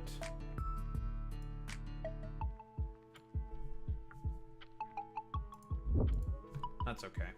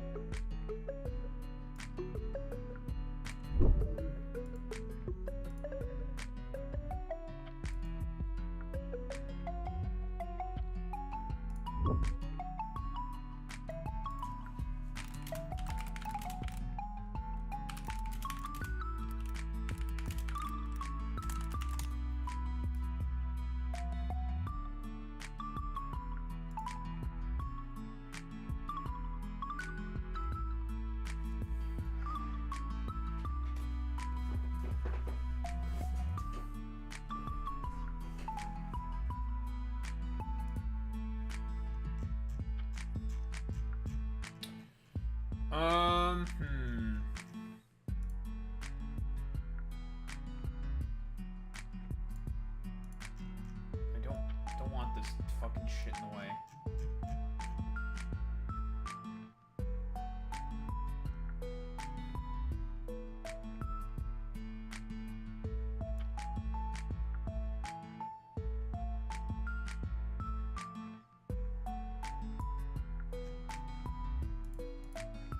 Okay, thank you.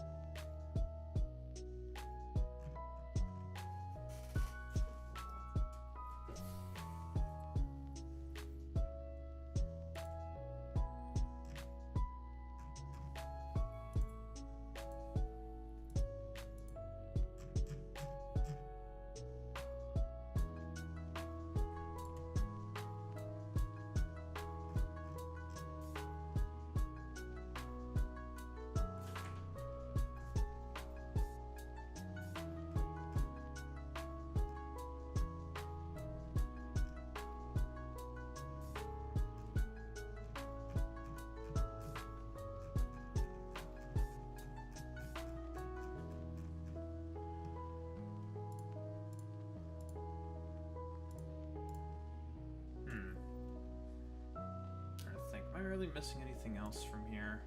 I don't think I am.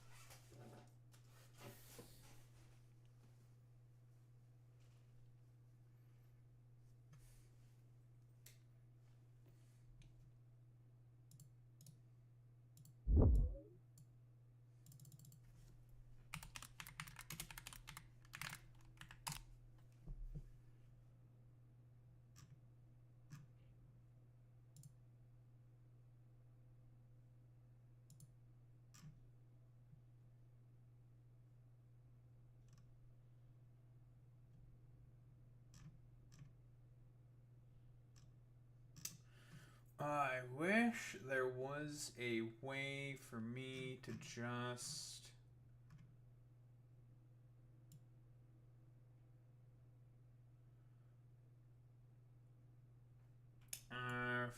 further curate any of this stuff.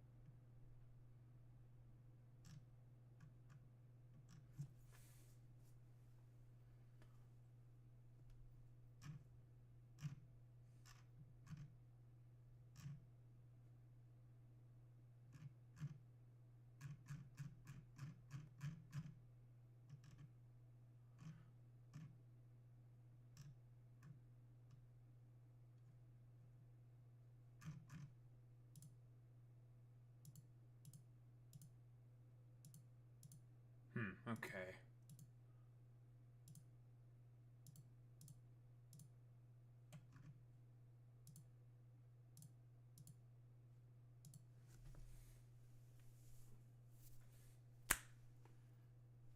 I think I got everything I want to say the story, the timeline of events that I would like to lay out.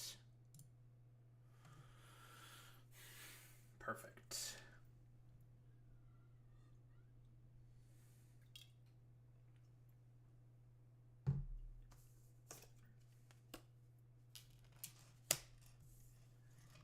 Shall we begin?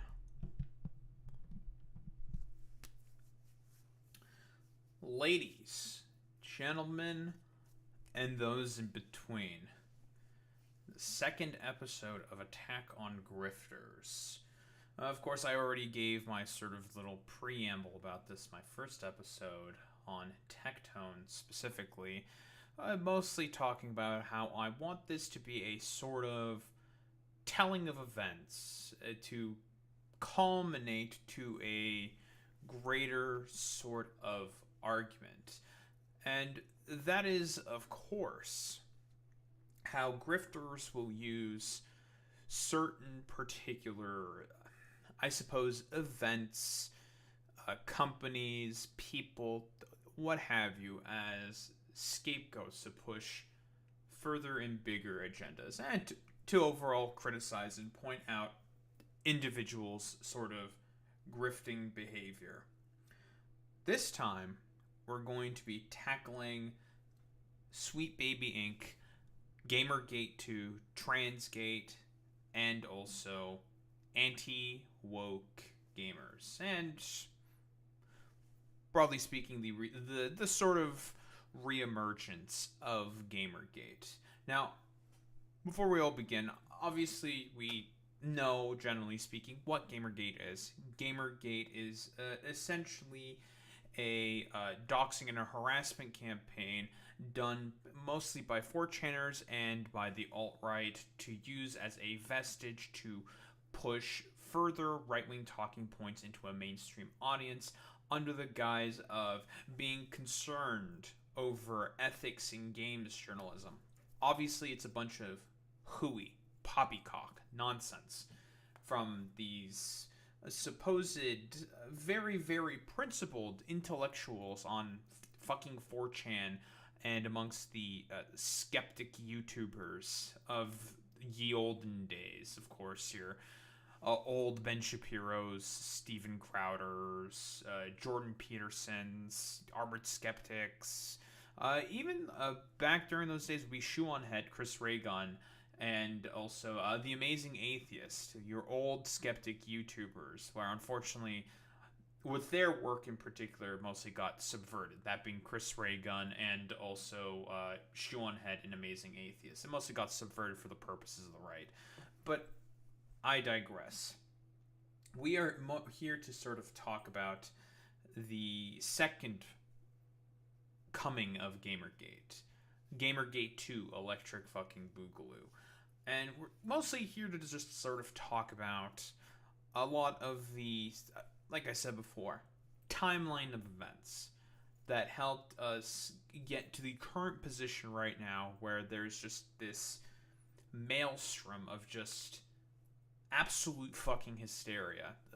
Nothing but fucking hysterics. And people who generally want to just, like, be incredibly absurd when they make arguments talking about, well, stuff like LGBTQ rights, civil rights, and art criticism in general. So, why don't we talk about Sweet Baby Inc.? Sweet Baby Inc. is a consultation company. That's it. The games corporations, differing development teams, hire a company like Sweet Baby Inc. in order to just take a look at scripts for games, you know, names of pieces of equipment, names of characters, how things are interpreted, a lot of script writing, taking a look at storyboard stuff, and just getting some advice on, hey, we want to have a lot of representation in our game for, you know, if the corporation wants that or whatever. It's like, hey, we want to seek to reach the highest, biggest possible fucking audience possible. So we're going to consult a company like Sweet Baby Inc.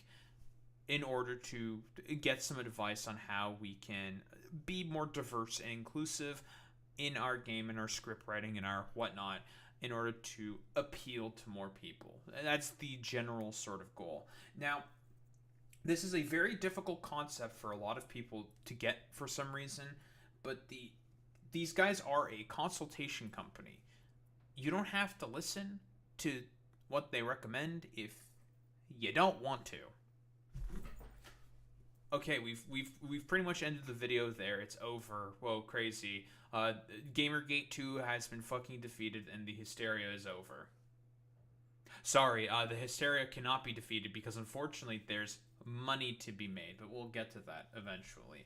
And power to also ascertain. And there's a reason why I brought up Gamergate at the beginning of all of this, because a lot of this is very similar to fucking Gamergate, where instead of it being about Zoe Quinn and Anita Sarkeesian giving accurate criticisms about how women were portrayed in fucking video games, I have gone over, I think it was about 3 of Anita's most popular fucking videos on feminist frequency.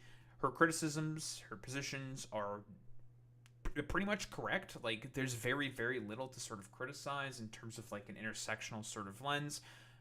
Perhaps I might have missed something, but I took a look at the 3 most popular. I didn't see anything particularly sussy or weird, where she was mostly just talking about how women's portrayals in video games are, generally speaking, a bit misogynistic. Because during that era of video games, that was the sort of edgy for edgy sort of sake era of video games, where a lot of just like violence upon women was perpetrated for like no reason, no real like story benefit, just because they kind of could, and was used also as a main motivating factor for certain characters, and yada yada yada. But Sweet Baby Inc., let's get back onto them.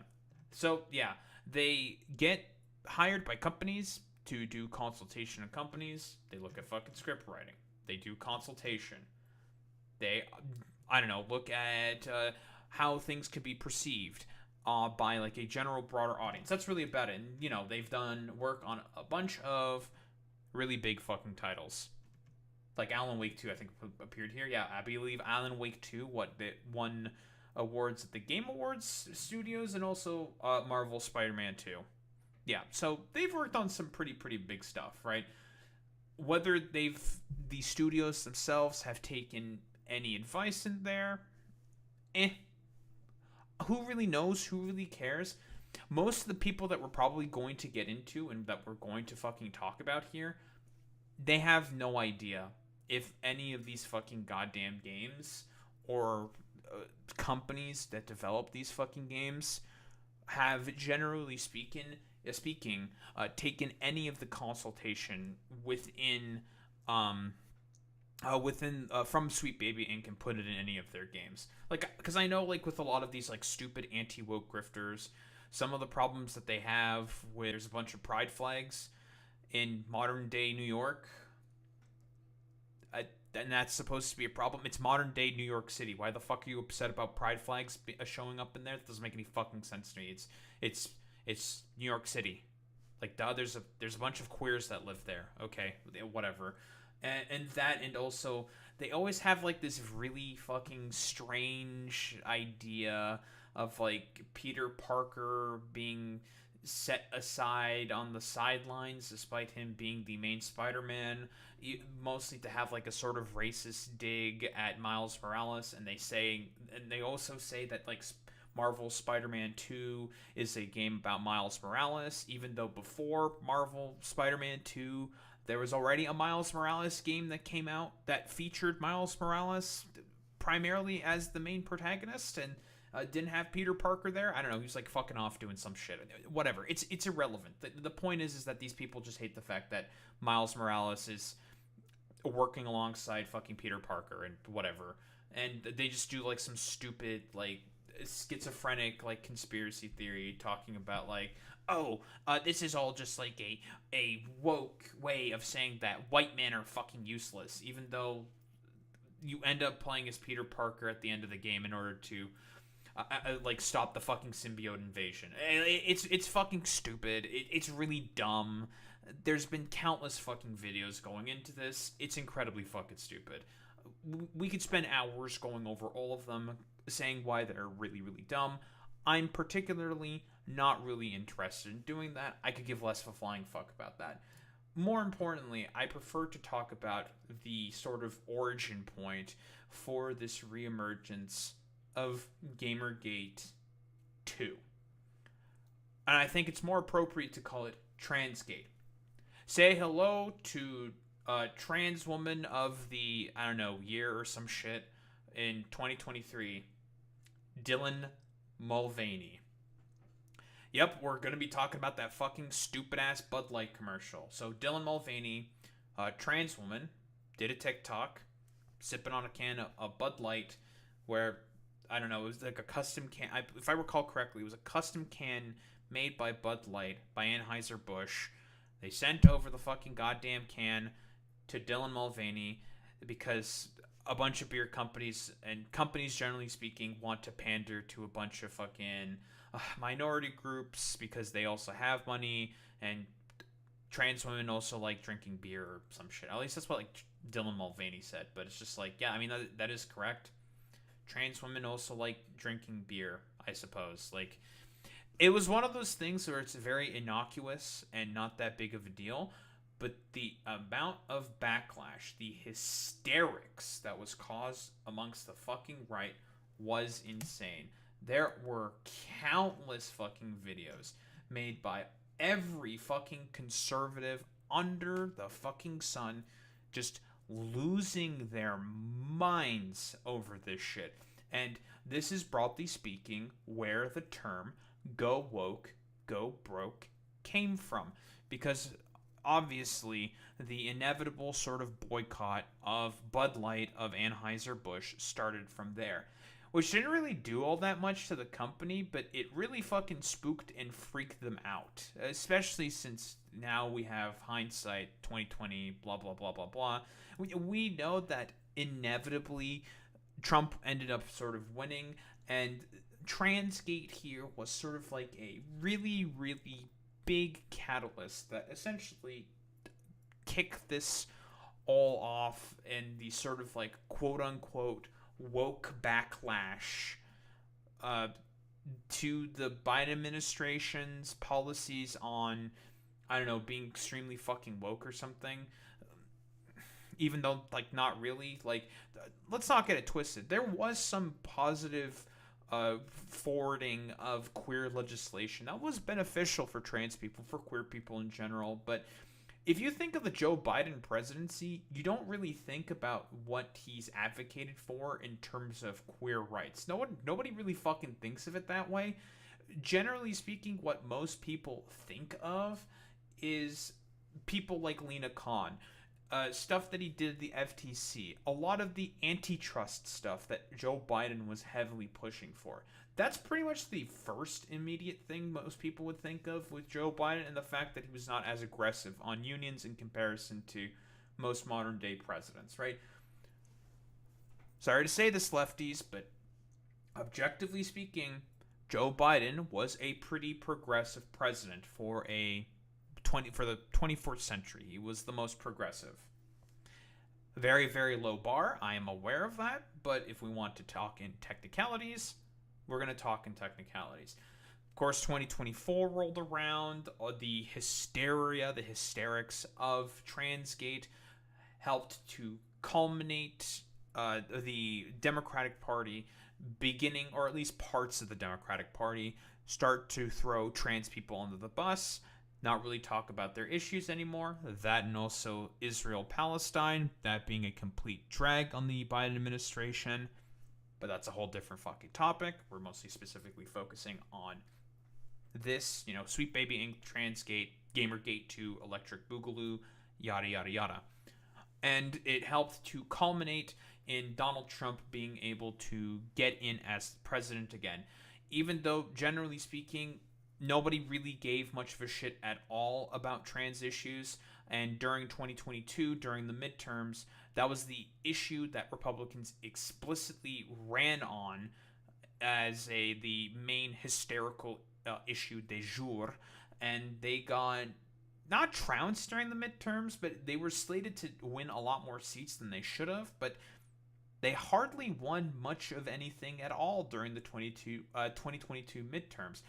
It was just, they just didn't have the sort of main catalyst that they needed in order to really ratchet up the fucking hysteria and push forward with this more like anti-woke, stupid, like transgate, gamergate-esque agenda and do exactly the same, basically the same fucking thing, in order to try to get back into mainstream cultural relevance. Because that's the reason why a lot of these conservatives are doing this. It's a way for them to try to get back in the graces of culture, like, for lack of a better term. Even though, like, a lot of this shit's not really all that popular with the American people, mostly because they just don't really give much of a flying fuck about this. Out of all the issues that the American people, generally speaking, care about, trans people rank more or less, like, at the bottom. Like, out of like 20 differing issues or something, the issues with like transgenders typically ranks amongst the lowest.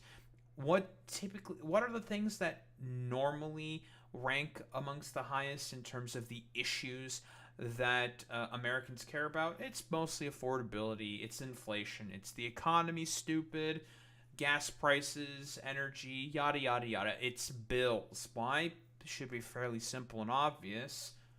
I'm gonna pull up El Clasico, wage productivity gap, my favorite graph to consistently pull up in this instance. I wonder why a lot of people care specifically about economic emancipation, because wages have stagnated for the past 50 years and people find it much harder to pay their bills. So guess what they're going to start to care about more and more? Dog, we need money in order to be able to pay for shit, in order to be able to live. We need to have like some good paying jobs that are, well, you know, this is me doing my sort of like idealized version of this. Good paying union jobs that have the ability to bargain for their rights against the employer in order to be able to have people be able to survive and thrive in their places of work. You know, be able to buy a house, not have to worry about bills, be able to get their food, their basic necessities every day. Not this shit about fucking trans people, man. Like, pure fucking scapegoating and hysterics to distract from the fact that Republicans will do anything possible to destroy the working class. Take a look at the perfect example, nowadays at least, the one big beautiful bill. $1 trillion tax cuts for the rich, taking out of not only SNAP, but also Medicaid and Medicare by tripping the pay-go stipulations within Medicare specifically, forcing cuts there as well. And for what purpose is this for? Oh, giving more tax cuts specifically to the rich. And none of these people are going to care about that, because a lot of the people who push this kind of idiotic fucking propaganda are a bunch of rich people that get paid by even richer people to distract from the fact that those even richer people are the ones currently with control over most of the fucking resources. So obviously we have a rather famous case here, Kid Rock shooting cases of Bud Light in response to transgender activist post. Dylan Mulvaney is not a fucking activist. She never was. They claim that she's like an activist. She's just a fucking TikToker. She's just a social media influencer. Like, that's it. She got sent some cans of Bud Light with her face on it, and that was it. Then she drank the cans, and done easy. But now, like, unfortunately, the stupid boycott and, like, the complete meltdown that these people had over this for, like, basically nothing was something that ended up causing the cultural shift into more anti-woke, being back in vogue, I suppose, for lack of a better term, and also the beginning of the reemergence of a new age of Gamergate was specifically this video. Well, might not have been the Kid Rock shooting the cases of Bud Light sort of deal, but with the Dylan Mulvaney stuff. I'm rambling here a little bit.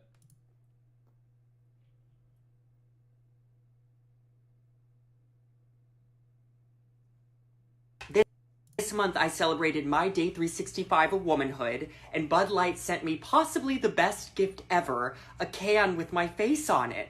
Check out my Instagram story to see how you can enjoy March Madness with Bud Light and maybe win some money too. Cheers. ya. No more Anheuser-Busch products in this house. Oh no, the horror.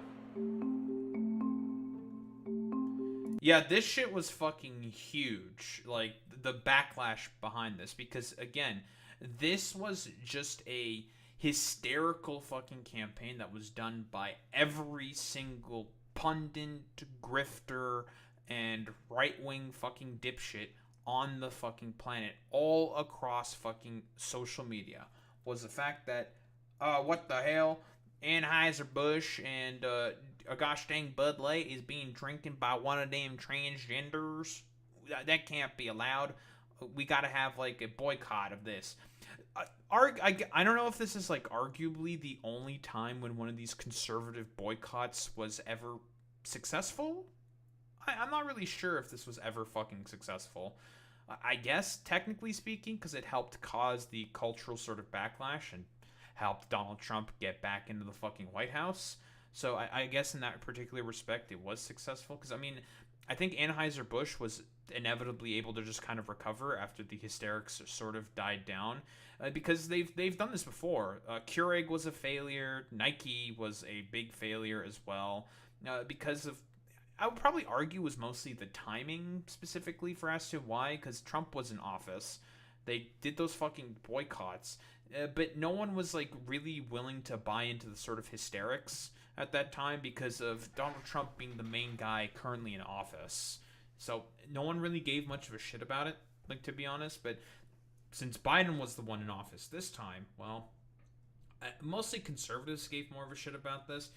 Even, like, I'm not sure if there's just, like, the liberals, because there are anti-trans fucking liberals that are, like, really stupid and annoying. But, like, I don't even know if they really gave much of a flying fuck about this either. Like, this is purely just, like, a thing that conservatives just had a, like, fucking complete meltdown over for basically fucking nothing. And, well, this was essentially the main catalyst that caused the culturally conservative shift that happened, was Transgate. Similar to fucking Gamergate. It's almost as if the only way that culturally speaking conservatives can ever have any relevance is if they are trying to harass the minority that they are currently trying to scapegoat. And during that time, it was specifically trans people. Bud Light and Anheuser-Busch have a... Says this fucking pedophile, by the way, has written songs about wanting to fuck 14-year-olds. terrific day.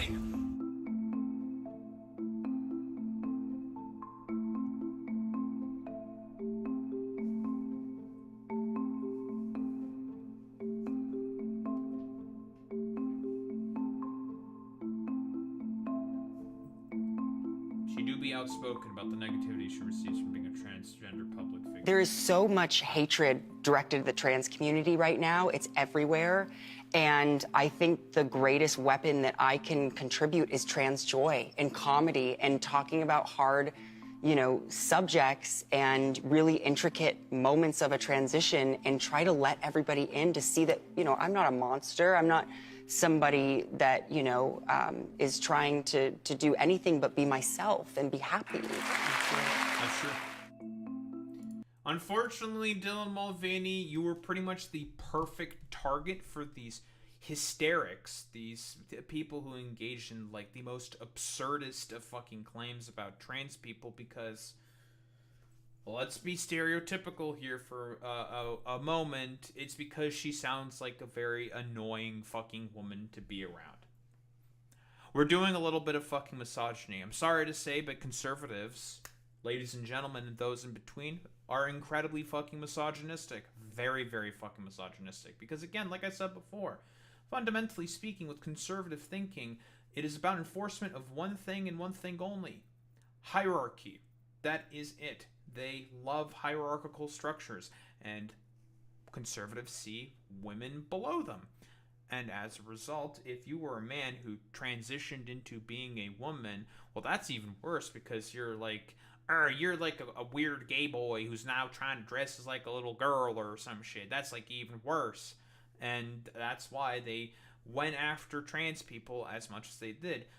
but also there's the factor of the fact, to factor in rather, of the fact that trans people were at the tip of the spear of the ongoing and continuing fight of civil rights, always continuing to push it forward with getting emancipation and rights for all peoples. It doesn't matter, like, you know, you're intersex, ace, fucking trans, gay, bi, whatever, however you fucking identify.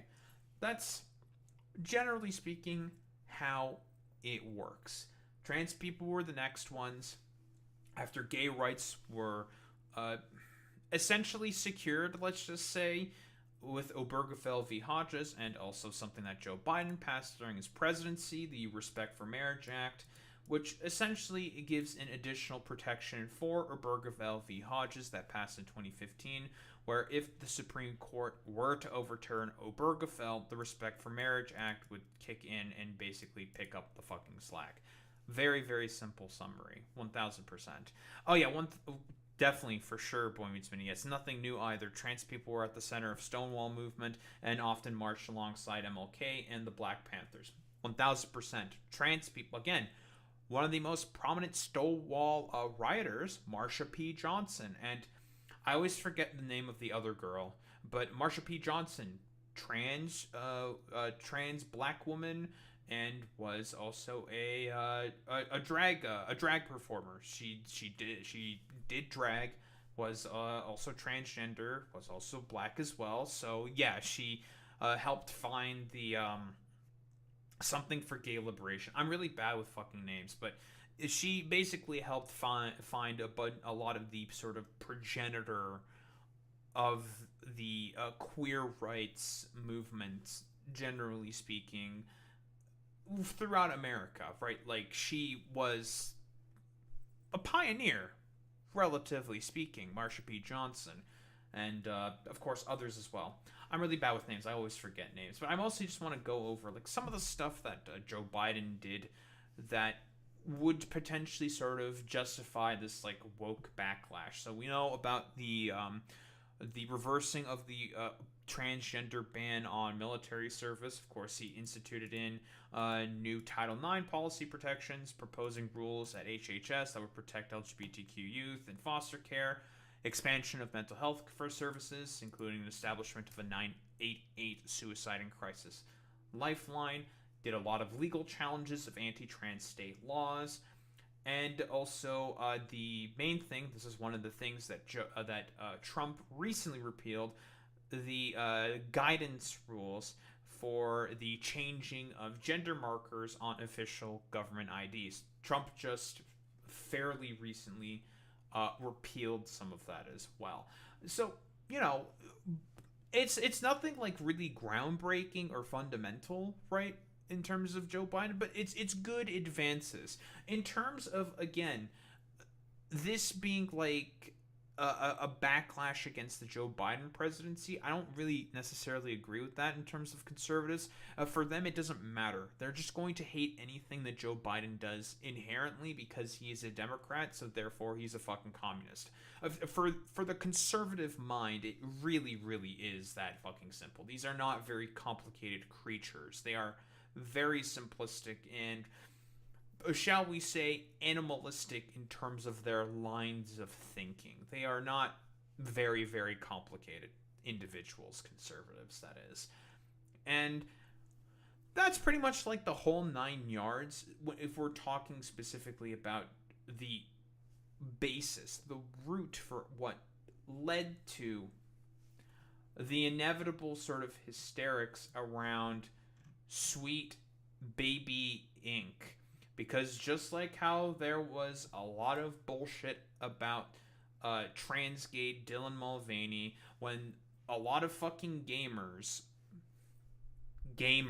quote unquote, also saw that there was a consultation company. Again, it's a consultation fucking company. You don't necessarily have to follow everything that they say, but whatever. Like, a lot of these motherfuckers are gonna pretend and just be like, oh yeah, dude, it's the fault of Sweet Baby Inc. why all these games fucking flopped. We're gonna get to fucking Suicide Squad, the Justice League Never Dies. I think this is the only video that we're gonna be covering from the Critical Drinker. The Critical Drinker, for those who may not know, is a media grifter. He will basically just insert all of his own politics into his media analysis consistently, and just basically use that as the main driving criticism for a lot of his critiques of media. Just very very bottom tier, bottom of the barrel sort of analysis. Doesn't seem to actually really care about a lot of the stuff that is cocked about and covered in the media that he generally sorts of engage in, and he prefers to just grift and do all of his fucking anti-woke bullshit. And of course, the person who also helped kick this stuff against Sweet Baby Inc., the sort of anti-woke fucking grifters, was of course fucking Asmongold when he first initially started talking about Yellow Flash, a Yellow Flash guy or Yellow Flash. I don't know how the fuck this guy's name is. What it is. So obviously, as a byproduct, as a result of Transgate, what happened? A bunch of these anti-woke grifters started to come out of the woodwork, because after the Donald Trump presidency was in his first term was entering its sort of twilight years, a lot of people were pushing a lot of woke agenda shit, blah blah blah. Woke was in because fuck Donald Trump, he fucking sucks. Let the people around him also fucking suck. This is generally when a lot of these Gamergate creators, a lot of these anti-woke dipshits saw a significant decline in relevance. No one was really talking about these guys until relatively recently, and it was because of Transgate. It became in to start making fun of the gays and shit like that. And there's complicated sociological reasoning for as to why this is the case, and it mostly stems from the fact that a lot of people felt like Joe Biden was just not really doing anything in order to improve material conditions on the ground. And that is true. People wanted fundamental fucking change with Donald Trump. They were lied to about that, and so they kicked him out, right? That, and also COVID was a big factor as well. I'm not sure, honestly, at this point, I don't even know if it wasn't for fucking COVID, if Biden even would have won. I have no fucking idea, but generally speaking, the people are clamoring for change. There's a guy who is at least pretending to offer change, and as a result has a lot of prominence as a result. And the people are fucking desperate. And as a result of not being able to have control over their material conditions, control a sort of reasoning for as to why their material conditions, why everything in terms of the economy is getting worse, in terms of inflation, why is everything getting worse, a lot of these fucking grifters see that as an opportunity to start pushing their own politics. Oh, it's because of these trans people. Oh, it's because of all these woke game developers. That's why your life is being generally made worse. Nonsensical, of course. No, it's generally speaking because of corporate consolidation of the economy, which Joe Biden did a little bit to address. Let's not fucking throw the baby out with the bathwater, right? He did some stuff to address it, but it wasn't enough because of just how vast and ridiculous the problem is, because of who? Oh, Ronald fucking Reagan, basically making it such that, oh, you know what? Actually, we should just give more power and consolidation and control to the corporations and the rich. Yeah, what could possibly go wrong besides collapses of the economy? Thank you, Reagan. Very, very cool. And has made it such that it was inevitable for fascists to rise up and take control for themselves. Donald Trump is just a more crass and crude version of Ronald Reagan, and is essentially what Ronald Reagan was on fucking steroids. These people are not really fucking different, fundamentally speaking. They are all kind of populists, but they're all still like fucking conservatives, hate workers, clamp down on unions, and make the lives, generally speaking, worse for, your average fucking goddamn Americans and average fucking people every single day. But a lot of charlatans and grifters, like Asmongold being probably the main dude who helped really kickstart, or not kickstart, but have this like sort of Gamergate to be driven into fucking overdrive, specifically speaking, and made the situation significantly bigger than I think it really was in terms of anti-woke gaming. Because here's the fucking thing, specifically with a lot of anti-woke gamers. Do a lot of anti-woke gamers actually play a lot of the games that they pretend to have criticisms of? Not really. No.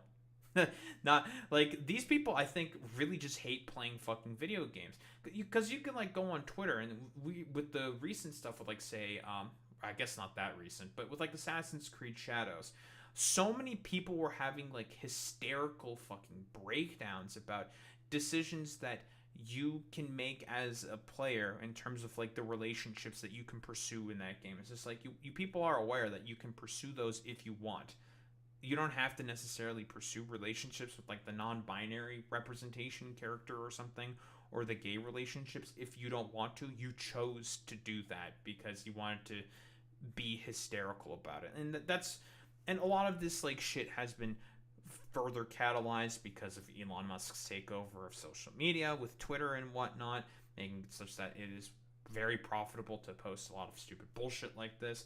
Not to mention also the general sort of like further commodification of these social media environments to reward people for posting, and I'm going to say this, I guess, generously, the most just not chaotic, but the most fucking ridiculous fucking bullshit in order to drive as much clicks and engagement as possible for one reason and one reason only: just to make a bunch of fucking goddamn money. Because there's money to be made now, right? So as a result, there's going to be people coming out of the woodwork desperate in order to make some kind of money in order to push a lot of this like stupid idiot propaganda to a bunch of, for lack of a better term, honestly, like people with rather myopic views. Yeah, I think people with rather fucking myopic views on art and fucking culture, because like I said before, conservatives have been trying to destroy art and culture for ever since they've basically existed, generally speaking. And the reason for that is because a lot of conservatives understand in their rather simplistic worldviews that if people are engaging in critical thinking and thoughts processes that challenge the status quo, that means that their power is getting challenged. And also the systems of control and hierarchy that these people want to maintain is also being challenged. Like I've talked about before, there's the Jacob Geller video that goes into this fantastically, and also with ding ding ding ding ding, the fucking death of subjectivity. Conservatives are wholeheartedly incapable of existing in another person's fucking shoes because they think in hierarchical sort of stratas of thinking, right? They just see certain people as beneath them, that they are inherently superior because of the color of their skin and where they currently fucking live.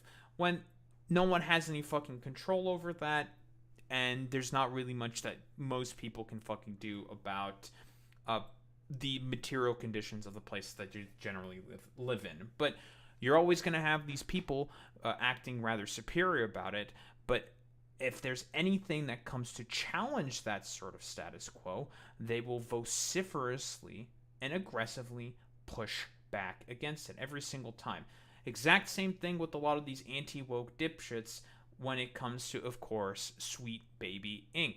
Sweet Baby Inc. is again, like I said before, consultation company that companies hire to talk, just to look over their scripts, their storyboards, and whatnot, to see if if you want to have appeal to a certain diverse audience, we're going to make a suggestion for you to make this change on this line in this script, blah blah blah.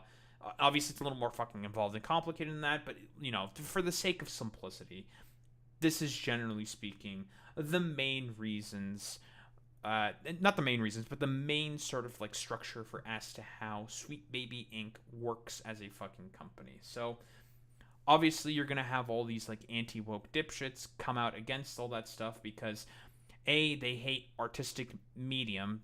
Generally speaking, they have a very, very, very like myopic view for as to how art is to be enjoyed, and that is like grug grug, me stronger, me better than you because me stronger than you, grug grug.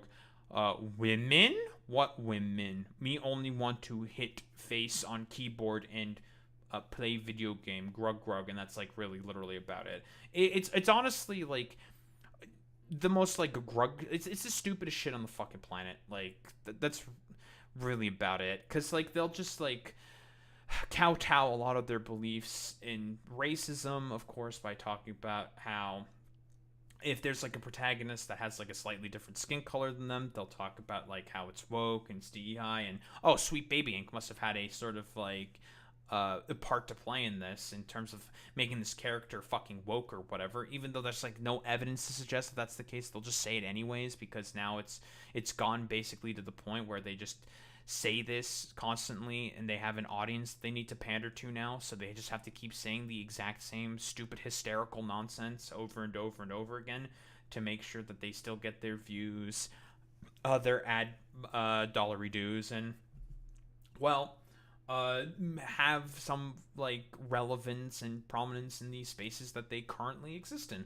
Because for these people, I don't think they really give much of a shit about anything in terms of artistic mediums or critique. They could give less of a flying fuck about that. For them, it's all about trying to make as much money as possible from a bunch of fucking rubes and dipshits who have been propagandized into believing that America is implementing like woke fucking Sharia law because of a lot of just idiotic fucking propaganda campaigns that are all stemming from a trans woman had face on a fucking aluminum can.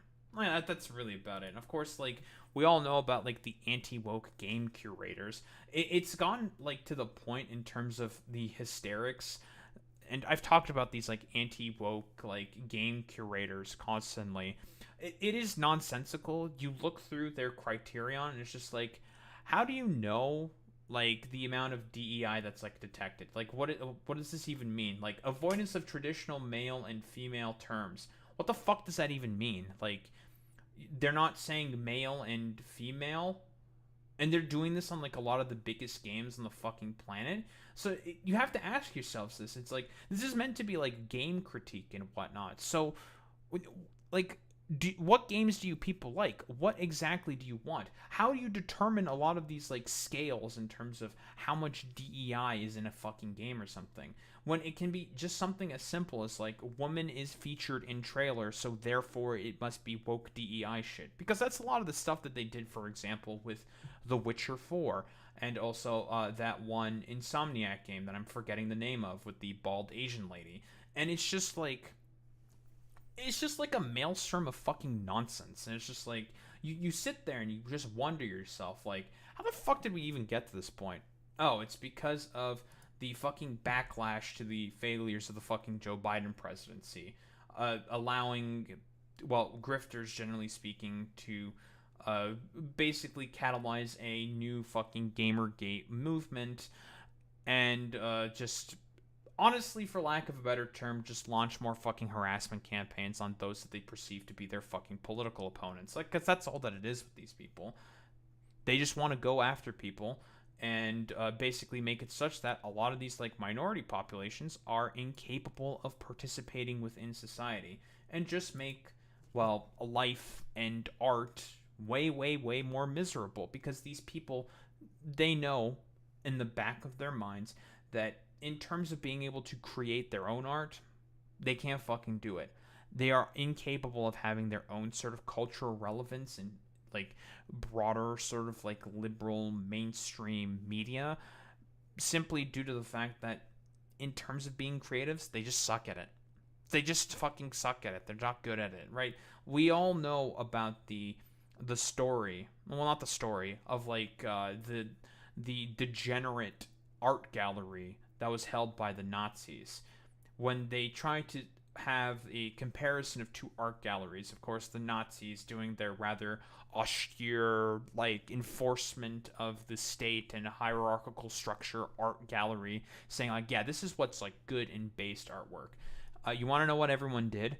They said, fuck that shit. We don't care about any of that stuff. What we care more about is, like, the crazy shit that's going on here on the sort of degenerate art gallery. Like, holy shit, that's fucking crazy. Because, again, fundamentally speaking, with a lot of pieces of art, it is about making people think laterally and come up with thoughts and beliefs in something. And sometimes it can just be as simple as grug, shoot, hit, blah, blah, blah. And that's also fine as well.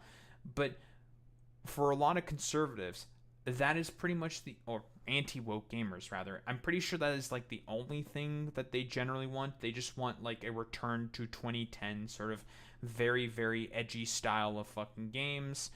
And basically not have any interesting creative pursuits and just have everything be incredibly fucking homogenous and not have any sort of potential avenues for issues to be explored, mediums to be talked about, like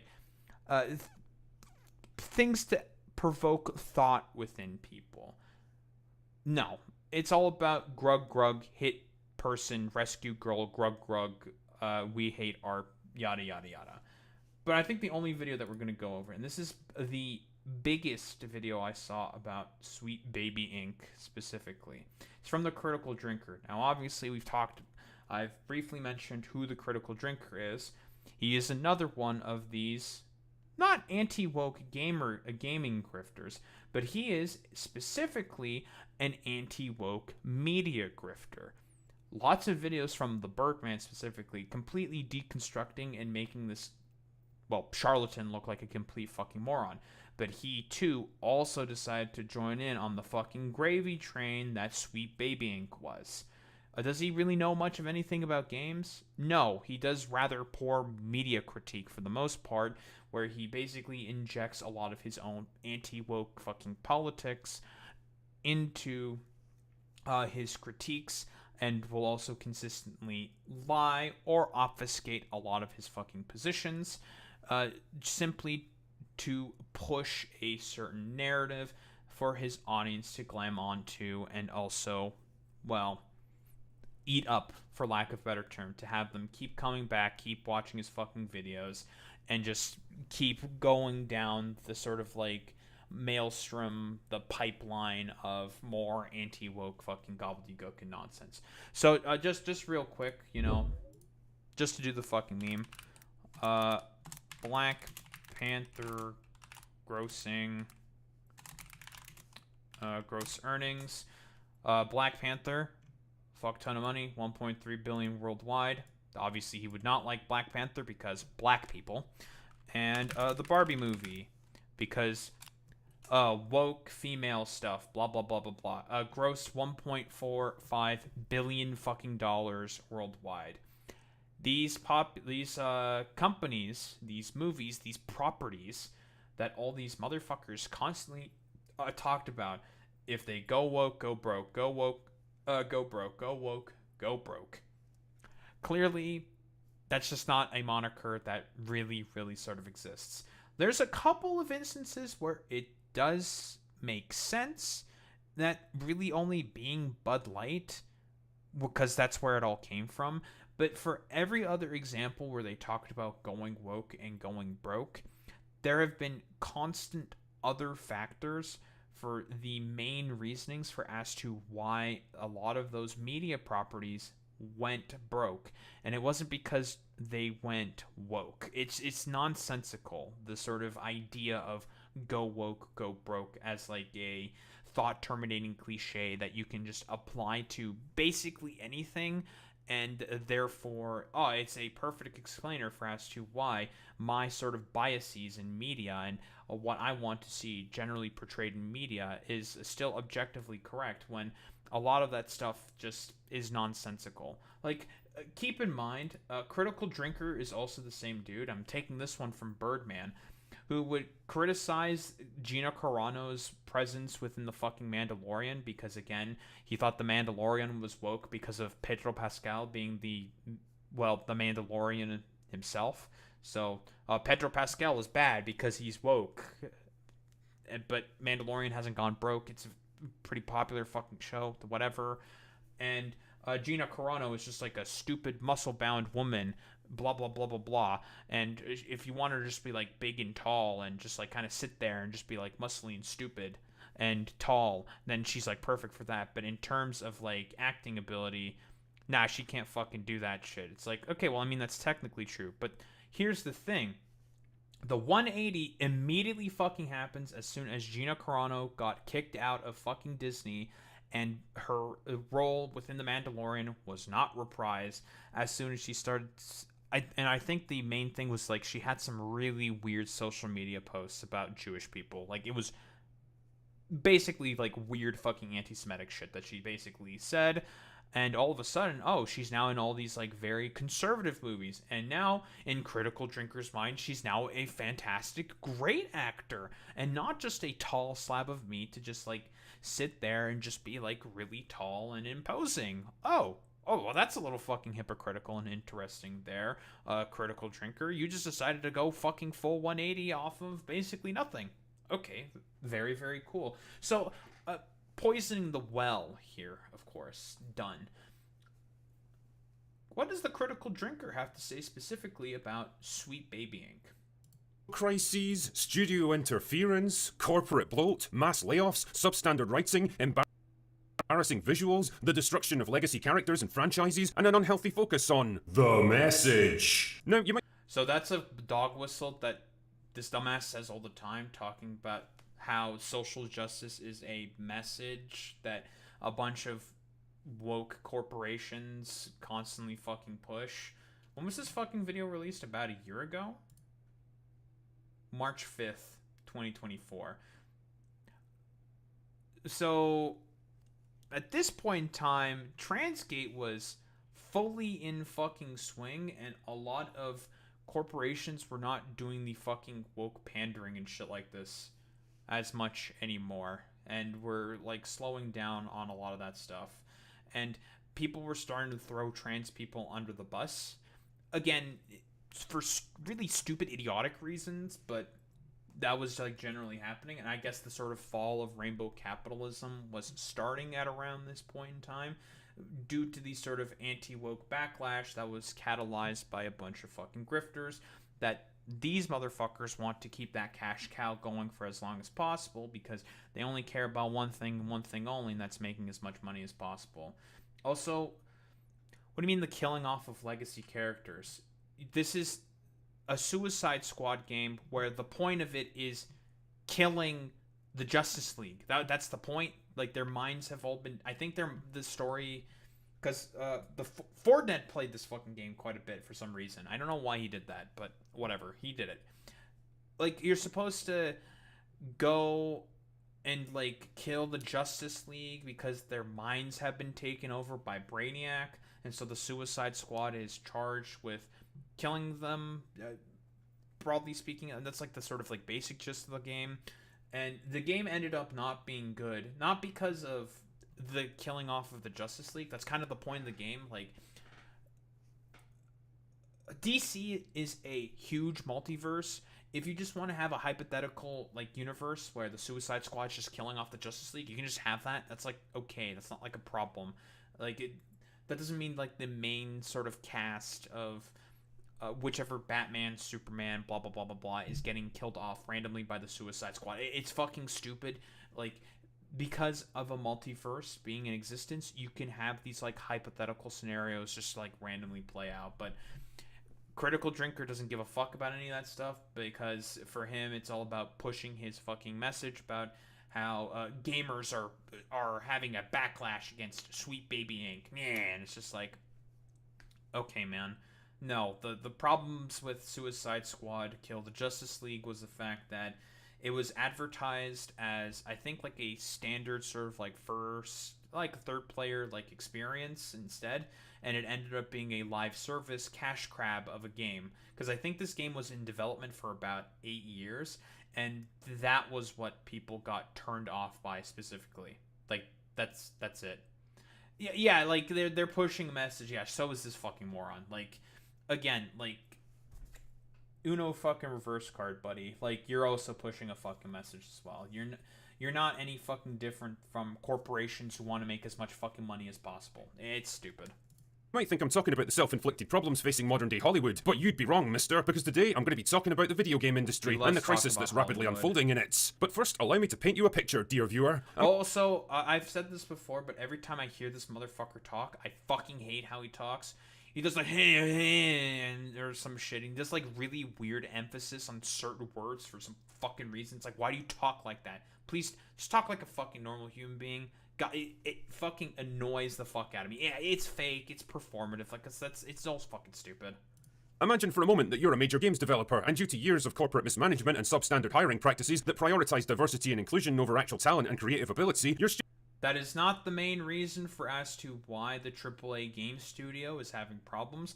The main reason for as to why the AAA game studio is having issues is not because of diversity quotas and substandard hiring practices. There's always going to be a pool of developers for these people to generally hire. It's corporate mismanagement. It's the executives that are mismanaging the situation.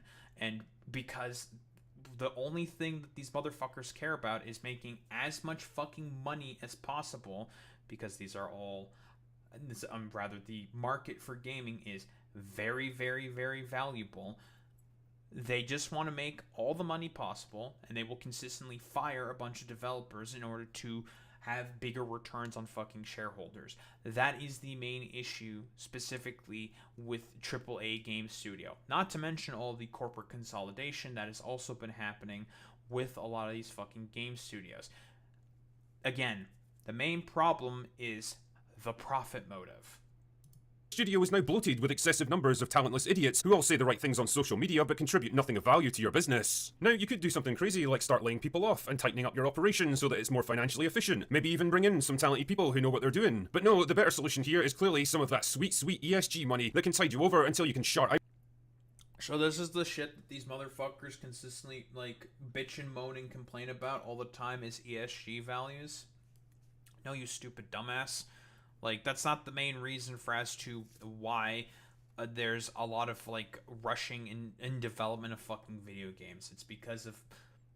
You even fucking mentioned this yourself. It's because of corporate mismanagement. But, oh, well, it's a bunch of fucking white people at the top who are the main shareholders of the game. We can't fucking blame those guys.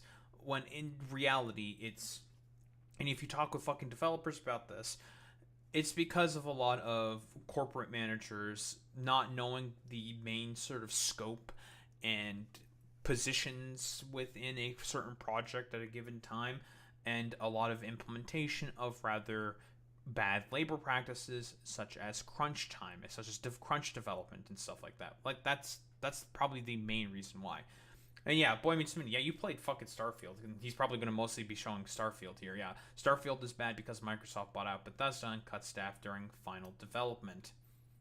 Doesn't sound like anything to do with fucking woke DEI bullshit there, Critical Drinker. It's because of a corporate merger, and that also leading to, a bunch of staff being cut as a result of a fucking corporate merger. Again... It's because of the money, stupid. That's the main fucking problem. Out the next buggy, overpriced, unfinished, barely playable piece of crap that's going to force players to use endless microtransactions and expensive DLC just to keep up with. I love the gaming industry today. But wait, there's a problem. All those big financial investment companies will only lend you their money if you can prove that you're good little boys and girls whose games correctly push the message. So what to do? Well, it's not it. It's just not it, man. Like, there's just no evidence to suggest that it's because it's pushing a message. Same thing with, like, Sweet Baby Inc. Again, these are companies that do consultation. I don't even think, like, Sweet Baby Inc. has anything to do with ESG subsidies or whatever the fuck. I don't even know what this, like, ESG shit is even all about. Like, it's just it's just, like, another, like, acronym that a lot of conservatives will just, like, throw out there because they know that nobody in reality knows what that shit is if they were to actually look into it. But it's like, it's a scary 3-letter acronym, and it sounds really spooky and terrifying. So, therefore, it must be that thing's fault for as to why a lot of games are as terrible as they are. No, that's just not it. like you said, Boy Meets Mini in the example of Starfield. It's because Microsoft bought out Bethesda, cut staff during final development, and with Suicide Squad, it's because it was advertised as a certain type of game, but ended up being the complete opposite, and was also in developer hell. Like, that's what it is. Yeah, it brought him the brainstem type reaction. Exactly, Boy Meets Mini. In this case, you hire an outside consultancy firm to advise you on how to make your upcoming game more compliant. Let's call them, I don't know, Honeyed Infant Incorporated. Now, on paper at least, they sound like a pretty good prospect. A small but very specialised consultancy group that can come in and work closely with your dev teams to break down and analyse the story and design of new video games, and advise on how to make them more emotionally resonant, holistically inclusive, quintessentially effervescent, and other meaningless word salad buzz phrases that nobody understands. But man, they sure sound impressive. And even if That's very funny coming from this dude who was just complaining about fucking ESG scores not that long ago. Okay, bro. you don't really understand what they do or why they're so expensive, you can at least say that you've worked with them and proven your loyalty to the message. So now all that wonderful ESG money can start flowing into your bank accounts. What you don't realise at the time, though, is that Honeyed Infant is a company staffed almost exclusively by hardcore political activists who either couldn't make it as actual game developers or never particularly cared about video games in the first place. So this is where Critical Drinker is lying. Sweet Baby Inc. is a team of specifically former Ubisoft developers, accomplished Ubisoft developers that have worked on a bunch of different games in the past. That is a lie. They are accomplished fucking game developers. They have just decided to move on to different endeavors and fucking projects because more than likely they got fucking cut from their jobs after a successful game was fucking launched. Because, again, the games industry cares about one thing and one thing only, and that is getting as much of that sweet fucking return on investment from their shareholders as possible. Again, I'm going to keep saying I think the same thing consistently, probably over and over and over and over and over and over and over again when it comes to shit like this specifically. The main issue with a lot of these fucking games companies and these corporations is the fact that, fundamentally speaking, they only care about one thing and one thing only: making as much money as fucking possible. It's not about pushing a message. No one gives a shit about any of that stuff. It's not about pushing like a particular sort of idea in the minds. No one gives a fuck about any of that stuff either. No, it's a bunch of fucking gobbledygook. Complete fucking gobbledygook. Corporations want to provide as much return for their shareholders as possible. That is it. And if they have to do consultation with Sweet Baby Inc. in order to have that be the case, they'll fucking do it. That is it. Investing in a consultancy firm that they don't have to follow the fucking consultancy of, if they deem it unnecessary to be followed, to make as much money on a title as possible, then they just don't follow a lot of the sayings or a lot of the advice that's given, and then they just move on with their lives in order to try to make money and continue with the developing of the game, assuming there is no fucking corporate mismanagement. Have nothing even resembling creative imagination, and instead saw an opportunity to grift their way into an industry that never needed them in the first place. Kind of like 100 years ago when That's very funny coming from people like you. people like Anita Sarkeesian were vaguely relevant for about 15 minutes and used their infamy to blackmail their way into major game studios. Nice dev team you've got there. Be a shame if someone was to spread rumours on social media that you don't care about representation and diversity. I guess you'd better hire someone like me to make sure that doesn't happen, eh? I mean, damn man, Neil Druckmann was so eager to impress her that he basically forced out the actual talented woman who'd been running the Uncharted series so that he could take over for himself. Like, ever wondered why a seasoned adventurer like Nathan Drake was suddenly getting his ass handed to him by this random muscle-bound arsehole who showed up out of nowhere and was inexplicably stronger and better than him at everything? There you go. Ever wondered? Like, what the fuck are you talking about? If a woman is trained in combat and is fucking muscly, she can just... You can just overpower a fucking man. Like, that just can happen sometimes if someone's, like, muscle-bound and is jacked and works out. Because I don't think Nathan Drake, like, keeps up with, like, a particular routine. It's fucking stupid and nonsense. Yeah, like, Neil Druckmann is a fucking annoying-ass piece of shit, but... not for this. This is like the smallest reason for as to why he's annoying. It's fucking stupid. He injects Hasbro in a lot of games? Okay, I got you, Boy Meets Mini. Wondered why Last of Us Part 2 embraced the Disney approach to storytelling? Put a ticket in, make a name gay! Ellie's gay, by the way. Ever wondered why it retconned the hero of the first game into a dumb, gullible, spineless sap who walks into ambushes that he never would have fallen for before and stands there like a fucking goldfish while his adopted daughter screams and berates him for the crime of saving her life, completely ignoring the impossible position he'd been put in, and So I'm pretty sure that's not how the sort of dynamic between Ellie and Joel happens within Last of Us. Joel is like a protective father with Ellie specifically because he sees his own daughter that he lost in Ellie, and as a result becomes a overly protective fucking asshole as a result of that. And the story of the game goes into why that might not necessarily be a good thing, and for as to why Joel is a bit of an asshole. But unfortunately for Critical Drinker, he has to inject a lot of his own fucking goddamn politics into a lot of these fucking games because, again, he has his own message that he needs to push. A slim chance of success even if he'd given her up, or why the intro feels the need to work in the subtle as a sledgehammer social pandering. What you got there? Bacon sandwiches. Smells good. Or the blatant sacrifice of morality and common sense in favour of my themes. Or this big old slab of beef that we're somehow supposed to identify with. There you go. Anyway, I digress. The thing is, Honeyed Infant now have carte blanche to come in and rewrite your new game in any way they see fit, because their word is basically law now, and because all they really care about is making themselves... Like where? Like where does it say anywhere with like Sweet Baby Inc. in any of their fucking... Have you seen any of their fucking contracts that stipulates that? Like, what the fuck are you talking about, dude? Yeah, like, I mean, listen, with a lot of these, like, stupid anti-woke grifter types, if they see any deviation of the norm, and this is the thing that I was talking about earlier, and for as to why a lot of these motherfuckers hate art, deviation from normalcy is seen as abhorrence to these people, because, again, there's a hierarchy that needs to be consistently maintained with these people. That is what they care about more than anything.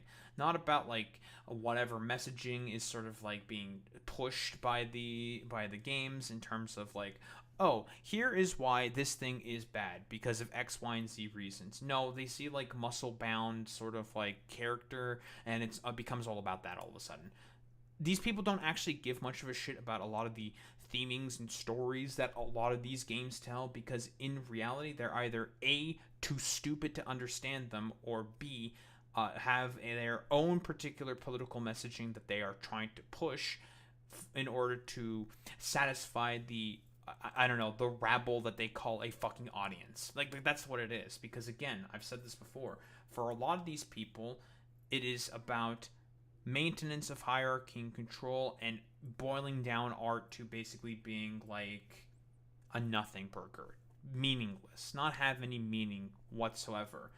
And also to grift their fucking audiences. Because, again, they want to make money.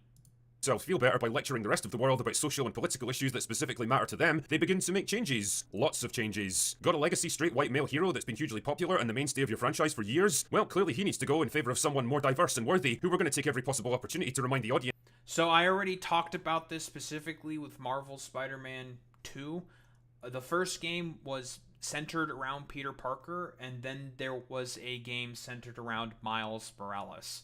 And in Marvel Spider-Man 2, they shared the duty. It's about both of the fucking goddamn characters in that particular case. It's not about them shelving a fucking legacy fucking character. Also, fucking Miles Morales is also a legacy character. A lot of these motherfuckers, and I think I kind of know what like a legacy character is from watching enough Birdman videos. Miles Morales is a fucking legacy character, you moron. Legacy characters are meant to inherit the legacy of the character.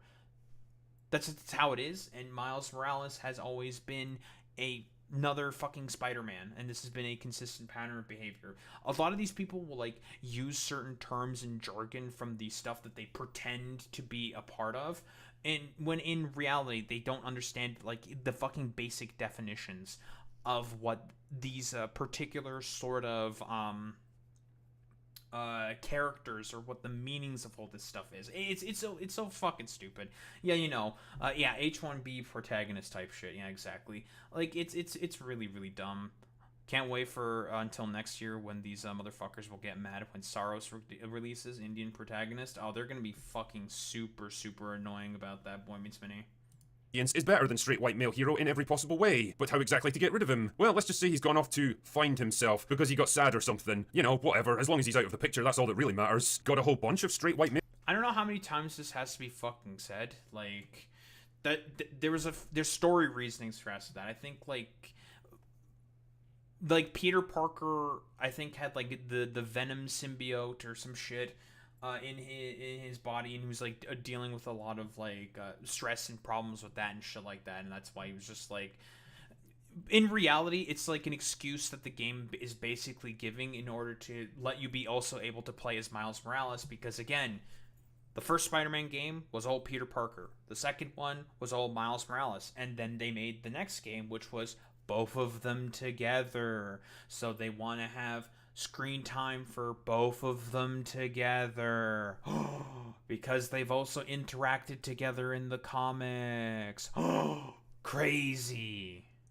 Male heroes to take care of? What the hell? Let's just kill them all in the most ignominious and disrespectful way possible and turn their deaths into a big old joke. Because truly, nothing's funnier than seeing iconic characters get murdered and then literally pissed on. But oh wait, one of the... It's the Suicide Squad, you stupid motherfucker. They are meant to be a comic sort of relief bunch of characters that are given like ridiculous missions where they are expected to die. That's kind of the motif behind them, and just because I know that this might be a very complicated idea for Critical Drinker to understand, because again, this guy does media critique for a job. Let that sink in. It is a multiverse. There can be hypothetical scenarios where there can be a universe where the Suicide Squad has to kill off all of the fucking Justice League because their minds have been taken over by Brainiac. Because that's exactly the story of the fucking game. Stupid. It's like the most simplest fucking shit on the planet, but for motherfuckers like the Critical Drinker, and honestly, I'll throw in all of these fucking anti-woke grifters, because there's a reason why I'm going over this one specifically. It's because it's really short, because honestly, all of the exact same talking points will be raised in the thousands upon thousands of fucking videos that these motherfuckers have made about Sweet Baby Inc. and all of the woke DEI bullshit that exists within fucking media and gaming. Like, as I've said before, these people only care about one thing and one thing only. Jacob Geller video withstanding. They want to boil down art into what they fucking believe affirms all of their fucking positions, and those positions being maintenance of fucking hierarchy and systems of control. They just want to be the ones on top, and you're just going to fucking sit down and fucking accept it. That is it with these people. They're never actually going to say it. They're going to, like, I don't know, kowtow it in a bunch of, like, stupid fucking jargon and language, talking about how companies are pushing a message, despite the fact that these motherfuckers are also pushing all of their own messages. It's fucking stupid. Yeah, they will accuse progressives of doing that, even though, like, that's literally their whole modus operandi. They love pushing their own fucking messages in politics within their own fucking videos consistently. It's just like, dude, like, that's kind of the point of the fucking game. You're supposed to run around, kill the Justice League, because they've been mind controlled by Brainiac. Like, that's it. That's literally it. Heroes is a woman. Well, that's a completely different story, don't you know? Honeyed Infant will make sure that her death is a solemn, poignant, and heroic sacrifice, because as we all know, death's only funny when it happens to men. And of course, they'll be sure to pepper in random changes to the sexuality of established characters that have got no bearing on the story or their development as people, but that doesn't particularly matter because they say so. Got a bunch of attractive female characters. Why the fuck does that matter? Again, this is a multiverse, you dumbass. If they just want to change it for that particular sort of game in that fucking universe, they can just do that. You can just do that, right? It's like, oh, in this universe, the fucking shark is gay. Fuck it, whatever. Who gives a shit? Like, it doesn't matter. Like, who cares? Characters in your game that appeal to your mostly male fan base? Nuts on their watch. If the women in your game don't look like they've taken a couple of dozen bee stings to the face and gone into anaphylactic shock, then you clearly need to re-examine your internal biases. Why the fuck would you have, like, a picture of a comparison to, like, a normal-looking woman? What? Do you think that this woman suffers from domestic abuse every fucking 3 seconds and goes into anaphylactic shock? Like, what the fuck are you talking about? Whoa, it's the face of a normal human being.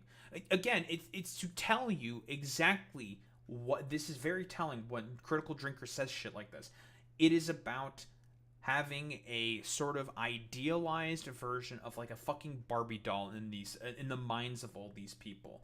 Like, if you look like you have a little bit more of a square face for whatever fucking reason, because genetics is fucking funny like that, and it decides to give you a fucking square face, that means you have to be like shunned out of the rest of society and, like, I don't know, purged out of the gene pool. It's incredibly fucking nonsensical, because again, these people have an incredibly narrow framework of what is an idealized sort of fucking society.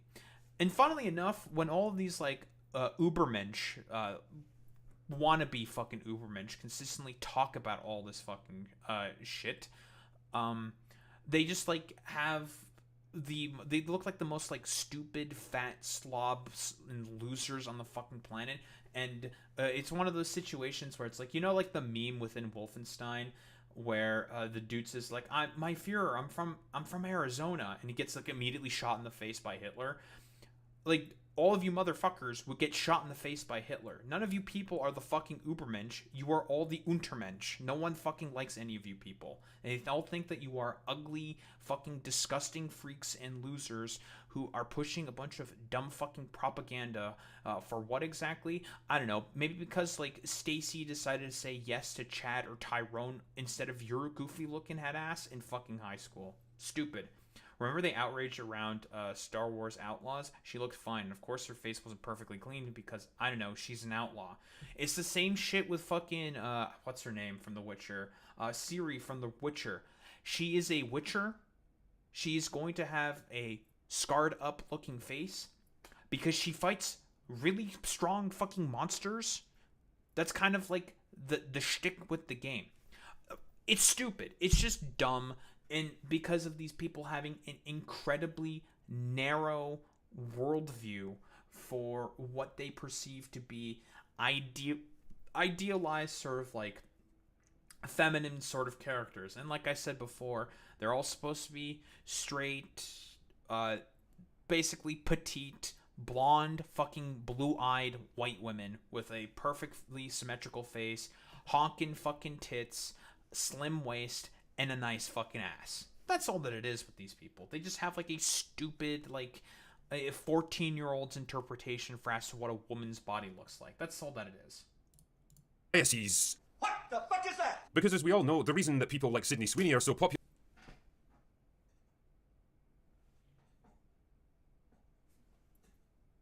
My case in point. right now is that we're all fascinated by her geopolitical takes on the current military situation in Ukraine. Man, it must be so satisfying as a developer to have spent months or even years carefully crafting every detail of the story and characters in your game, and then have experts like Honeyed Infant come in and completely rework it right under your nose. And what's even better is that you're not allowed to complain nor object to any of it because you don't want to be the one guy in the room who goes against. Again, I don't know how many times he's gonna say the message. I know exactly what he's gonna say here. Again, I don't know how many times this has to be said. If a company or a corporation that is writing the script of a game doesn't want to take the advice of Sweet Baby Inc., they don't have to. It is consultancy services. There is an implied sort of written contract saying that we're going to probably bring you in, you're going to give us advice. If we follow it, we follow. If we don't, we don't. Like, it's kind of implied with how the company fucking works. It's stupid. The message. But wait, there's a problem brewing, because when the game finally releases, it turns out that all of Honeyed Infant's changes weren't quite as popular as the terrified echo chamber planning sessions predicted. Sales are cratering, active users are plummeting, and people are demanding refunds in their thousands. All that extra revenue. I don't know how many times this needs to be said. That's not the reason why the game flopped. Why don't we take a look into the reasonings for as to why Suicide Squad 2 Kill the Justice League was not very well received.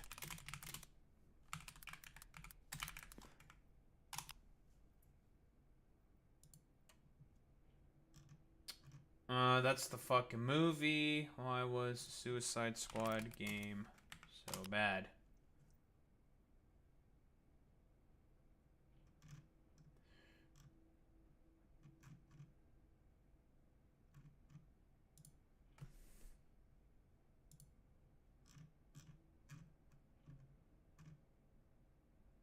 That is extremely fucking goddamn long. I just want a fucking simple, quick fucking summary.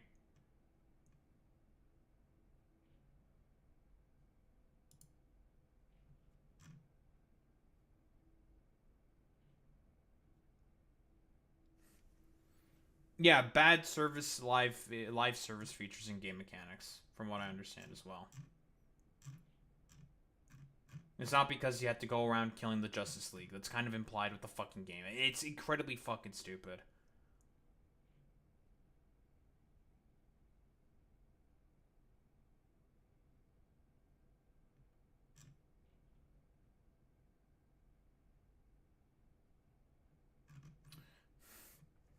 All right, here. This is like the first article that I ran into talking about this. Suicide Squad killed the Justice League. Can't even be given away. What went wrong? Suicide Squad killed the Justice League isn't a bad game. It just didn't make any sense. I remember being initially excited for the game, which is the general consensus that I have also seen as well, when the first revealed trailer dropped, even more so when I realized it was Rocksteady Studios that was making it. The Batman Arkham trilogy was groundbreaking on several levels, and still treated as the gold standard when it comes to adapting superhero into a video game format. As time went on, though, I grew less enthusiastic, as the initial gameplay looked weird, the roster small, and the promise of live service updates. Oh, the main thing that people criticize the fucking game on. Crazy. Sounding like the same thing we'd heard time and time again. That said, during the preview and my time reviewing it, I did indeed have a decent time. But unfortunately, I couldn't fully click with what Rocksteady Studios was peddling this time around. And I certainly wasn't alone on that either. Now, the game is regularly on sale for less than £5. Oof. And to add insult to injury, it's been free to download and keep forever via Amazon Prime Gaming, and now PlayStation Plus Essential. Yet no one actually wants it.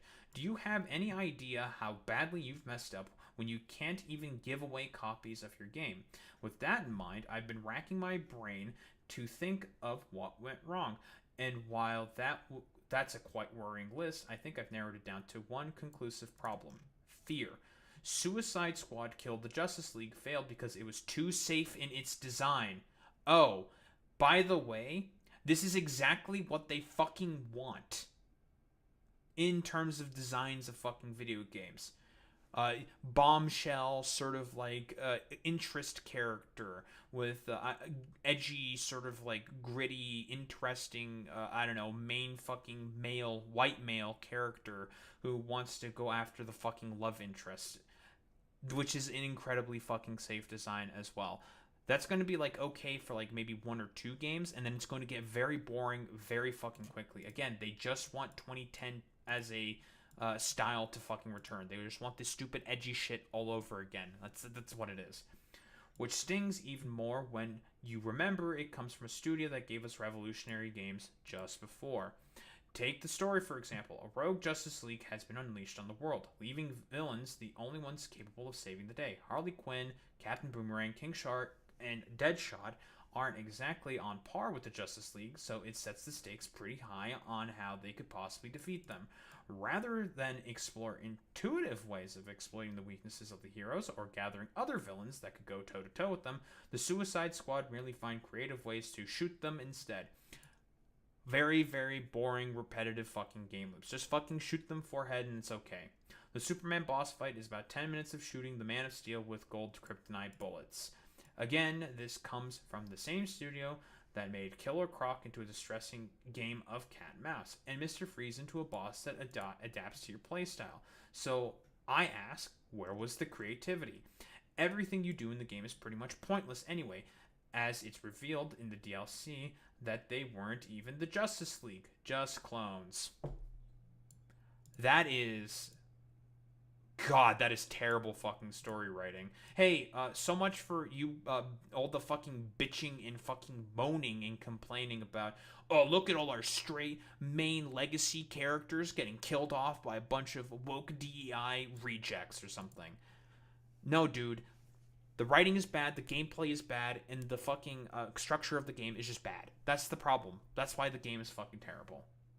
This isn't even a huzzah, we have a chance moment. either, as most of the planet has been wiped out by this point, and Wonder Woman is just a pile of ash, so it's hardly time for celebration.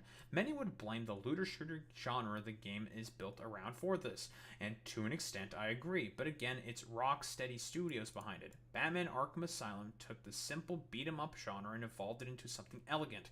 The free-flow combat was unprecedented, and the Predator encounters felt so dynamic and fun to experiment with. Now, I'm not saying looter shooter couldn't achieve the same levels of creativity, but there could have been an attempt at least. Suicide Squad Kill the Justice League could have probably worked with a new IP, but with familiar territory like the Arkhamverse, it just felt jarring, and overall a waste of time. Again, like, that is the main fucking problems. The fundamental fucking design and ideas that were put within the fucking game. That is the issue. Not fucking corporate woke DEI fucking politics that you are trying to insert into all of this. It's nonsensical.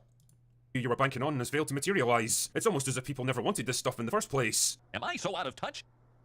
No, it's the children who are wrong. And not only are gamers Yeah. I don't know why you're playing the Principal fucking Skinner meme. That's you to a T, buddy. up in arms about it, but they've also begun tracking other games that Honeyed Infant have worked on, and they've begun to notice a pattern. Almost everything they touch ends up being a worse product because of their input. But what to do? Do they allow it to blow over and get back to work? Do they reassess their philosophy on... Is that even true? They had fucking Elden Ring on here, dude. Like, I didn't know that Elden Ring was an unsuccessful fucking game. It was one fucking game of the year. What the fuck are you talking about? Elden Ring was unsuccessful? Elden Ring is unsuccessful. Okay, bro. Nice meme. On what customers want from their entertainment and try to produce better work in future? No, of course not. What they do instead is start an active campaign to silence and censor anyone who speaks out about them, which in turn fans the flames of control. Yeah, because they say a bunch of fucking nonsense and have very arbitrary fucking criteria to make sure that they don't fucking upset the audience that engages with this fucking stupid medium. That is why when people do assessments of these fucking goddamn sort of lists, it's just like, dude, what the fuck is half of this shit? Like, what is meant by, I don't know, these different levels? What is, like, the sort of arbitrary scale that we're engaging with? Like, what are you talking about here? And here's the thing. They won't engage with, like, a dumbass fucking video games that are perceived to be completely safe. Or, like, medias that they are perceived to have, like, prominence, despite the fact that they push their own sort of, like, corporate woke message as well. That is why when everyone is talking about these curator lists, it's more so a way of having a docs list, I think, for like lack of a better term, of like, oh, you gotta make sure that you go after all these fucking goddamn games consistently, because they do all of their ESG corporate woke fucking bullshit. That's what it is. And that's a great point, Boy Meets Mini. It's similar issues to Stellar Blade, by the way. Repetitive combat, terrible out-of-context dialogue, and not much development of the player character. And by the way, that game was supposed to get its main inspiration from Nier Automata, which has some of the greatest fucking character arcs and story written in a fucking video game of the past, like, 10 years. And it is a cult classic. But a lot of these motherfuckers, if they were objective sort of tellers and game critics, would have these same issues with fucking Stellar Blade. But they never talk about Stellar Blade because hot, sexy Korean woman is really hot and sexy and has a nice ass and fat tits.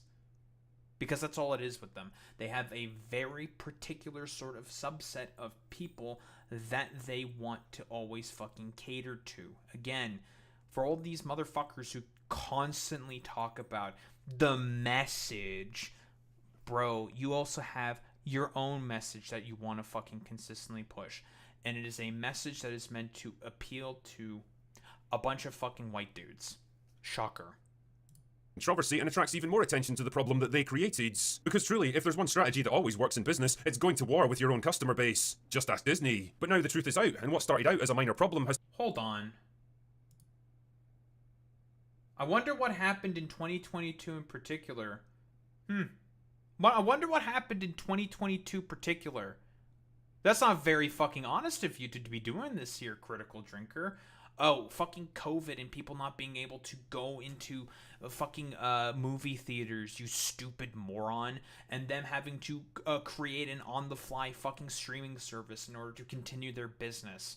I have, without a shadow of a doubt in my mind, more than likely, this shit has fucking stabilized. I would like to see where we're currently at. Is there a very particular reason why you're not including 2023 or 2024 in any of these fucking statistics here, Critical Drinker? I wonder why. Just ask Disney. But now the truth is out, and what started out as a minor problem has turned into a national scandal that everyone on the internet is talking about, and suddenly there's talks of boycotts and protests. National scandal that everyone on the internet is talking about. Okay, bro.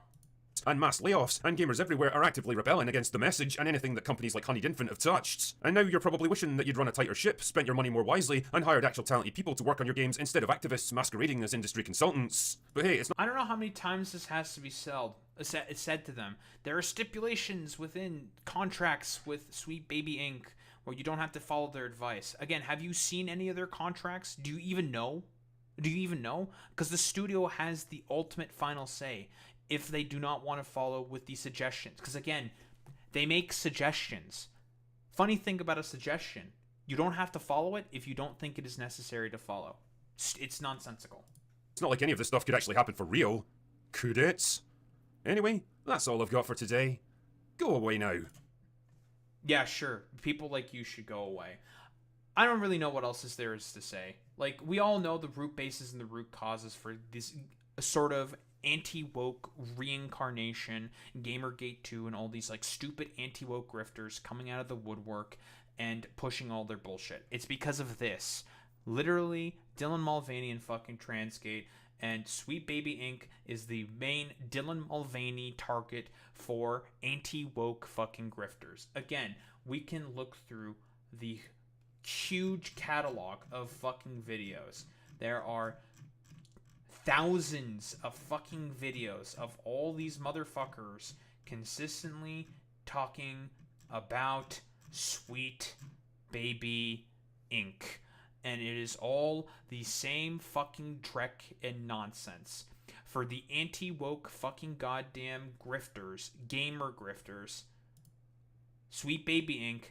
is their fucking Dylan Mulvaney. That is it. And there was a very particular reason for us to, of course, why I brought up fucking Dylan Mulvaney from the beginning.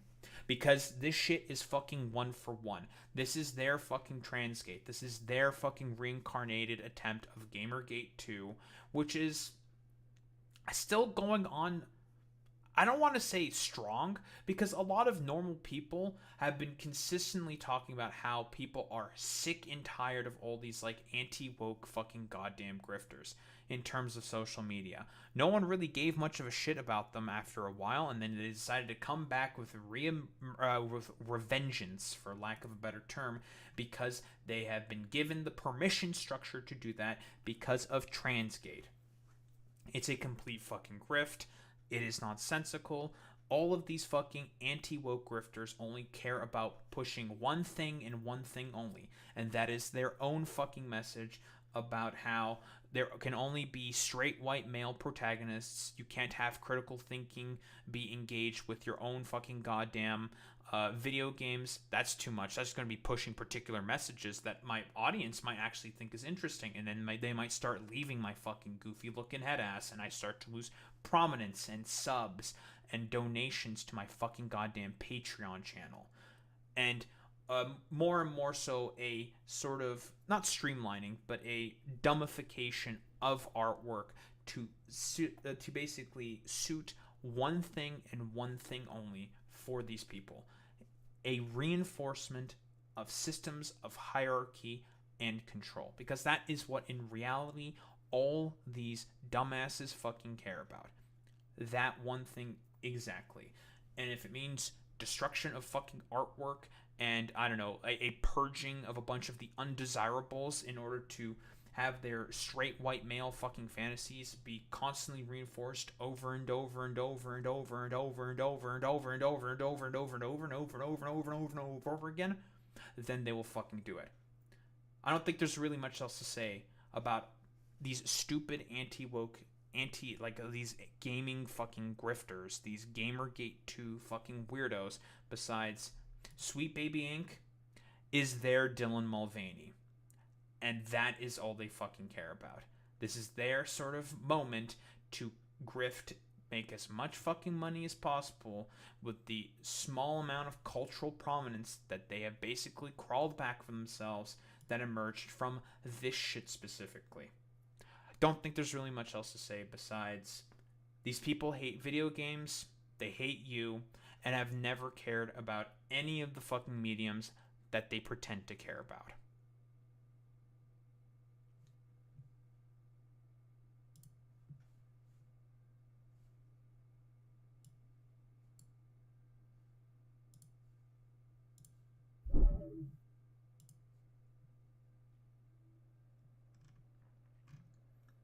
Very cool.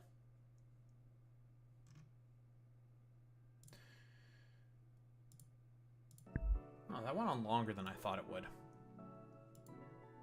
That's okay.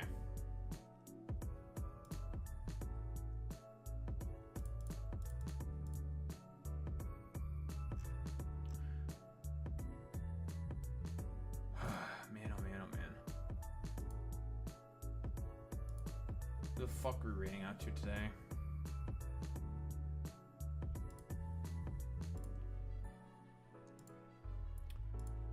You know what? Maybe it would just be easier to just say slurs on the internet. Because we love slurs on the internet, dude.